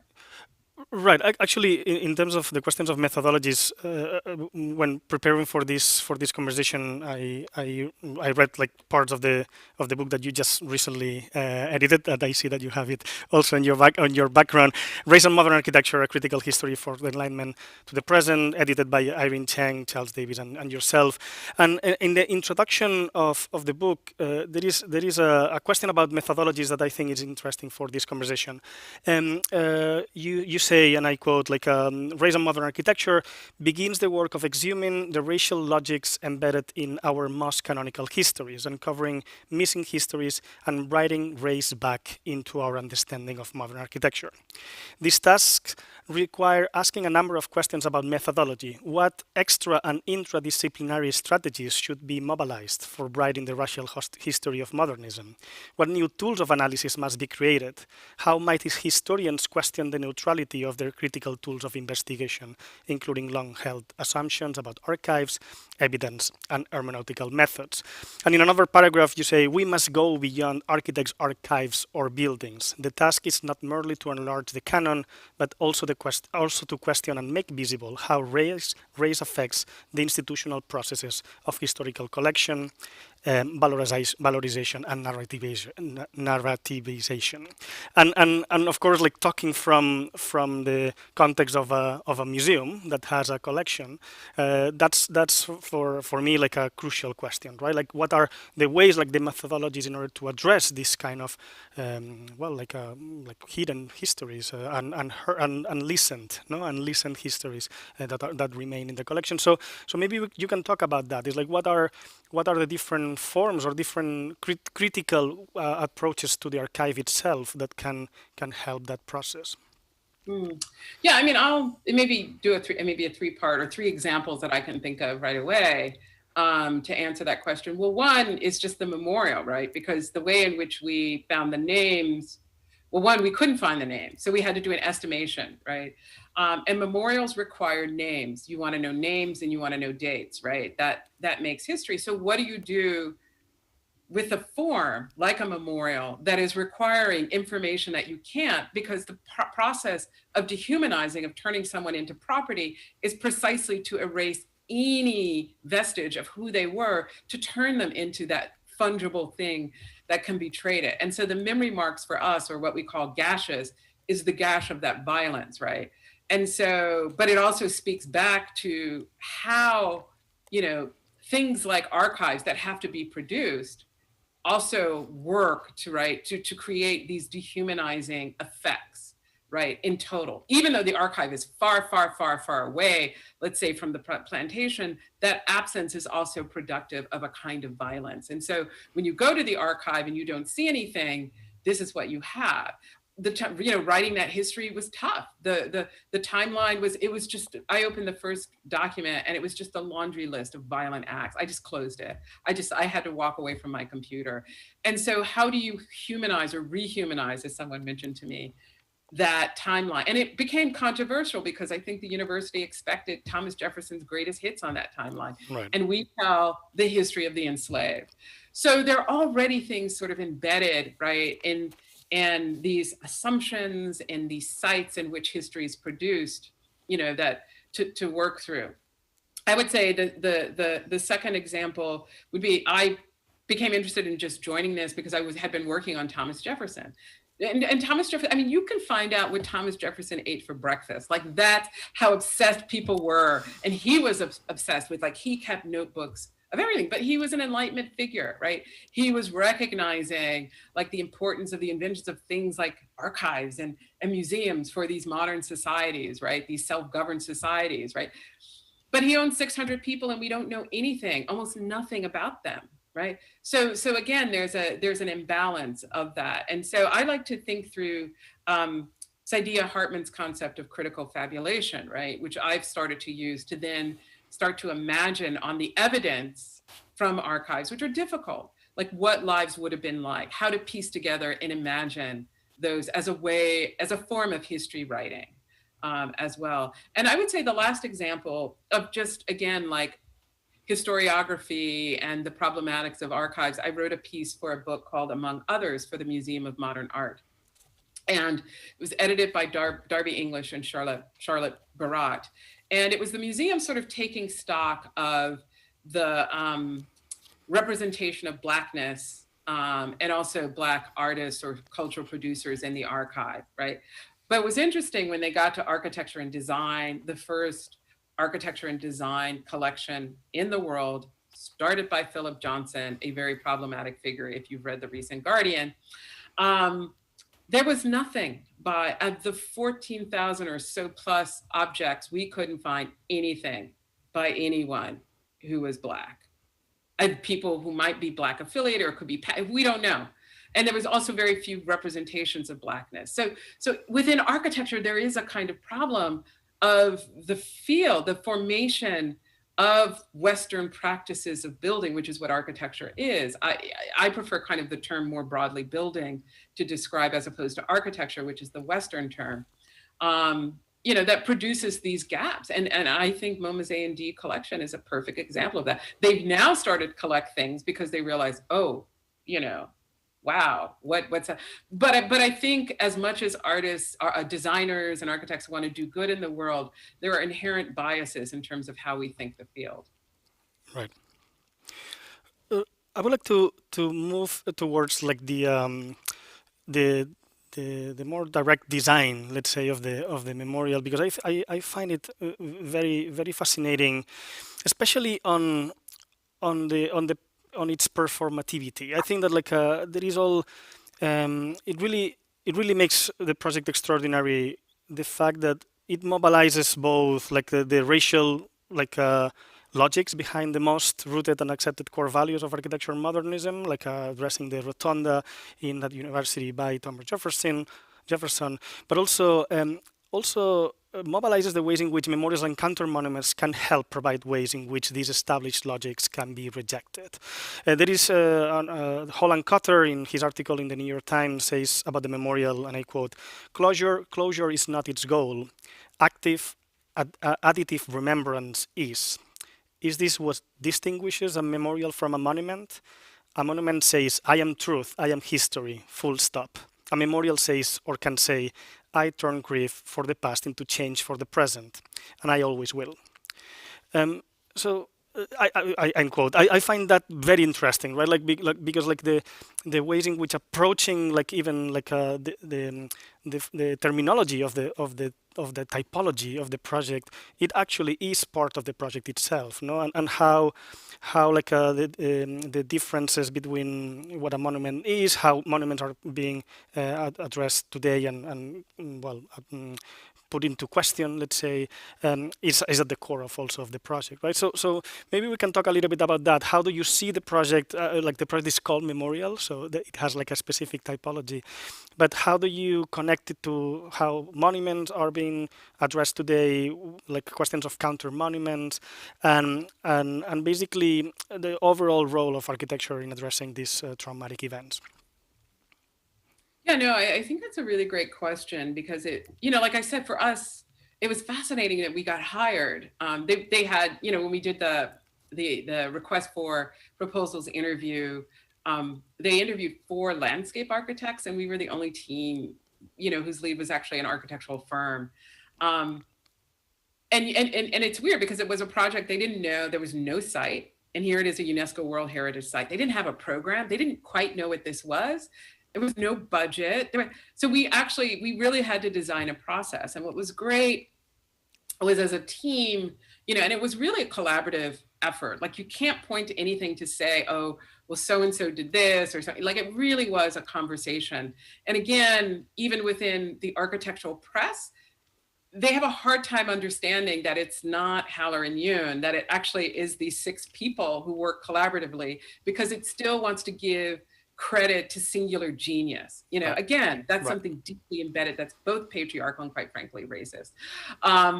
And so, you know, for us, it was really important to have a dialogue about why this isn't over, right? That we knew there would be names added. We thought maybe the timeline could be added to, that this struggle in the wake of slavery isn't over. The university still has, it's got to pay better wages, these to the descendants of this community.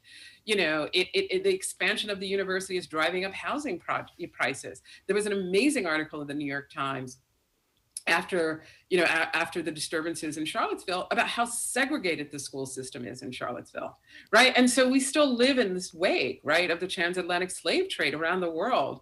And those inequalities still have not been reckoned with, and they have not been recognized. So we saw this as a space to prompt that discussion, right? And we were asked by the students of the group called the Memorial to Enslaved Laborers, when we met with them, they were like, we want a gathering space. We want a space where we can meet and talk about issues and, you know, plan protest. And so we realized that this had to be something that operated on a contemporary plane that could use that history, right, as an impetus to connect with the struggle. And so when White Coats for Black Lives showed up, the thing has never been dedicated. They just took down the construction fence in June to put the sod in. That was it. But as soon as they literally a day later, a group gathered, and then the next day, this huge group of a Black Lives Matter protest just showed up and used the site for those terms. And so, you know, we realized that, yeah, we had sort of built a space that can connect to this continued fight, right, against injustice. And that, I think, made us feel like, okay, we made a good project. Right, and that was a really important test. Yeah, I mean, like, yeah, because it's almost like a model of how to practice architecture today, right? Because it has to do with like questioning what is a site, what is the section, the historical section of that site, and but also where the materials come from, what is like the connections in terms of symbolism, but also in terms of like action, how people use it. No, so it really is capable to negotiate those two, the need of responding to a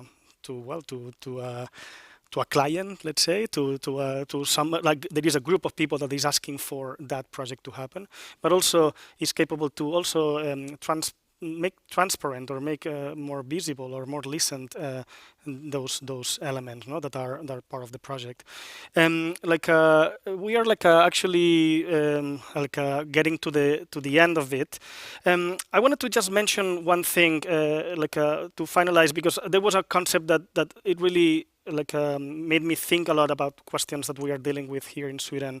That is the concept that others of Europe that you mentioned in your text in the book is a term that was coined by Denise Ferreira Silva and describes, quote, those who were not modern, not rational, not free, not white, and not citizens. The subhumans, often feminized as weak and submissive, labored in the colonies and dwelt in yet-to-be chartered territories, end quote. This inevitably made me think of the context where we are in Stockholm, in Sweden, because Sweden also has a story of intrusion in the land inhabited for millennia by the indigenous population of the region, that are the Sami people. And it's precisely the way Sami architecture has been included in the history books is precisely as vernacular, as traditional, as non-modern, clearly, right? So I just wanted to ask you as a final question is how do you see that? What are the ways or the examples that you have seen in your research that actually produce that kind of a violence by terminology, right? Like a form of organization of a specific architecture that is not part of the books, or is not part of the books beyond the mere cliche, let's say. Yeah, no, I mean, I think that's an important thing to, again, recognize, which also means to reckon with. I mean, I think that reckoning, because I think a lot of these things seem, like this diversity and inclusion, for example, in the United States. Well, diverse from what? Inclusive to what? And I think these terms of the not modern are clearly related to the modern, the not human, related to who's being defined as human. They serve to basically verify, to support, to establish the normative, right, in that sense. And that then fills a kind of discourse, a body of knowledge, a body of words that then become operative to continually produce these inequalities. And that is central to the construction of modernity, which is some 600-year production that has produced sets of relationships where some people thrive, I mean, to use Foucault's term, and other people's lives, are diminished to the point of death. And those inequalities are baked into so many different systems that then operate in tandem and become incredibly difficult to recognize because they seem so commonsensical. And I think the work is to challenge those sets of assumptions as being the norm, as being the accepted, as being what we're comfortable with. Because only through that will that initiate change into some other set of relationships, which is possible because there was a world before all of this stuff, and there will be a world after. That is, if the human species if we don't wipe out the human species with climate change. Something to consider. Right.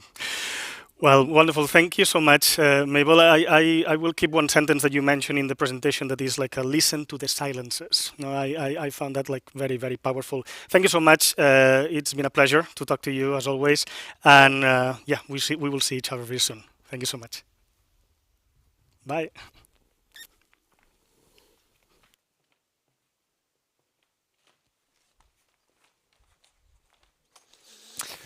Thank you, Mabel and Carlos. Next is the last lecture for the day. At the center of the next presentation is Kulturhuset, or House of Culture, an extraordinary building in the heart of Stockholm that was opened in the 70s and designed by Peter Celsing, one of this country's most influential architects of the past century. Recently reopened after a few years of renovation. We're very pleased and flattered, I would say, to see that it still very much enjoys international recognition. And one of the people who have shown interest in this building is our next speaker, Christoph Grafe, who is a professor of architectural history and theory at the University of Wuppertal in Germany. He will be speaking of this building and others like it, I believe, under the headline Archives of the Future, the idea of the new city and the new man as envisaged in 1960s Sweden. And he will speak to us in English. Okay. Hey, yeah. Yes, I will try in English. I will do in English. Vi kan försöka det på svenska, men I think it's better to do this in English. First of all, of course, I will straight go to share my screen and hope this is all happening. Yeah. Framtidens arkiver, or Archives of the Future. The Archives of a Future that never was. During the day, we saw various presentations on episodes of professional activities of architects, mostly male, and of projects that are connected to Swedish culture and history in modern times.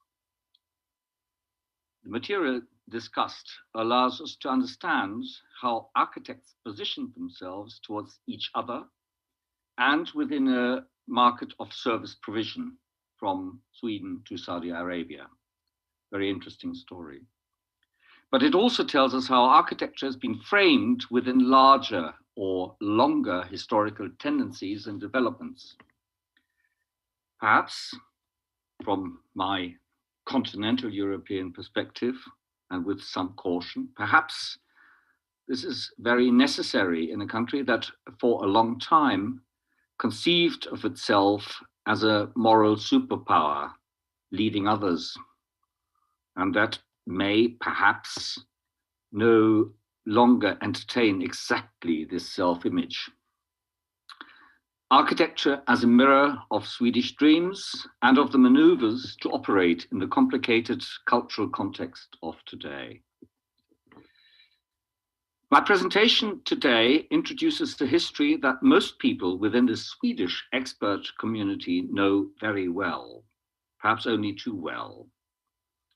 I will tell it anyway, somewhat concisely, in order to frame a few observations about how architecture is both part of a particular society, how buildings may work as reminders about some episodes of the past that may have been forgotten, that may have been forgotten on purpose because the memory is an obstacle in the visions at work today, but also because architecture is complicated.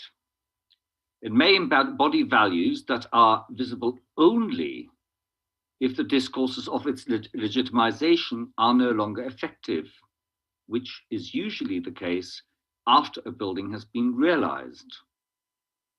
For who cares about the architect's claims if the building is there as a thing that cannot be avoided, that you have to live with and live in, unless it is actually taken down. So the focus of this introduction of this presentation is the Kulturhus. You all know it very well, better than me actually, because I visited it for the last time 2 years back in summer. It was shut, and I haven't seen it since then.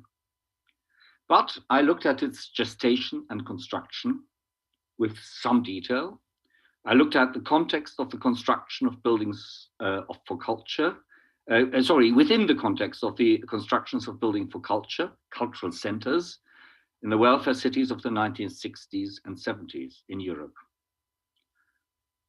And it is also building that is the product of a particular architectural culture, which, by the way, Katarina Gabrielsson today so precisely described as a culture of tacit knowledge, handed over with hums, or male bonding at the drawing board. Within this context, the building is perhaps a last outpouring.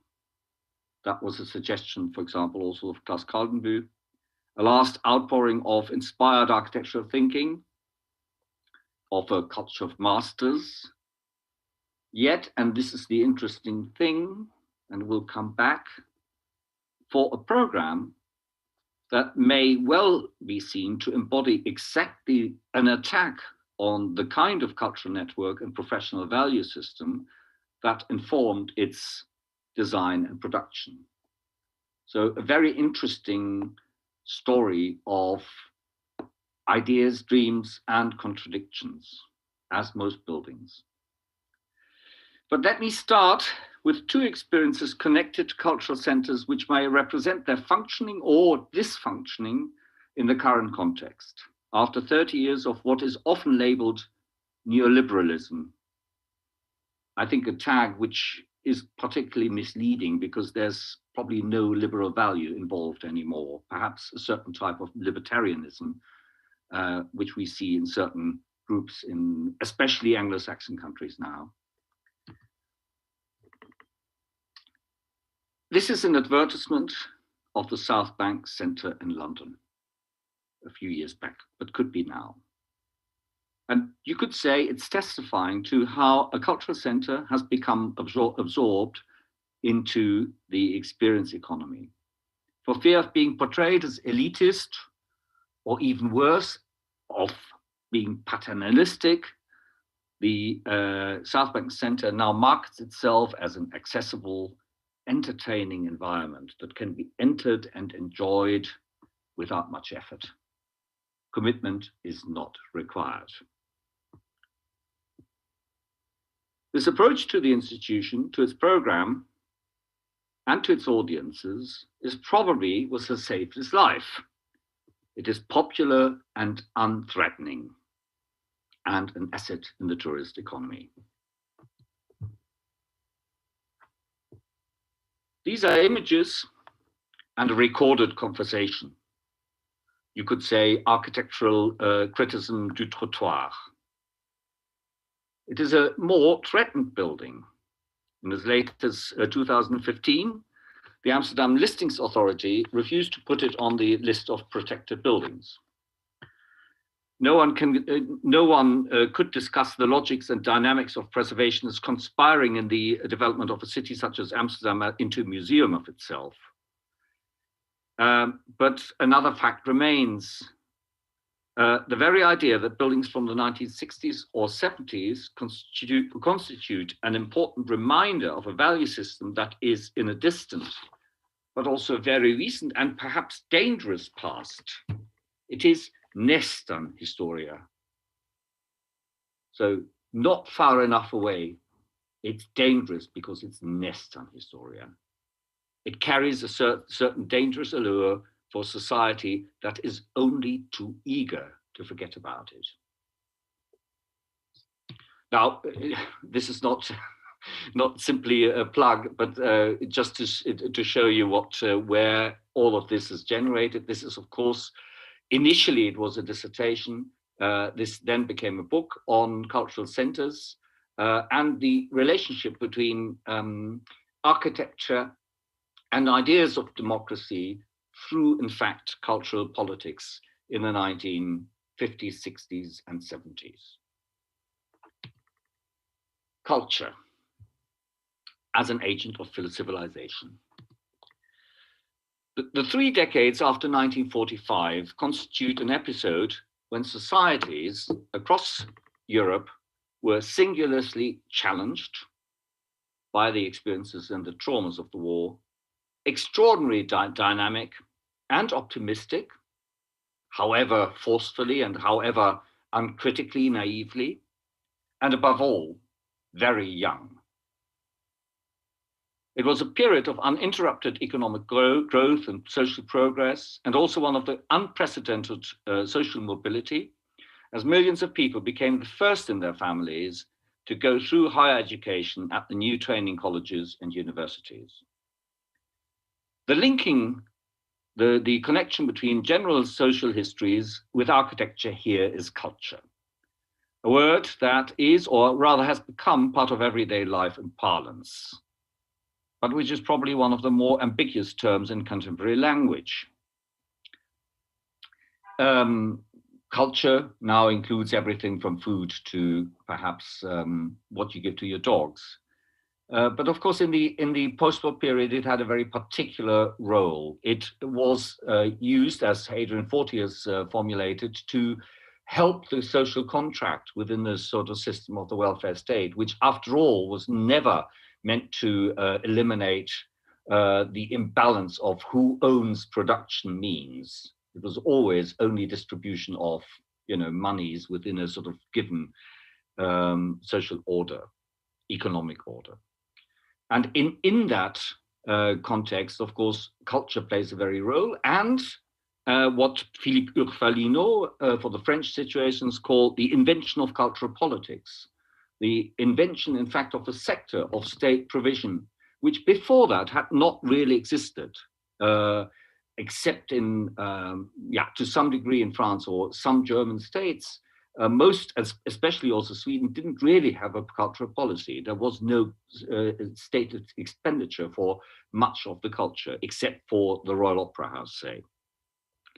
By the way, these images, for me, also really give a sort of sense of, the history spanning from the ruins of German cities, people celebrating liberation in 1945, and then of course 1979. The two things which I included here is, of course, Margaret Thatcher's victory, which could be seen as a sea change. But there's also the other one, which is the lower image, which is the state parliament of the Free Hanseatic city of Bremen, which is where I was born, and which in fact was the first German state, and perhaps the first state in Europe, that actually had the Greens as part of the parliament. And in fact, so these two images somehow also tell us something about erosions, because, the upper is, of course, Margaret Thatcher in her attack and assault on the consensus of the welfare system. And the lower, of course, to do with the erosion of the traditional political forces, you might say, on the left, by the advent of the Greens as a completely new force in first German and then later also other European politics. And of course, also a completely different set of concerns. Okay, so not to keep too much time on this, what I've been looking at is, of course, the cultural center. And the cultural center is something that existed in most European countries with a very strong emphasis on the Northwest. So Sweden, Denmark, France, very particular story, Holland, Flanders in the Dutch-speaking part, and of course also what still is called the United Kingdom, where every smaller town obtained a new building housing a variety of cultural institutions, from performance galleries, spaces, and libraries. And it's, of course, it's very interesting to see. This is from a publication in 1967 from the Arts Council of England, then I think still the Arts Council of Great Britain, of what a cultural centre might be. And you see its performance, street theatre, there's some art on these concrete and,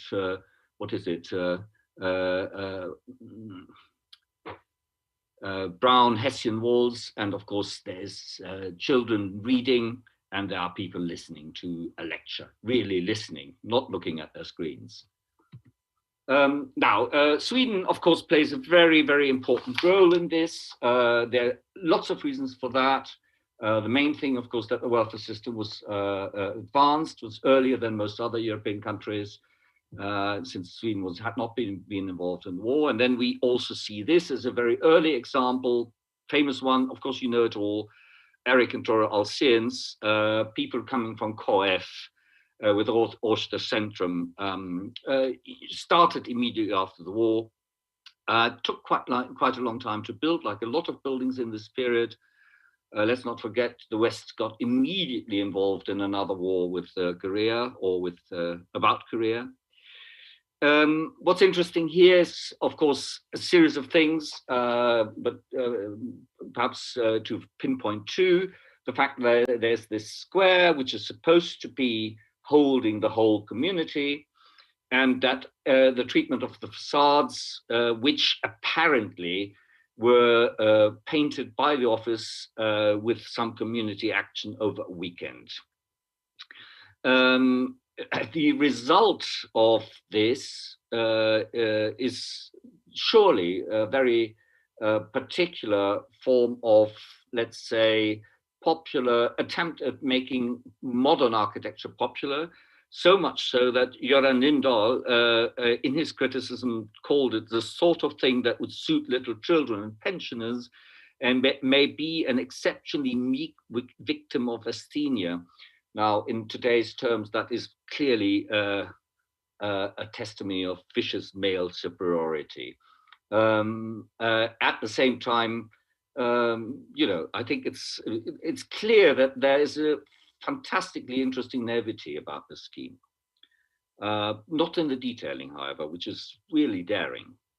Now, the two buildings which you know the detailing. I mean, Allison and Peter Smithson would have loved this, or might have loved this if they knew it. Now, the two buildings I looked at more closely are the South Bank Centre, the buildings which became known as the South Bank Centre only later, and of course Kulturhuset. Now, the reason I looked at these two is arguable, of course, but there is a strong reason. The main thing is that both Great Britain and Sweden were seen as, let's say, pioneers of the welfare state model before other countries. Other European countries looked at these two nations as, let's say, exemplars of the new society. It's so long ago, we can't even fathom that now. Certainly not in the case of Britain. But anyway, what's interesting, they're both very large, they're both in the major cities, and that means that the reasons for doing a cultural center can never be entirely pragmatic, because in a large city, of course, you could easily have a theater, a museum, and had a theater, museum, and various other institutions. So there are other than pragmatic reasons for proposing a cultural center.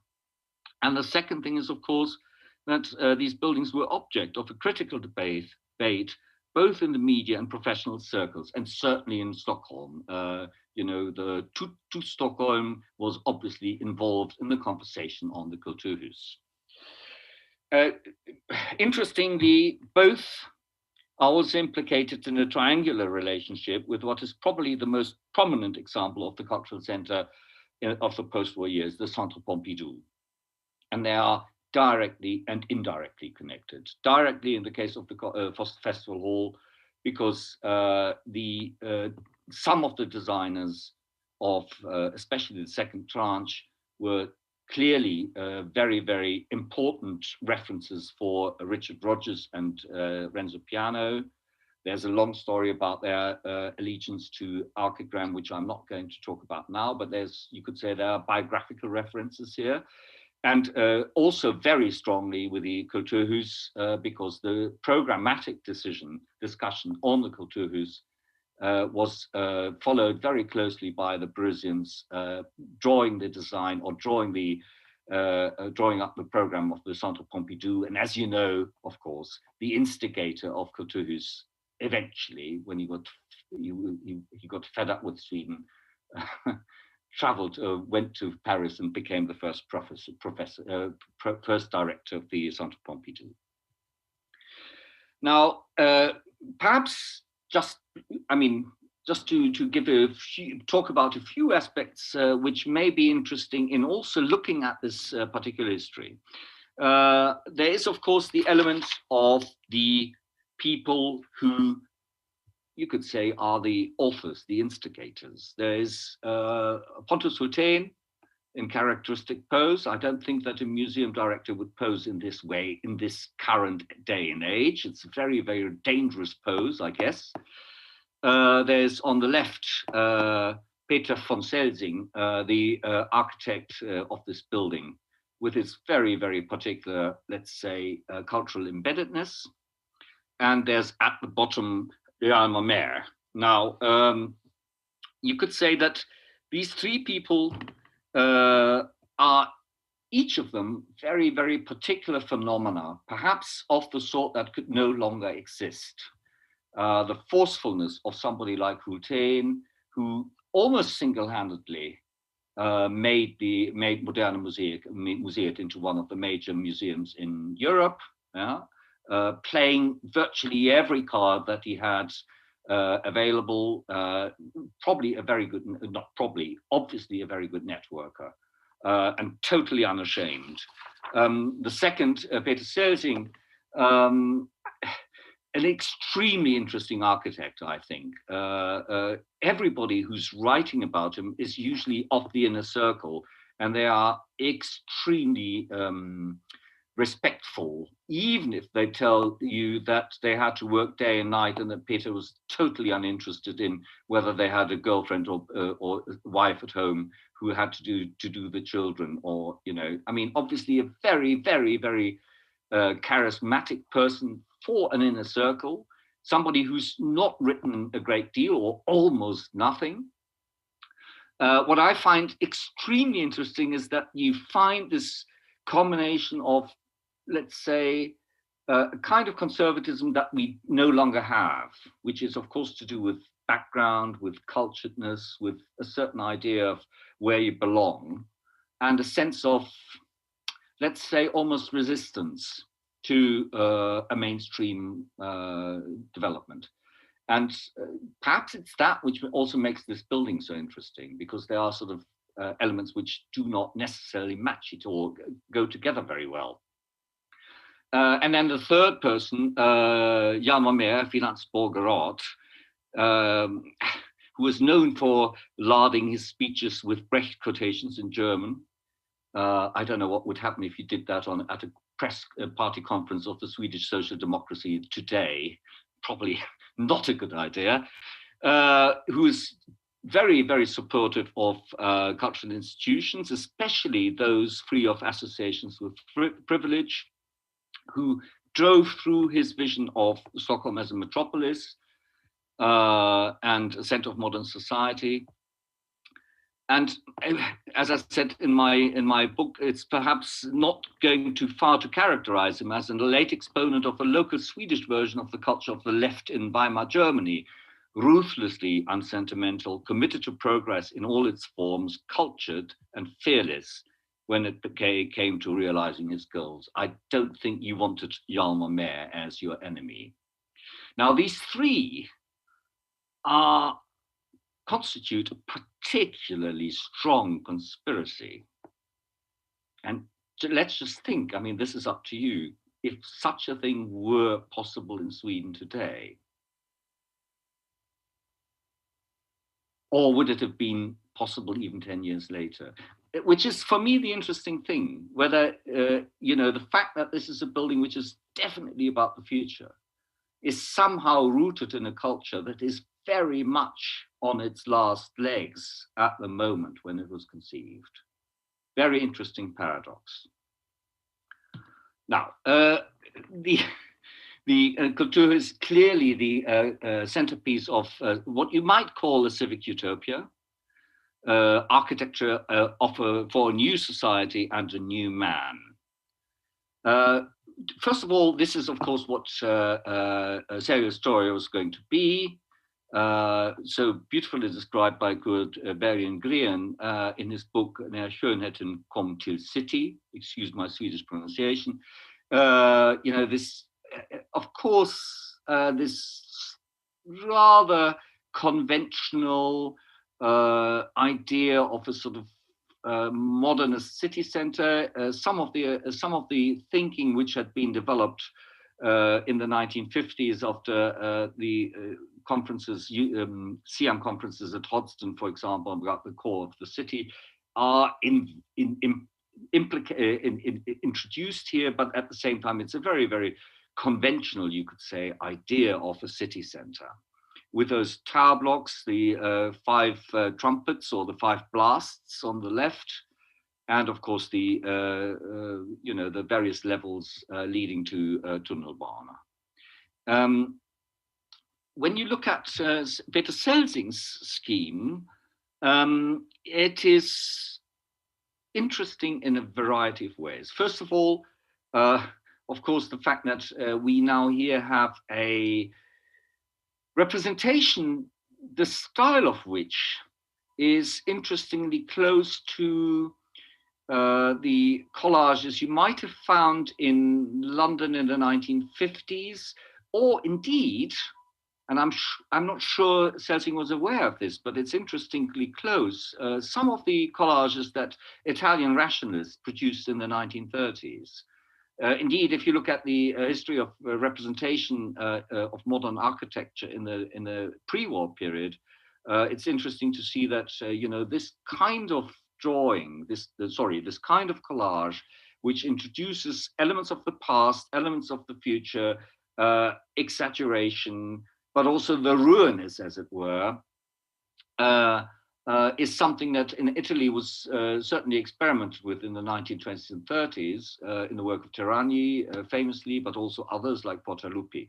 Now, I am sure I've never found any evidence that Celsing was aware of this. So perhaps it's a completely parallel movement, but you could also say that this style of representation is still fairly unique in 1966. It's not the mainstream representation. And indeed, in urbanistic terms, Celsing's proposal is really a radical departure from the open-ended nature of urban plans of the 5 blasts.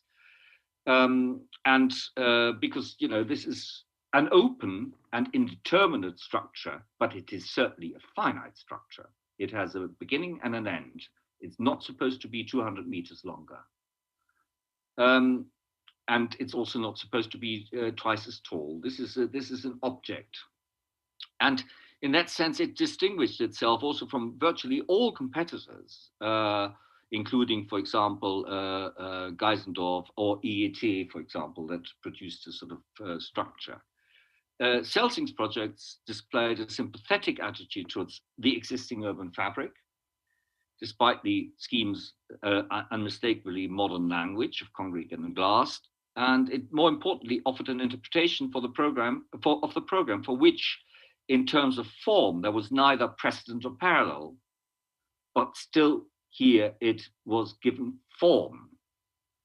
And I think in both decisions, the architect had taken considerable risks. Now, I looked at the, let's say, responses of the architectural community in Stockholm, where there was a great debate between, let's say, a mainstream and some of the friends of Celsing defending him, including famously Sigurd Leverentz.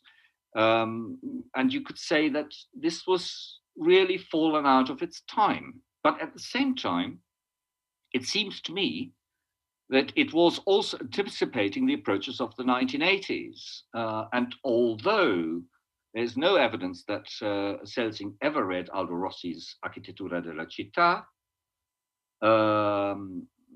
it feels that, or it seems as if this building could well be a supreme illustration of the idea of the artifact in the city. And also his reading of this building in relationship, for example, to the Royal Palace seems to be really informed by a very, very similar kind of idea, where indeed, although Celsing didn't say very much, but there are always sort of hints of both Rossi and Venturi in his writing, although, of course, you couldn't possibly sort of give them as references. Okay, briefly, briefly, what was this about? This is, of course, about a completely new kind of programming culture. This is a kind of image poem in England, inventing the art center in the 1970s. It's a sort of the idea that culture has become something much more open than before, that it's indeterminate, it includes everybody being involved. There are other cultural centers, famously, for example, this one in Holland, where the whole notion of the building being exclusive has been dropped, and everything from a market to a collective TV room is included. Looking at the Kulturhus, we find all these ideas formulated. I specifically was struck by the programmatic statement by the expert group assembled by Pontus Hultén, written in March 1969, which is detailed and programmatic. And to summarize, it's very adamant that this is has to be a non-commercial enclave, that it's got free entrance, that the people who are the staff should be trained to deal with a variety of people, and note, will have to make decisions about supporting or repressing situations of conflict according to their own insight and ability, because there was a big discussion as to whether police was allowed to enter the building. The art collection of Moderna Museum, which initially at least was supposed to be in this building, Hultén says, should distinguish itself, give an example of a highly experimental relationship between the building and its context, a relationship which is artistic and social in nature. Perhaps I just read the final passage.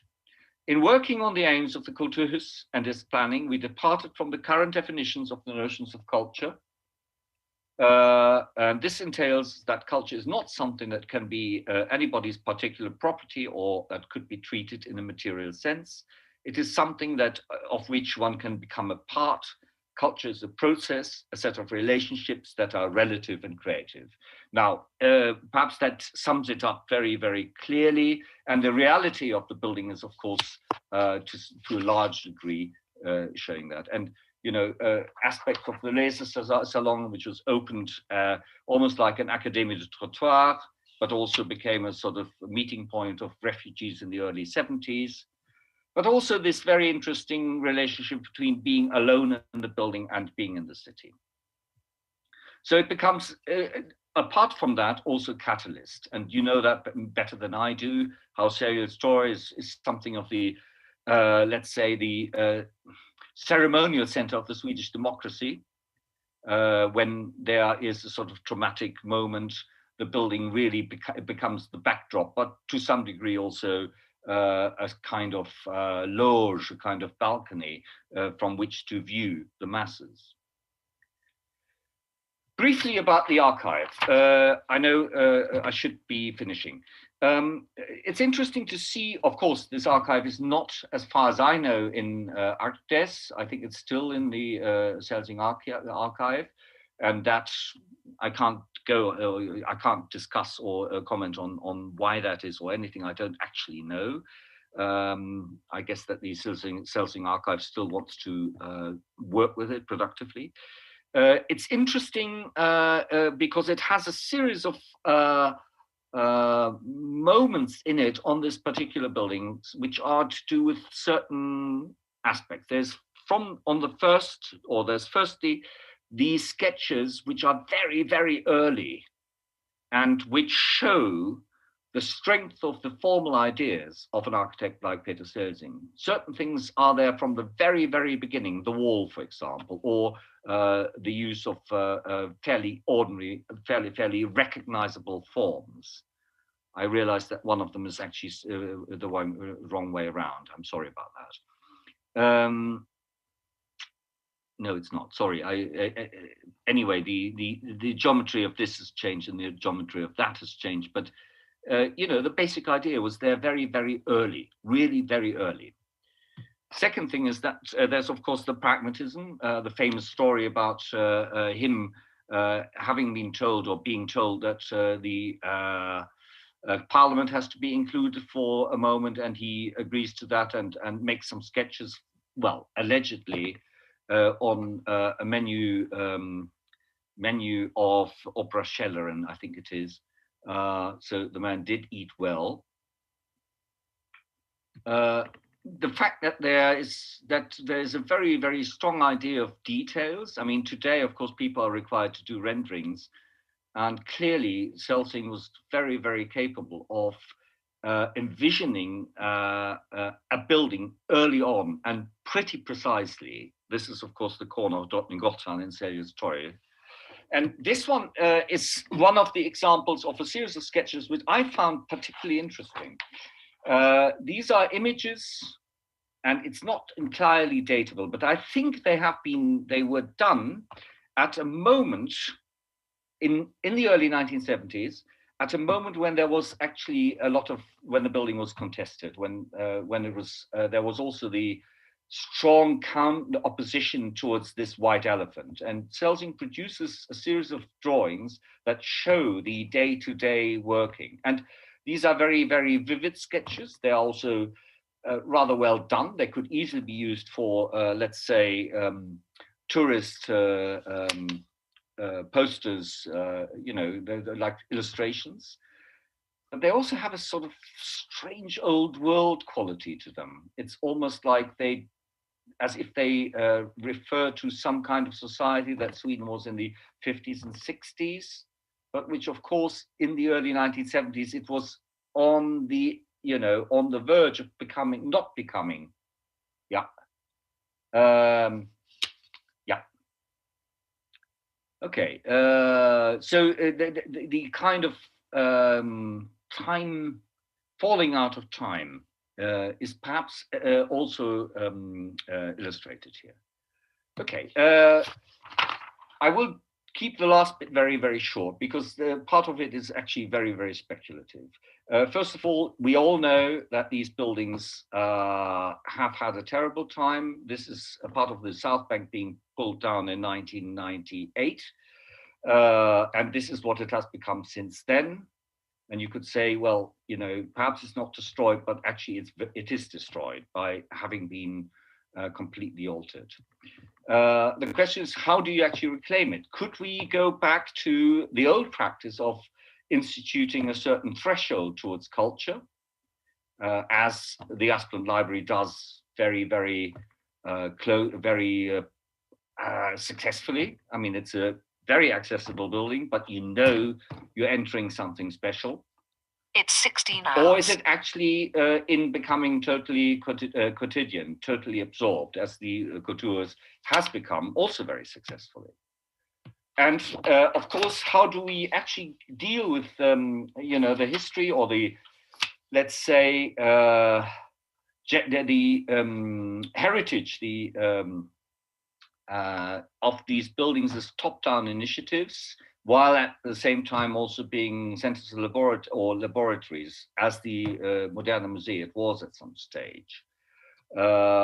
Is it possible to do that top-down by actually sort of doing it like the city of Groningen has just done? It's built itself a new Kulturhus, finished in 2019. Which includes the library and the cinema, and looks like this on the inside, and clearly deploys all the elements of, let's say, commercial interiors. Or is it something different? And should we look at, for example, the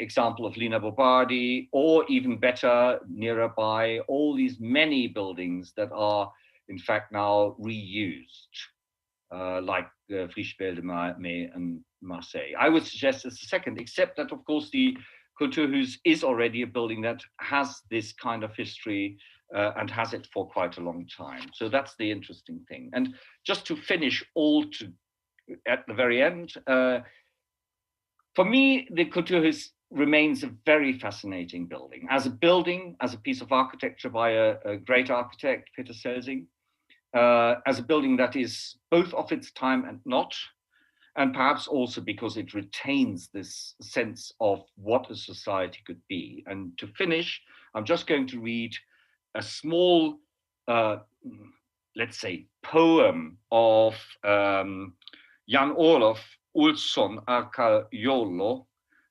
in, I think, Dagens Nyheter in 1947. He describes Kulturhus: capitalists, new generations, old generations, socialists, mechanics, decision makers, sleeping, reading, waking, stock exchange speculants, revolutionaries, parliament, music club, almost caf, what a melange, what a house. Go there, we are in the future, it works. Thank you. Thank you, Christoph, and thanks to all our other amazing speakers. It's been such a joy to hear you speak today. We've reached the end of the conference. It's been a long and inspiring day, thanks to the insights and thoughts shared so generously by our participating speakers. Ja, vilken dag det har varit. Det har varit otroligt intressant tycker jag. Och jag måste ju säga att det är väldigt fascinerande att höra hur våra samlingar används såklart. Till exempel KTH-studenterna i sitt projekt med postmodernism. Det blir så tydligt exempel på hur historien är viktig för att planera för framtiden. Och jag tycker Mikael sa det så fint. The collection triggers the imagination of the students. Så det är mycket jag kommer ta med mig från alla talarna idag. Vad säger du? Verkligen. Jag fascineras av tystnaden som många talare har nämnt. Allt från Katarina Gabrielssons prat om hummandet som arkitekter ägnar sig åt till Mabel Wilsons prat om... hon nämnde att tala om människor som har antingen inte fått möjlighet att tala eller som har blivit tystade. Att historien finns där in plain sight, sa hon, vilket jag tyckte var väldigt spännande. Och så knyter han till Solma Spik och Tova Rudin Lundells föreläsning om Göteborgs arkitekten som inte alls ville prata om estetik och smak, trots att det är så uppenbart att det har format en hel byggnad. Så där finns väl mycket för sådana som oss och historiker att göra för att få både arkitekter och byggnader att komma till tals. Absolut. Jag tror inte vi har tid för någon mer sammanfattning. Och jag ska bara avsluta på engelska. Jag måste säga att During 2021, Arctes will publish a book that will be a summary of the conference. And make sure not to miss that one. And make sure not to miss the new collections exhibition that we're working on. It's scheduled to open in 2023. Frida and I and our colleagues here at Arctes would like to thank all of our participating speakers and all of you who followed us throughout the day. Please get in touch with us with any questions or feedback that you might have. Our email addresses are supposed to be shown on screen at any second now. And with those words, I'd just like to say that we hope to see you again soon. And hopefully next year for next year's conference. Bye. Hej då.